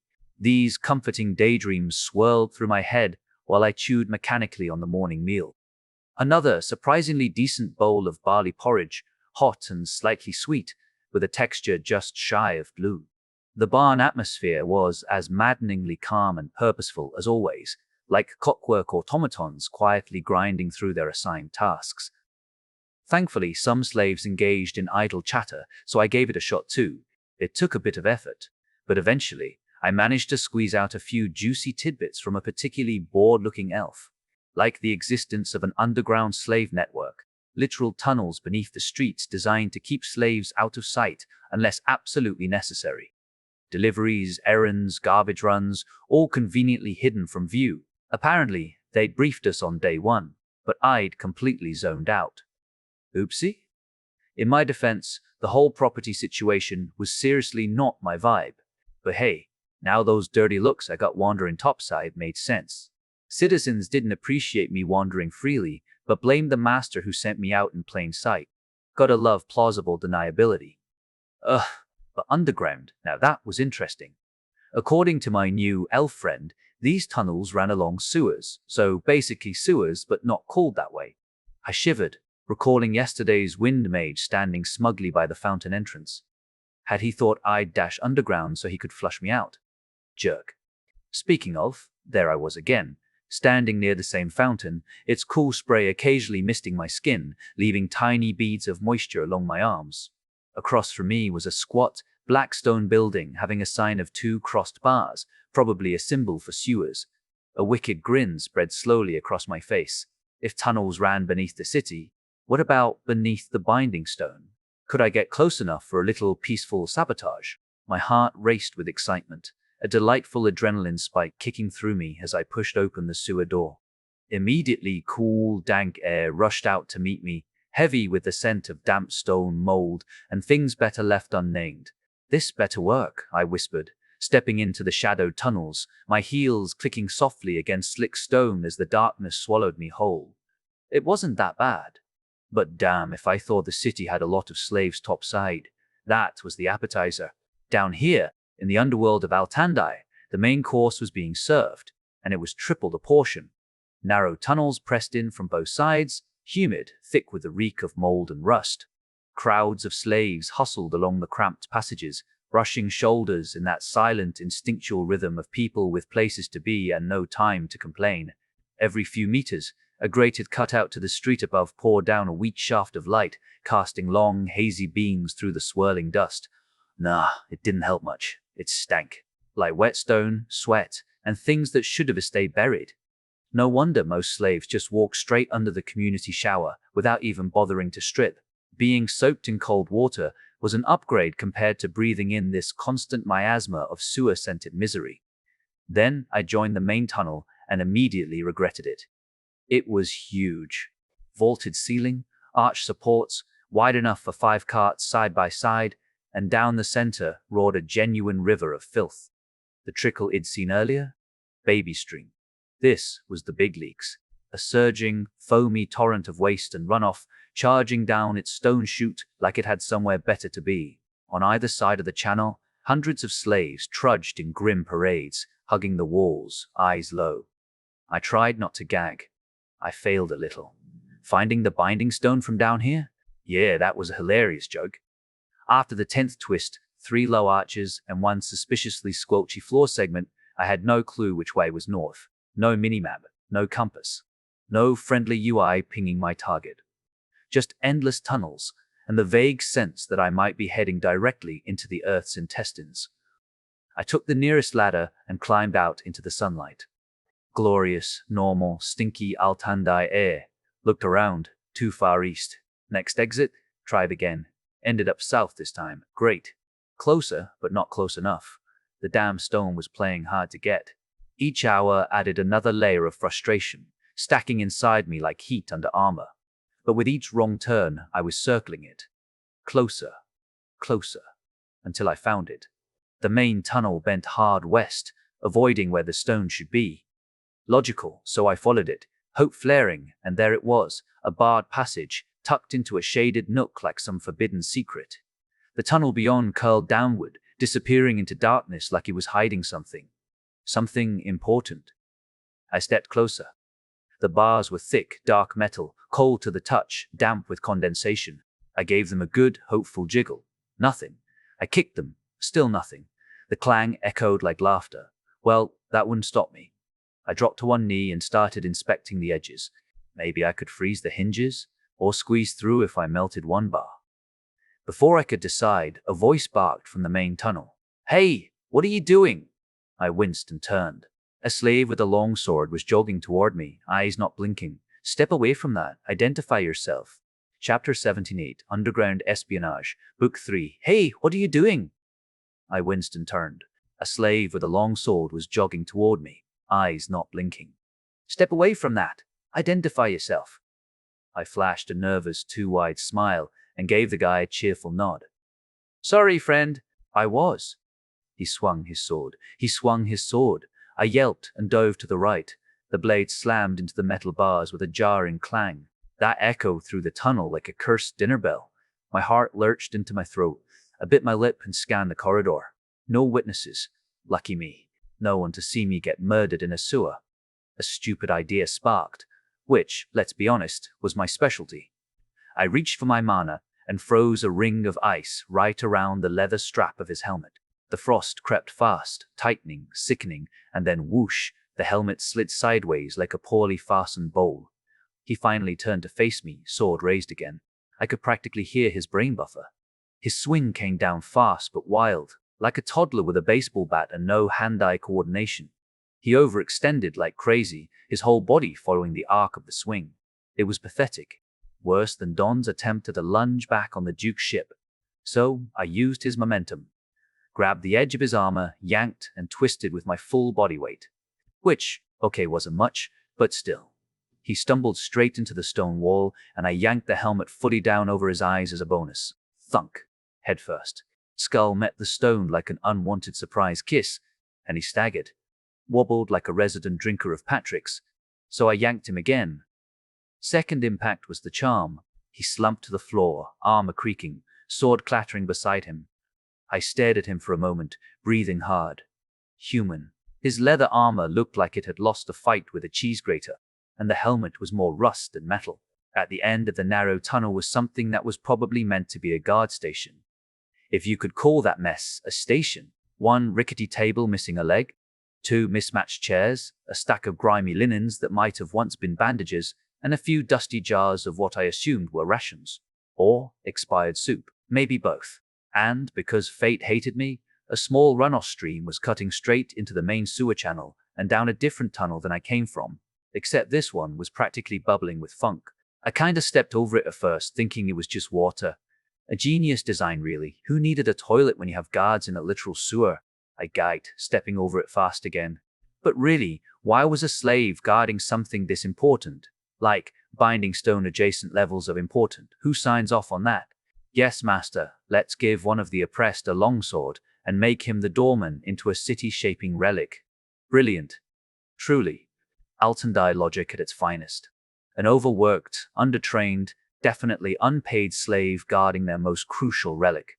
Because clearly, if an invading army showed up, they politely skip the sewers. Of course. Classic Altandai brilliance. Or more likely, just classic budget cuts. Slaves were cheap, disposable labor, right? I shook my head sharply, snapping out of that pointless spiral of irritation. With a grunt, I dragged the unconscious guard toward the chair. It wasn't graceful. Dead weight and zero muscle strength made for an awkward combination, but eventually he slumped into place, looking almost peaceful. Almost. Now what? I wandered back toward the barred gate, frowning. A wooden lever protruded from the wall, conveniently placed above an annoyingly obvious keyhole. Because of course there was a keyhole. I yanked on the lever experimentally, and naturally it didn't budge. Instead, it just clicked mockingly. Figures. Maybe the unconscious guard had the key? I jogged back down the tunnel, hopping gracelessly over the disgusting stream of sewage runoff. At the sad excuse for a guard station, I poured through the stale-smelling rations and dusty bandages. Nothing. Great. Time to do the morally dubious thing. Looting. Totally justified looting, I told myself. Jackpot. The key. A tarnished copper thing that looked about as reliable as a paper umbrella in a storm was stuffed in his grubby pocket. Holding the key up to the faint light, I glanced between it and the barred gate, wheels turning in my head. Sure, slipping inside would be easy, but what about afterward? The guard would wake up, raise an alarm, and any clever sabotage it managed would be undone before my players even arrived. No good. But if I could copy this key, talk my way back in with some bureaucratic nonsense, I might just buy enough time to get the job done. I focused, attempting to shape ice into an exact replica of the key. Turns out, intricate craftsmanship wasn't exactly my thing. Every tiny imperfection mocked my efforts, turning what should have been a simple task into an exercise in frustration. Maybe after a few months of daily practice, but today? Nope. Fine. Plan B. Use the key itself as a mold.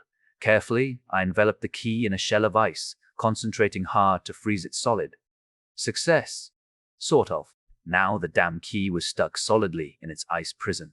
Goddess of exploiters, stuck on a basic mold, I grumbled, irritation spiking. I thawed it and tried again, attempting a half-shell approach. Nope. Ice greedily swallowed the keyhole again. For Syvern's sake, why is this so hard? I snapped out loud, frustration echoing around me as I thawed it once more. Eventually, brute force was my saving grace.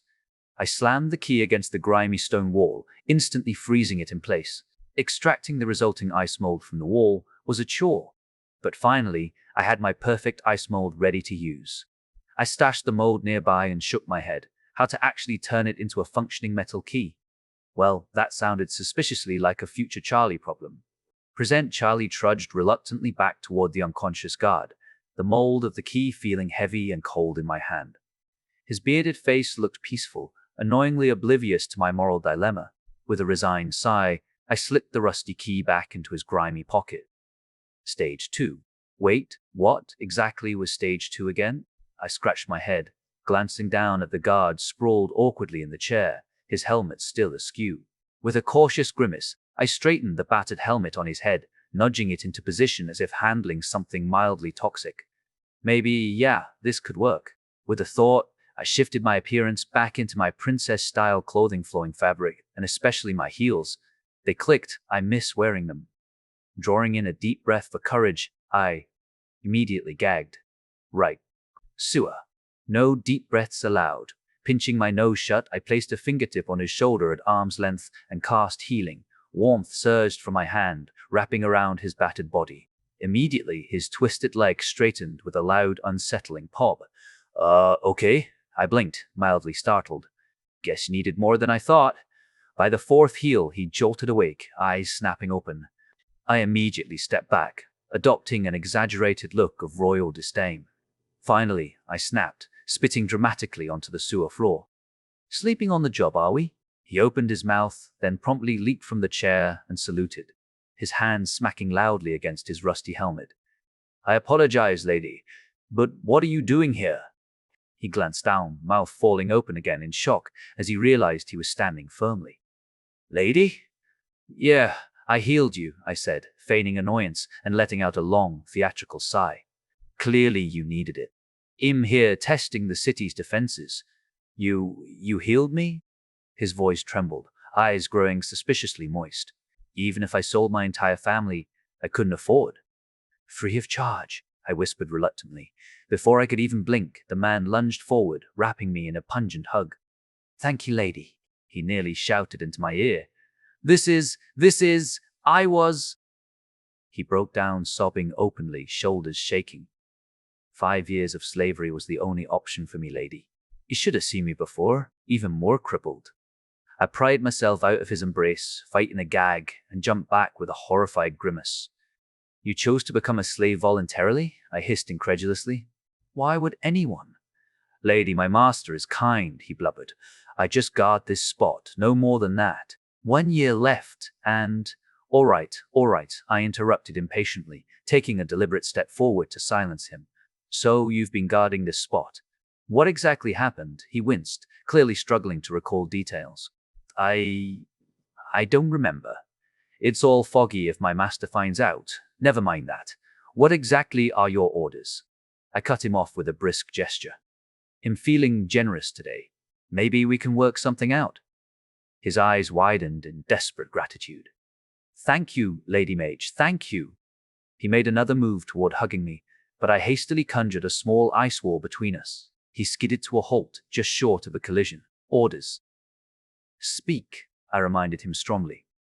My orders are simple, he stammered, pulling himself together. I guard for 12 hours, then change shifts with Akash. Report anything suspicious. That's it. My master is generous, truly. I nodded thoughtfully, taking another step back to regain my personal space.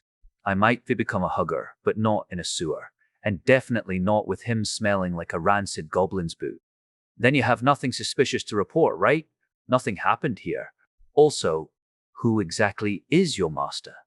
He glanced at me, eyes narrowing in momentary confusion. Master of the Green Dragon, lady. But sleeping is suspicious, right? Someone, including you, could slip in during my weakest hour. I nodded, raising a skeptical eyebrow. Okay, and how exactly would they slip in without a key? I asked pointedly. His eyes widened in sudden panic, and he quickly patted his pocket. When his fingers brushed the reassuring lump of the key, he awkwardly turned the motion into a theatrical thigh check, as if verifying his own leg hadn't disappeared while he wasn't looking. I almost winced at how painfully unsubtle he was. Clearly, this poor guy wasn't exactly the clearest bottle in a bar. If someone had a key, they'd stroll in whether you're awake or napping, I said, striding confidently toward the barred gate and tapping a bar with a fingernail.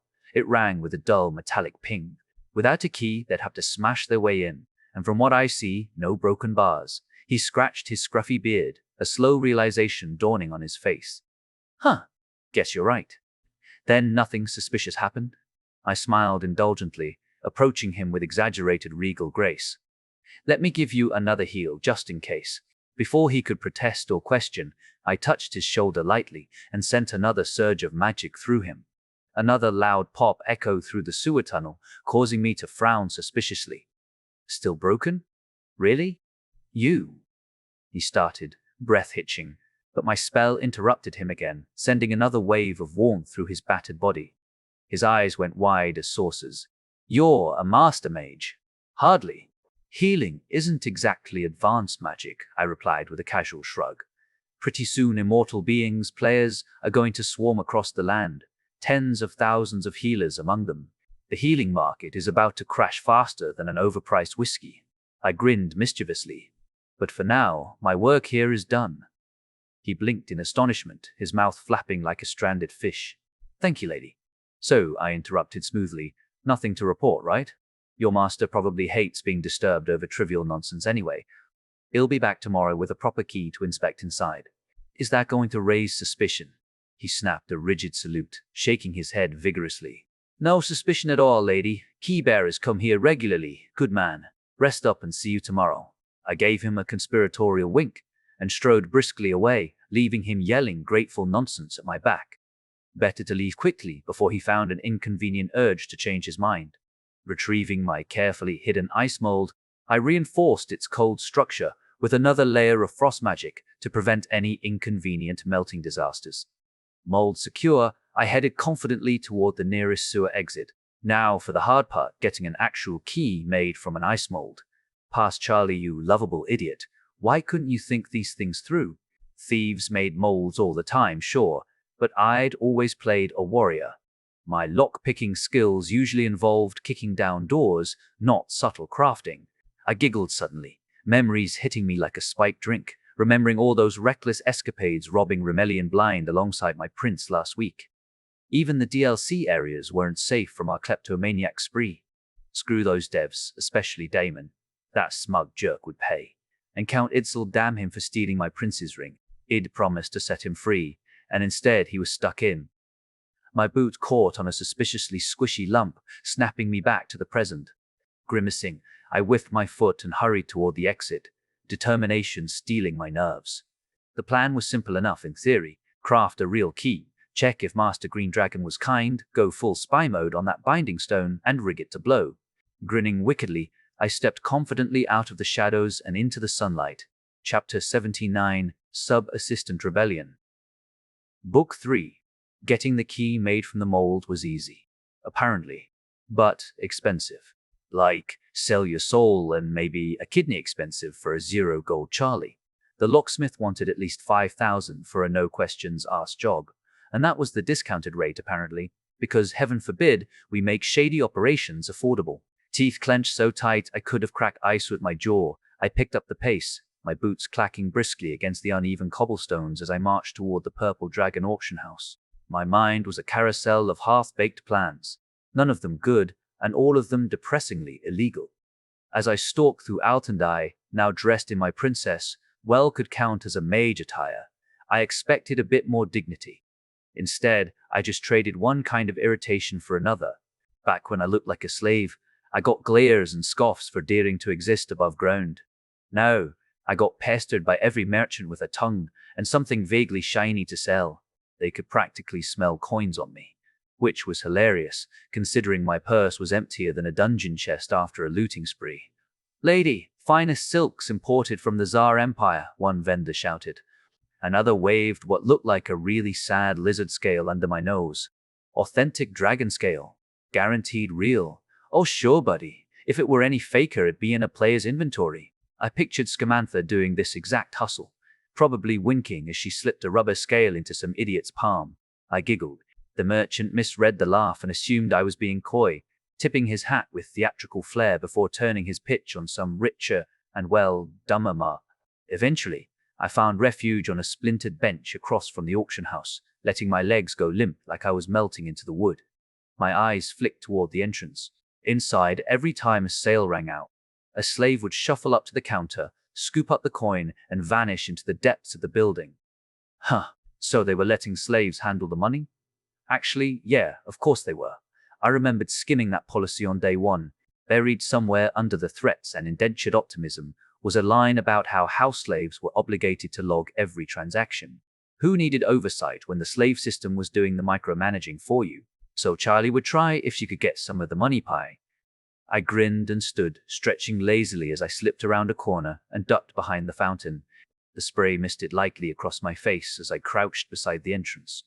Perfect. No foot traffic, no eyes on me. With the grace of a bored rogue, I climbed down into the sewer entrance, the scent of mildew and mystery wrapping around me like an unpleasant scarf. Time for the good old switcheroo. I changed into my slave clothes, swapping silk for stench, and wrinkled my nose and tucked the mold into my new pouch. "Fashion is suffering," I muttered to myself, then slid up from the shadows. Let the infiltration begin. The shift in attitude toward me from mage to slave was so comically obvious it was almost insulting. Somehow, none of these eagle-eyed geniuses connected the dots between the fancy mage in sparkly blue robes and this miserable, downtrodden figure of a slave. Honestly, they were practically begging to be infiltrated. But first things first, a heist. After I washed up in the communal showers, I casually wandered into the Purple Dragon auction hall, the interior assaulting my senses with its pretentious grandeur. Polished marble gleamed smugly underfoot. Golden tapestries dangled from the ceiling like overpriced curtains, and every breath reeked of money, arrogance, and stale perfume. Ah, rich people smell. In the back, several slaves stood lined up like bored statues, eyes glazed with perfected indifference. Clearly, these were the ones who actually knew how things worked around here. A few minutes passed in uncomfortable silence, at least for me, since apparently standing motionless was their jam, until suddenly one slave snapped to life, detached herself from the group, and marched briskly toward one of the auction booths. The clerk handed her something, a hefty pouch by the clinking sound, and she pivoted, heading toward a discreet side door. With practiced nonchalance, "Fake it till you make it, Charlie," I pushed myself off the wall and followed her, hoping I looked like someone who actually belonged here. We stepped into a hallway that sloped downward, growing progressively less ostentatious and more utilitarian with each step. Bland beige walls, mundane lanterns casting weak, flickering light, and absolutely zero traces of sewage. Already leagues better than the sewers, thanks Iovine. Eventually, we reached a large, secure-looking room, sealed off by bars that had been conveniently lifted. 2 guards lounged on either side of the entrance, helmets tilted back, heavily armed yet completely engrossed in a vigorous game of cards. Security at its finest. They spared us barely a glance, too busy arguing over aces and coin flips. Inside, the vault stretched out before me, and my breath hitched.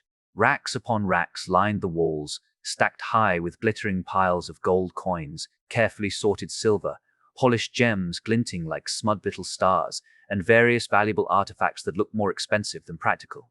Shelves overflowed with heavy chests, and velvet-lined boxes bursting with wealth. The sheer amount of money here was staggering. I could practically taste the gold. Hell, I could fund an entire kingdom with this much loot. Mental note, major quest update. Someone reliable absolutely had to pillage this vault once the city went up in flames. Scamantha? Yeah, she seemed reasonable if given the proper motivation, i.e. profit. And Lunaris to supervise, with explicit orders to kill her if getting overly greedy. Reasonable precautions. The other slave casually spilled the pouch onto a broad counting table, sorting coins and marking something in a ledger. Wait a second. Were they seriously using slaves as living, breathing cash registers? Nothing screamed obscene wealth quite like literally counting money with walking merchandise. Following her lead, I grabbed an empty pouch from a bin nearby and started loading it up, keeping careful count of 50 platinum coins, meaning 50,000 gold. They should use papers, not so large and heavy metals. The slave girl finished up, scribbling diligently in a thick, leather-bound book near the entrance before leaving without so much as a glance back. Curiosity piqued, I sidled up to the ledger, half expecting some grand secret. But nope, just your average, run-of-the-mill accounting ledger. Rows upon rows of meticulously penned numbers, probably enough to send Lola into fits of delight. I pretended to write something, complete with furrowed brows and concentrated nodding, then sauntered out. Just like that. The guards barely twitched, let alone noticed. Cards fluttered down onto the table with triumphant slaps, arguments continuing unabated. I slipped away, pouch heavy with platinum, feeling both smug and amazed at how easy that had been. Security measures? Where? As my mage persona, I went back to the locksmith. It was a decently large building near the middle section of Altandai. Naturally, it was built from that obnoxious rosy stone, polished just enough to blind anyone foolish enough to stare directly at it in sunlight. I strode inside, immediately met by the faint metallic tang of heated metal, mingled with the musty scent of aged wood and stale sweat from the crowded waiting area. With an irritated groan, I saw there was yet another queue, just like this morning. 3 bored-looking slaves stood at the counters, barely moving as if someone had paused their animation. Only 1 customer was allowed in at a time, because gods forbid the locksmith himself deals with more than a single person simultaneously. Just as I braced myself for another long wait. "Lady, you are back!" the locksmith boomed from somewhere behind me. "Let the young one work for a change, ha!" Startled, I turned slowly on my heels and blinked. It entirely missed the raised platform tucked away against the back wall, complete with a wide work table cluttered with keys, tiny tools, and strangely delicate instruments. The locksmith stood there, his overly curly black hair neatly coiled and shining with what I hoped wasn't grease, wearing fancy leather working gloves embossed with elaborate designs that screamed more about aesthetics than practicality. "My discounted price is still the same." "Of course," I replied dryly, my heels clicking loudly across the dirty floor as I approached him. "Shall we do it here?" He laughed jovially, giving me an exaggerated wink. "Of course, we're making the key to your summer house, aren't we?" I answered by plopping 6 platinum coins onto the table, overpaying, but sending him the message. The heavy thud of metal on polished wood caught the attention of everyone in the shop. Without another word, I placed the mold next to the coins.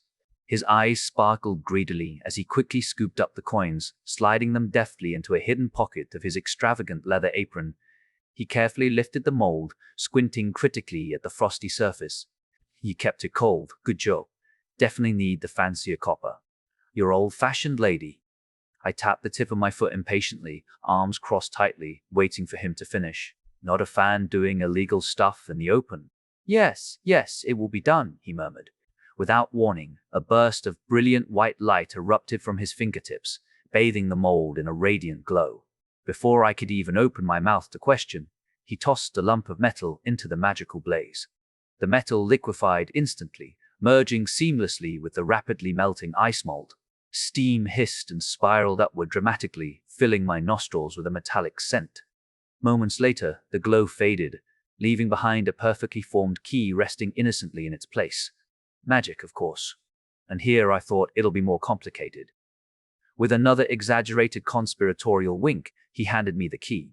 Next time bring me the original key, it'll be much easier and thus cheaper.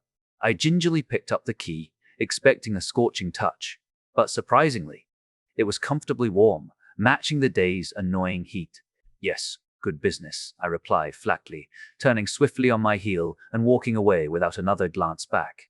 I promised Lola I'd be back on Earth earlier today, so after slipping back into my depressingly drab slave attire and forcing down another suspiciously bland meal at the barn, I lay down and closed my eyes. Come on, Earth! Come on, I chanted silently, though I had no clue if that actually made any difference. Maybe wishing really hard was the key? Suddenly, my soft, perfectly plush earth bed appeared beneath me. A sigh of pure bliss escaped my lips. Welcome back, Miss Charlie, Jerry greeted me, sounding smug. He rested casually on a pillow next to my head. I took a deep, grateful breath of clean, cool, air-conditioned air. Miss, you're early. Designated sub-assistant Lola is not ready yet. I stretched luxuriously, letting out a loud, indulgent yawn, the kind I'd never dare in the barn. Sub-assistant Lola?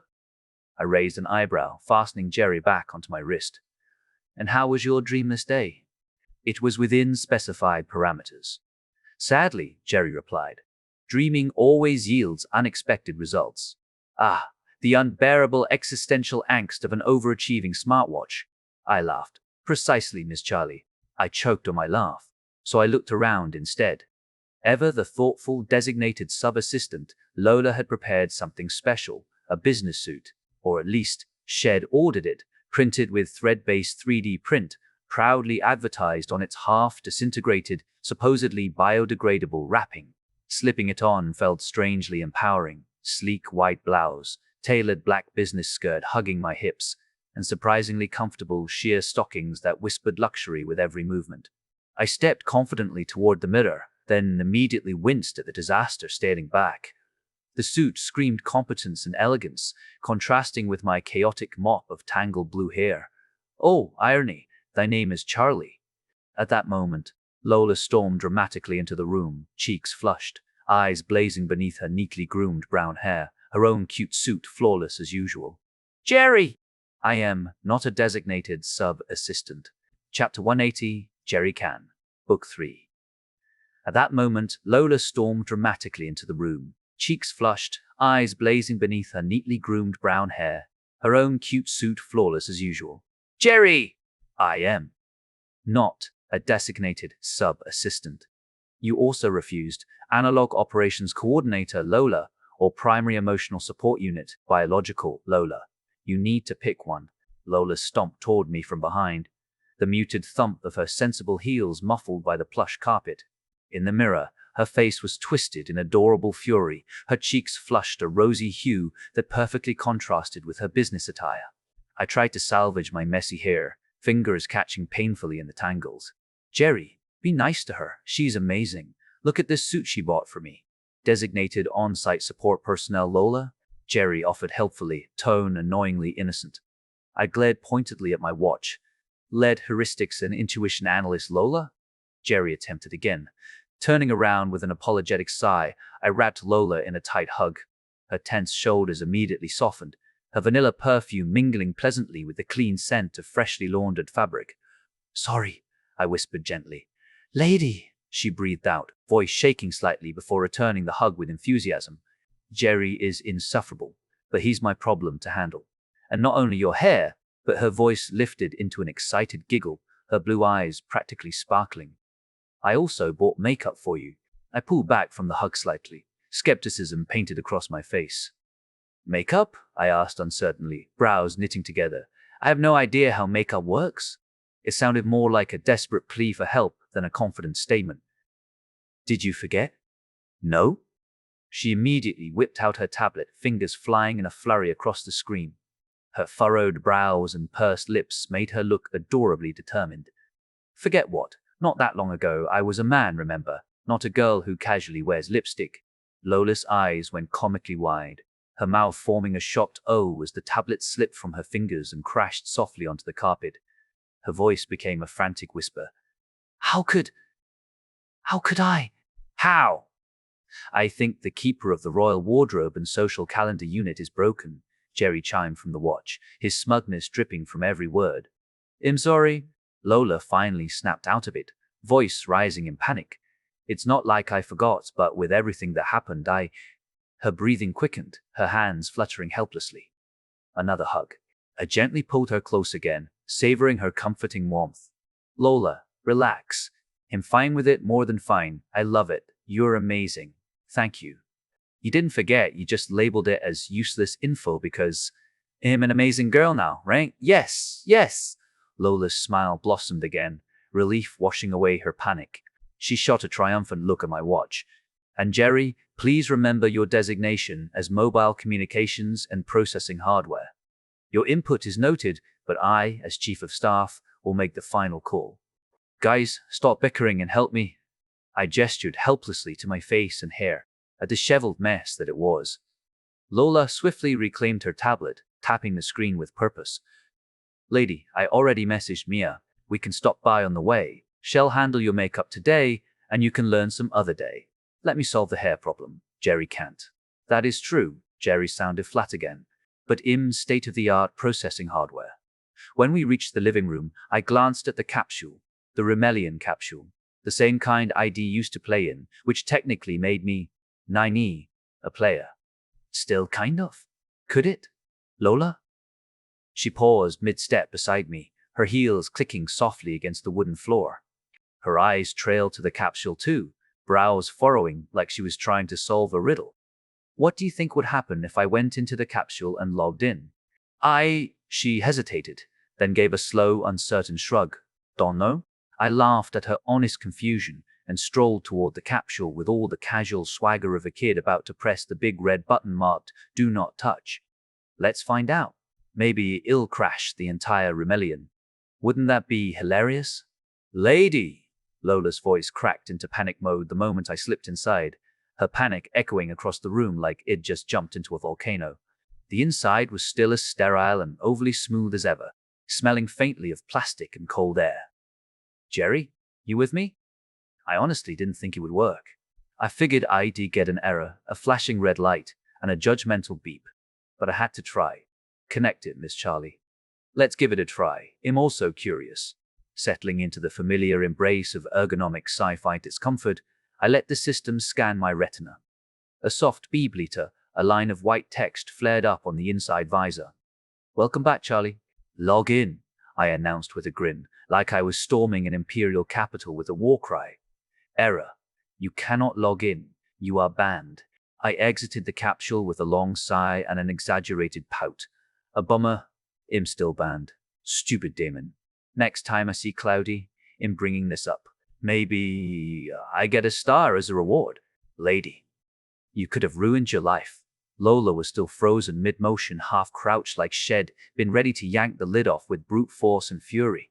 I shook my head, brushing imaginary dust off my skirt. I was sure it wouldn't work. There is no precedent, lady. Lola snapped into her professional mode like a light switch. Back straight, voice calm. Her whole vibe screamed, I pay my taxes early. Nah, I waved her off.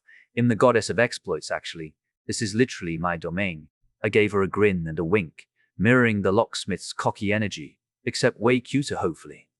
Now, let's get the makeup. Hello again, darling. We're going to make you sparkle for your meeting. Mia greeted me with the energy of a bunny that accidentally downed an energy drink and then cannonballed into a rainbow. Why did I think of bunnies? Maybe because Shed already snapped open a ridiculously cute pink briefcase plastered with bunny stickers, glittery bows, and pastel motivational quotes like, "You got this, Sparkle Queen," and "Slay all day." So, Lola, what are we going for? Impressed? Playing the queen who's never happy? I asked, deadpan, while Mia was already dusting my face with way too much of something she called base. It smelled faintly like lavender. Being who you truly are, an owner of a unicorn company looking for new real estate, Lola replied smoothly, crossing her legs like she was about to negotiate a peace treaty. So you'll let me do the talking. You're just there for the vibes. The vibes. Of course I should care about that, I muttered, nose twitching as Mia began dabbing concealer under my eyes like she was spackling a wall. What's that? I asked as Mia reached for a slim little bottle and started blending something shiny across my cheekbones. She hummed. That's highlighter, darling. No, I mean unicorn. I expected it wasn't the same as in Rimelion, I added, suspicious of how sparkly my face was getting. Both Lola and Mia laughed. No, Lola said through a giggle. It's a company valued over 1 billion credits. We have that much? I asked, trying not to whistle as Mia started patting something called setting powder across my face like she was sealing a spell. Valuation, lady, Lola corrected gently. Thanks to Riker, we have massive revenue reinvestments. You should talk with the CEO. Nah. I waved her off and Mia grumbled at the sudden movement, then refocused with a small frown lining my eyes with surgical precision. As long as it works, I don't care. Spoken like a true shareholder. Mia grinned, uncapping a lipstick tube that somehow matched the shade of war declarations. She applied it with a flourish, then took a half step back and clapped her hands. We're done, darling. You'll charm those people into oblivion. I don't even know who I'm meeting, I muttered, turning toward the mirror, and froze. Oh, damn. A girl with softly glowing cheeks, kissable lips, eyes lined like a movie star, and an aura of rich and unbothered stared back. And thanks to Lola's efforts earlier, blue hair was finally tamed, flowing in soft waves down my shoulders. I blinked. I looked dangerous, in the best way. The building wasn't that far from Mia's place, just across a surprisingly green park that smelled faintly of cut grass and wealth. The kind of park where joggers actually jog and children don't scream. They politely giggle. I wasn't used to walking through such fancy areas. Sidewalks were clean. Benches had weird minimalist art carved into them. Even the pigeons looked like they'd been through finishing school. The area is nice, I muttered to myself, one brow slightly raised in suspicion. But of course, Lola caught that. She always did. Yes, that's why I picked it. It's our top choice, for various reasons. We previously negotiated with Jerry and decided this was the best building. Low murder rate, highest concentration of hot dog stands per square kilometer, and 7-minute cab distance to your favorite bar, Jerry chimed in, crystal clear and smug. Probably in Lola's earpiece too, since she nodded. As Jerry said, Lola added, the closeness to the bar was important. Not sure about the other metrics. She said that like it wasn't obvious I'd make major business decisions based on proximity to whiskey. We were approaching it now, the building. It was a sleek modern skyscraper, but not the soulless corporate glass box type. It was shaped like a stylized fang pointing into the sky, with deep vertical grooves and titanium silver accents running down the sides like veins. Colored glass panels reflected the clouds in purples and golds, and the lobby windows gleamed like mirrors. It somehow looked like a villain's lair and a luxury spa had a baby. This is the building we're buying? I asked, shielding my eyes as the sun decided to laser beam itself off the mirrored panels directly into my retinas. Is this a joke? No? Lola tilted her head, adjusting her suit to be flawless as always. It's within the loan budget from the bank. If we play our cards right. I almost giggled, not the elegant type. The tired kind. Loan, another debt. Ha ha ha, perfect. Lady, Lola gave me a look like she'd just been caught sneaking whiskey out of a royal cellar. This is how it works. With our cash flow, we can. I trust you, Lola, I interrupted, tossing a hand vaguely toward the skyline. It's just that, not that long ago, a certain tin can got me into a life-crushing debt spiral. Wait, Jerry, is your surname still Can? Huh, Jerry responded after a brief pause. I guess it is. In Jerry Can. I like it. Great, I snorted. Jerry can do taxes, Jerry can destroy economies. It fits. We entered the lobby, which was just as absurdly weird as the exterior. Clean floors, high ceilings with actual hanging plants dripping down from modern chandelier mounts, and soft ambient music that probably cost more in licensing than my whole Earth apartment. A concierge stood behind a curved reception desk that looked grown instead of built. The man didn't even blink at us, probably knew we had money just by our walk. Lola tapped something on her tablet, and the elevator responded like it had been summoned by a siren. Silent swoosh. Top floor, Lola said. I just grinned at her. Oh, naturally, we first see that. As we ascended, I got the first proper look at the city from up high since I was at Rikers. Bit different angle, but still amazing. Altandai was chaotic, magical, and dangerous. Earth was organized, layered, and deceptively calm.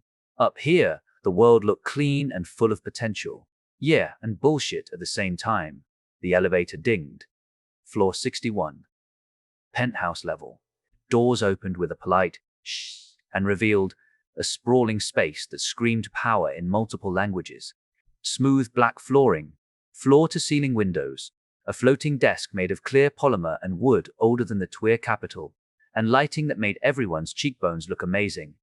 This would be the main office, Lola said, glancing at my face like she was trying to read my internal monologue, which, at the moment, was screaming, I have no idea what I'm doing. I walked over to the windows and leaned slightly to take in the view. The city stretched before me. We could set up a capsule room over there. Lola pointed to a more private section near the back, separated by a sturdy-looking door, and a meeting area here. The security team would use the lower floors, of course. Right, I said, still taking it in. We're actually doing this, huh? You are doing it, Lola corrected gently, but with that quiet pride in her voice she couldn't hide. And I didn't even have to sell my soul for it, I muttered. Yet. Technically, Jerry chimed, your Rimelion status as a soul-bound body could be interpreted as partial contractual. Jerry, I warned. Understood, Miss Charlie. I walked to the desk and ran my fingers across the smooth surface, the kind of desk where people made important decisions or declarations. I don't hate it, I finally said. I knew you'd like it, Lola beamed. I turned to her. Is this where I get to say, make it so?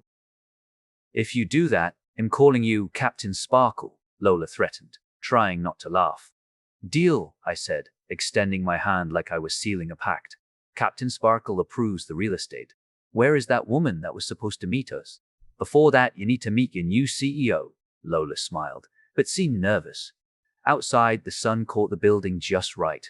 A reflection of silver and ambition danced across the walls. Inside, I grinned. I was buying something. At that moment, the elevator rang and Catherine walked out along with Dimitri. You didn't, or... I turned to Lola, narrowing my eyes. Here's my new CEO,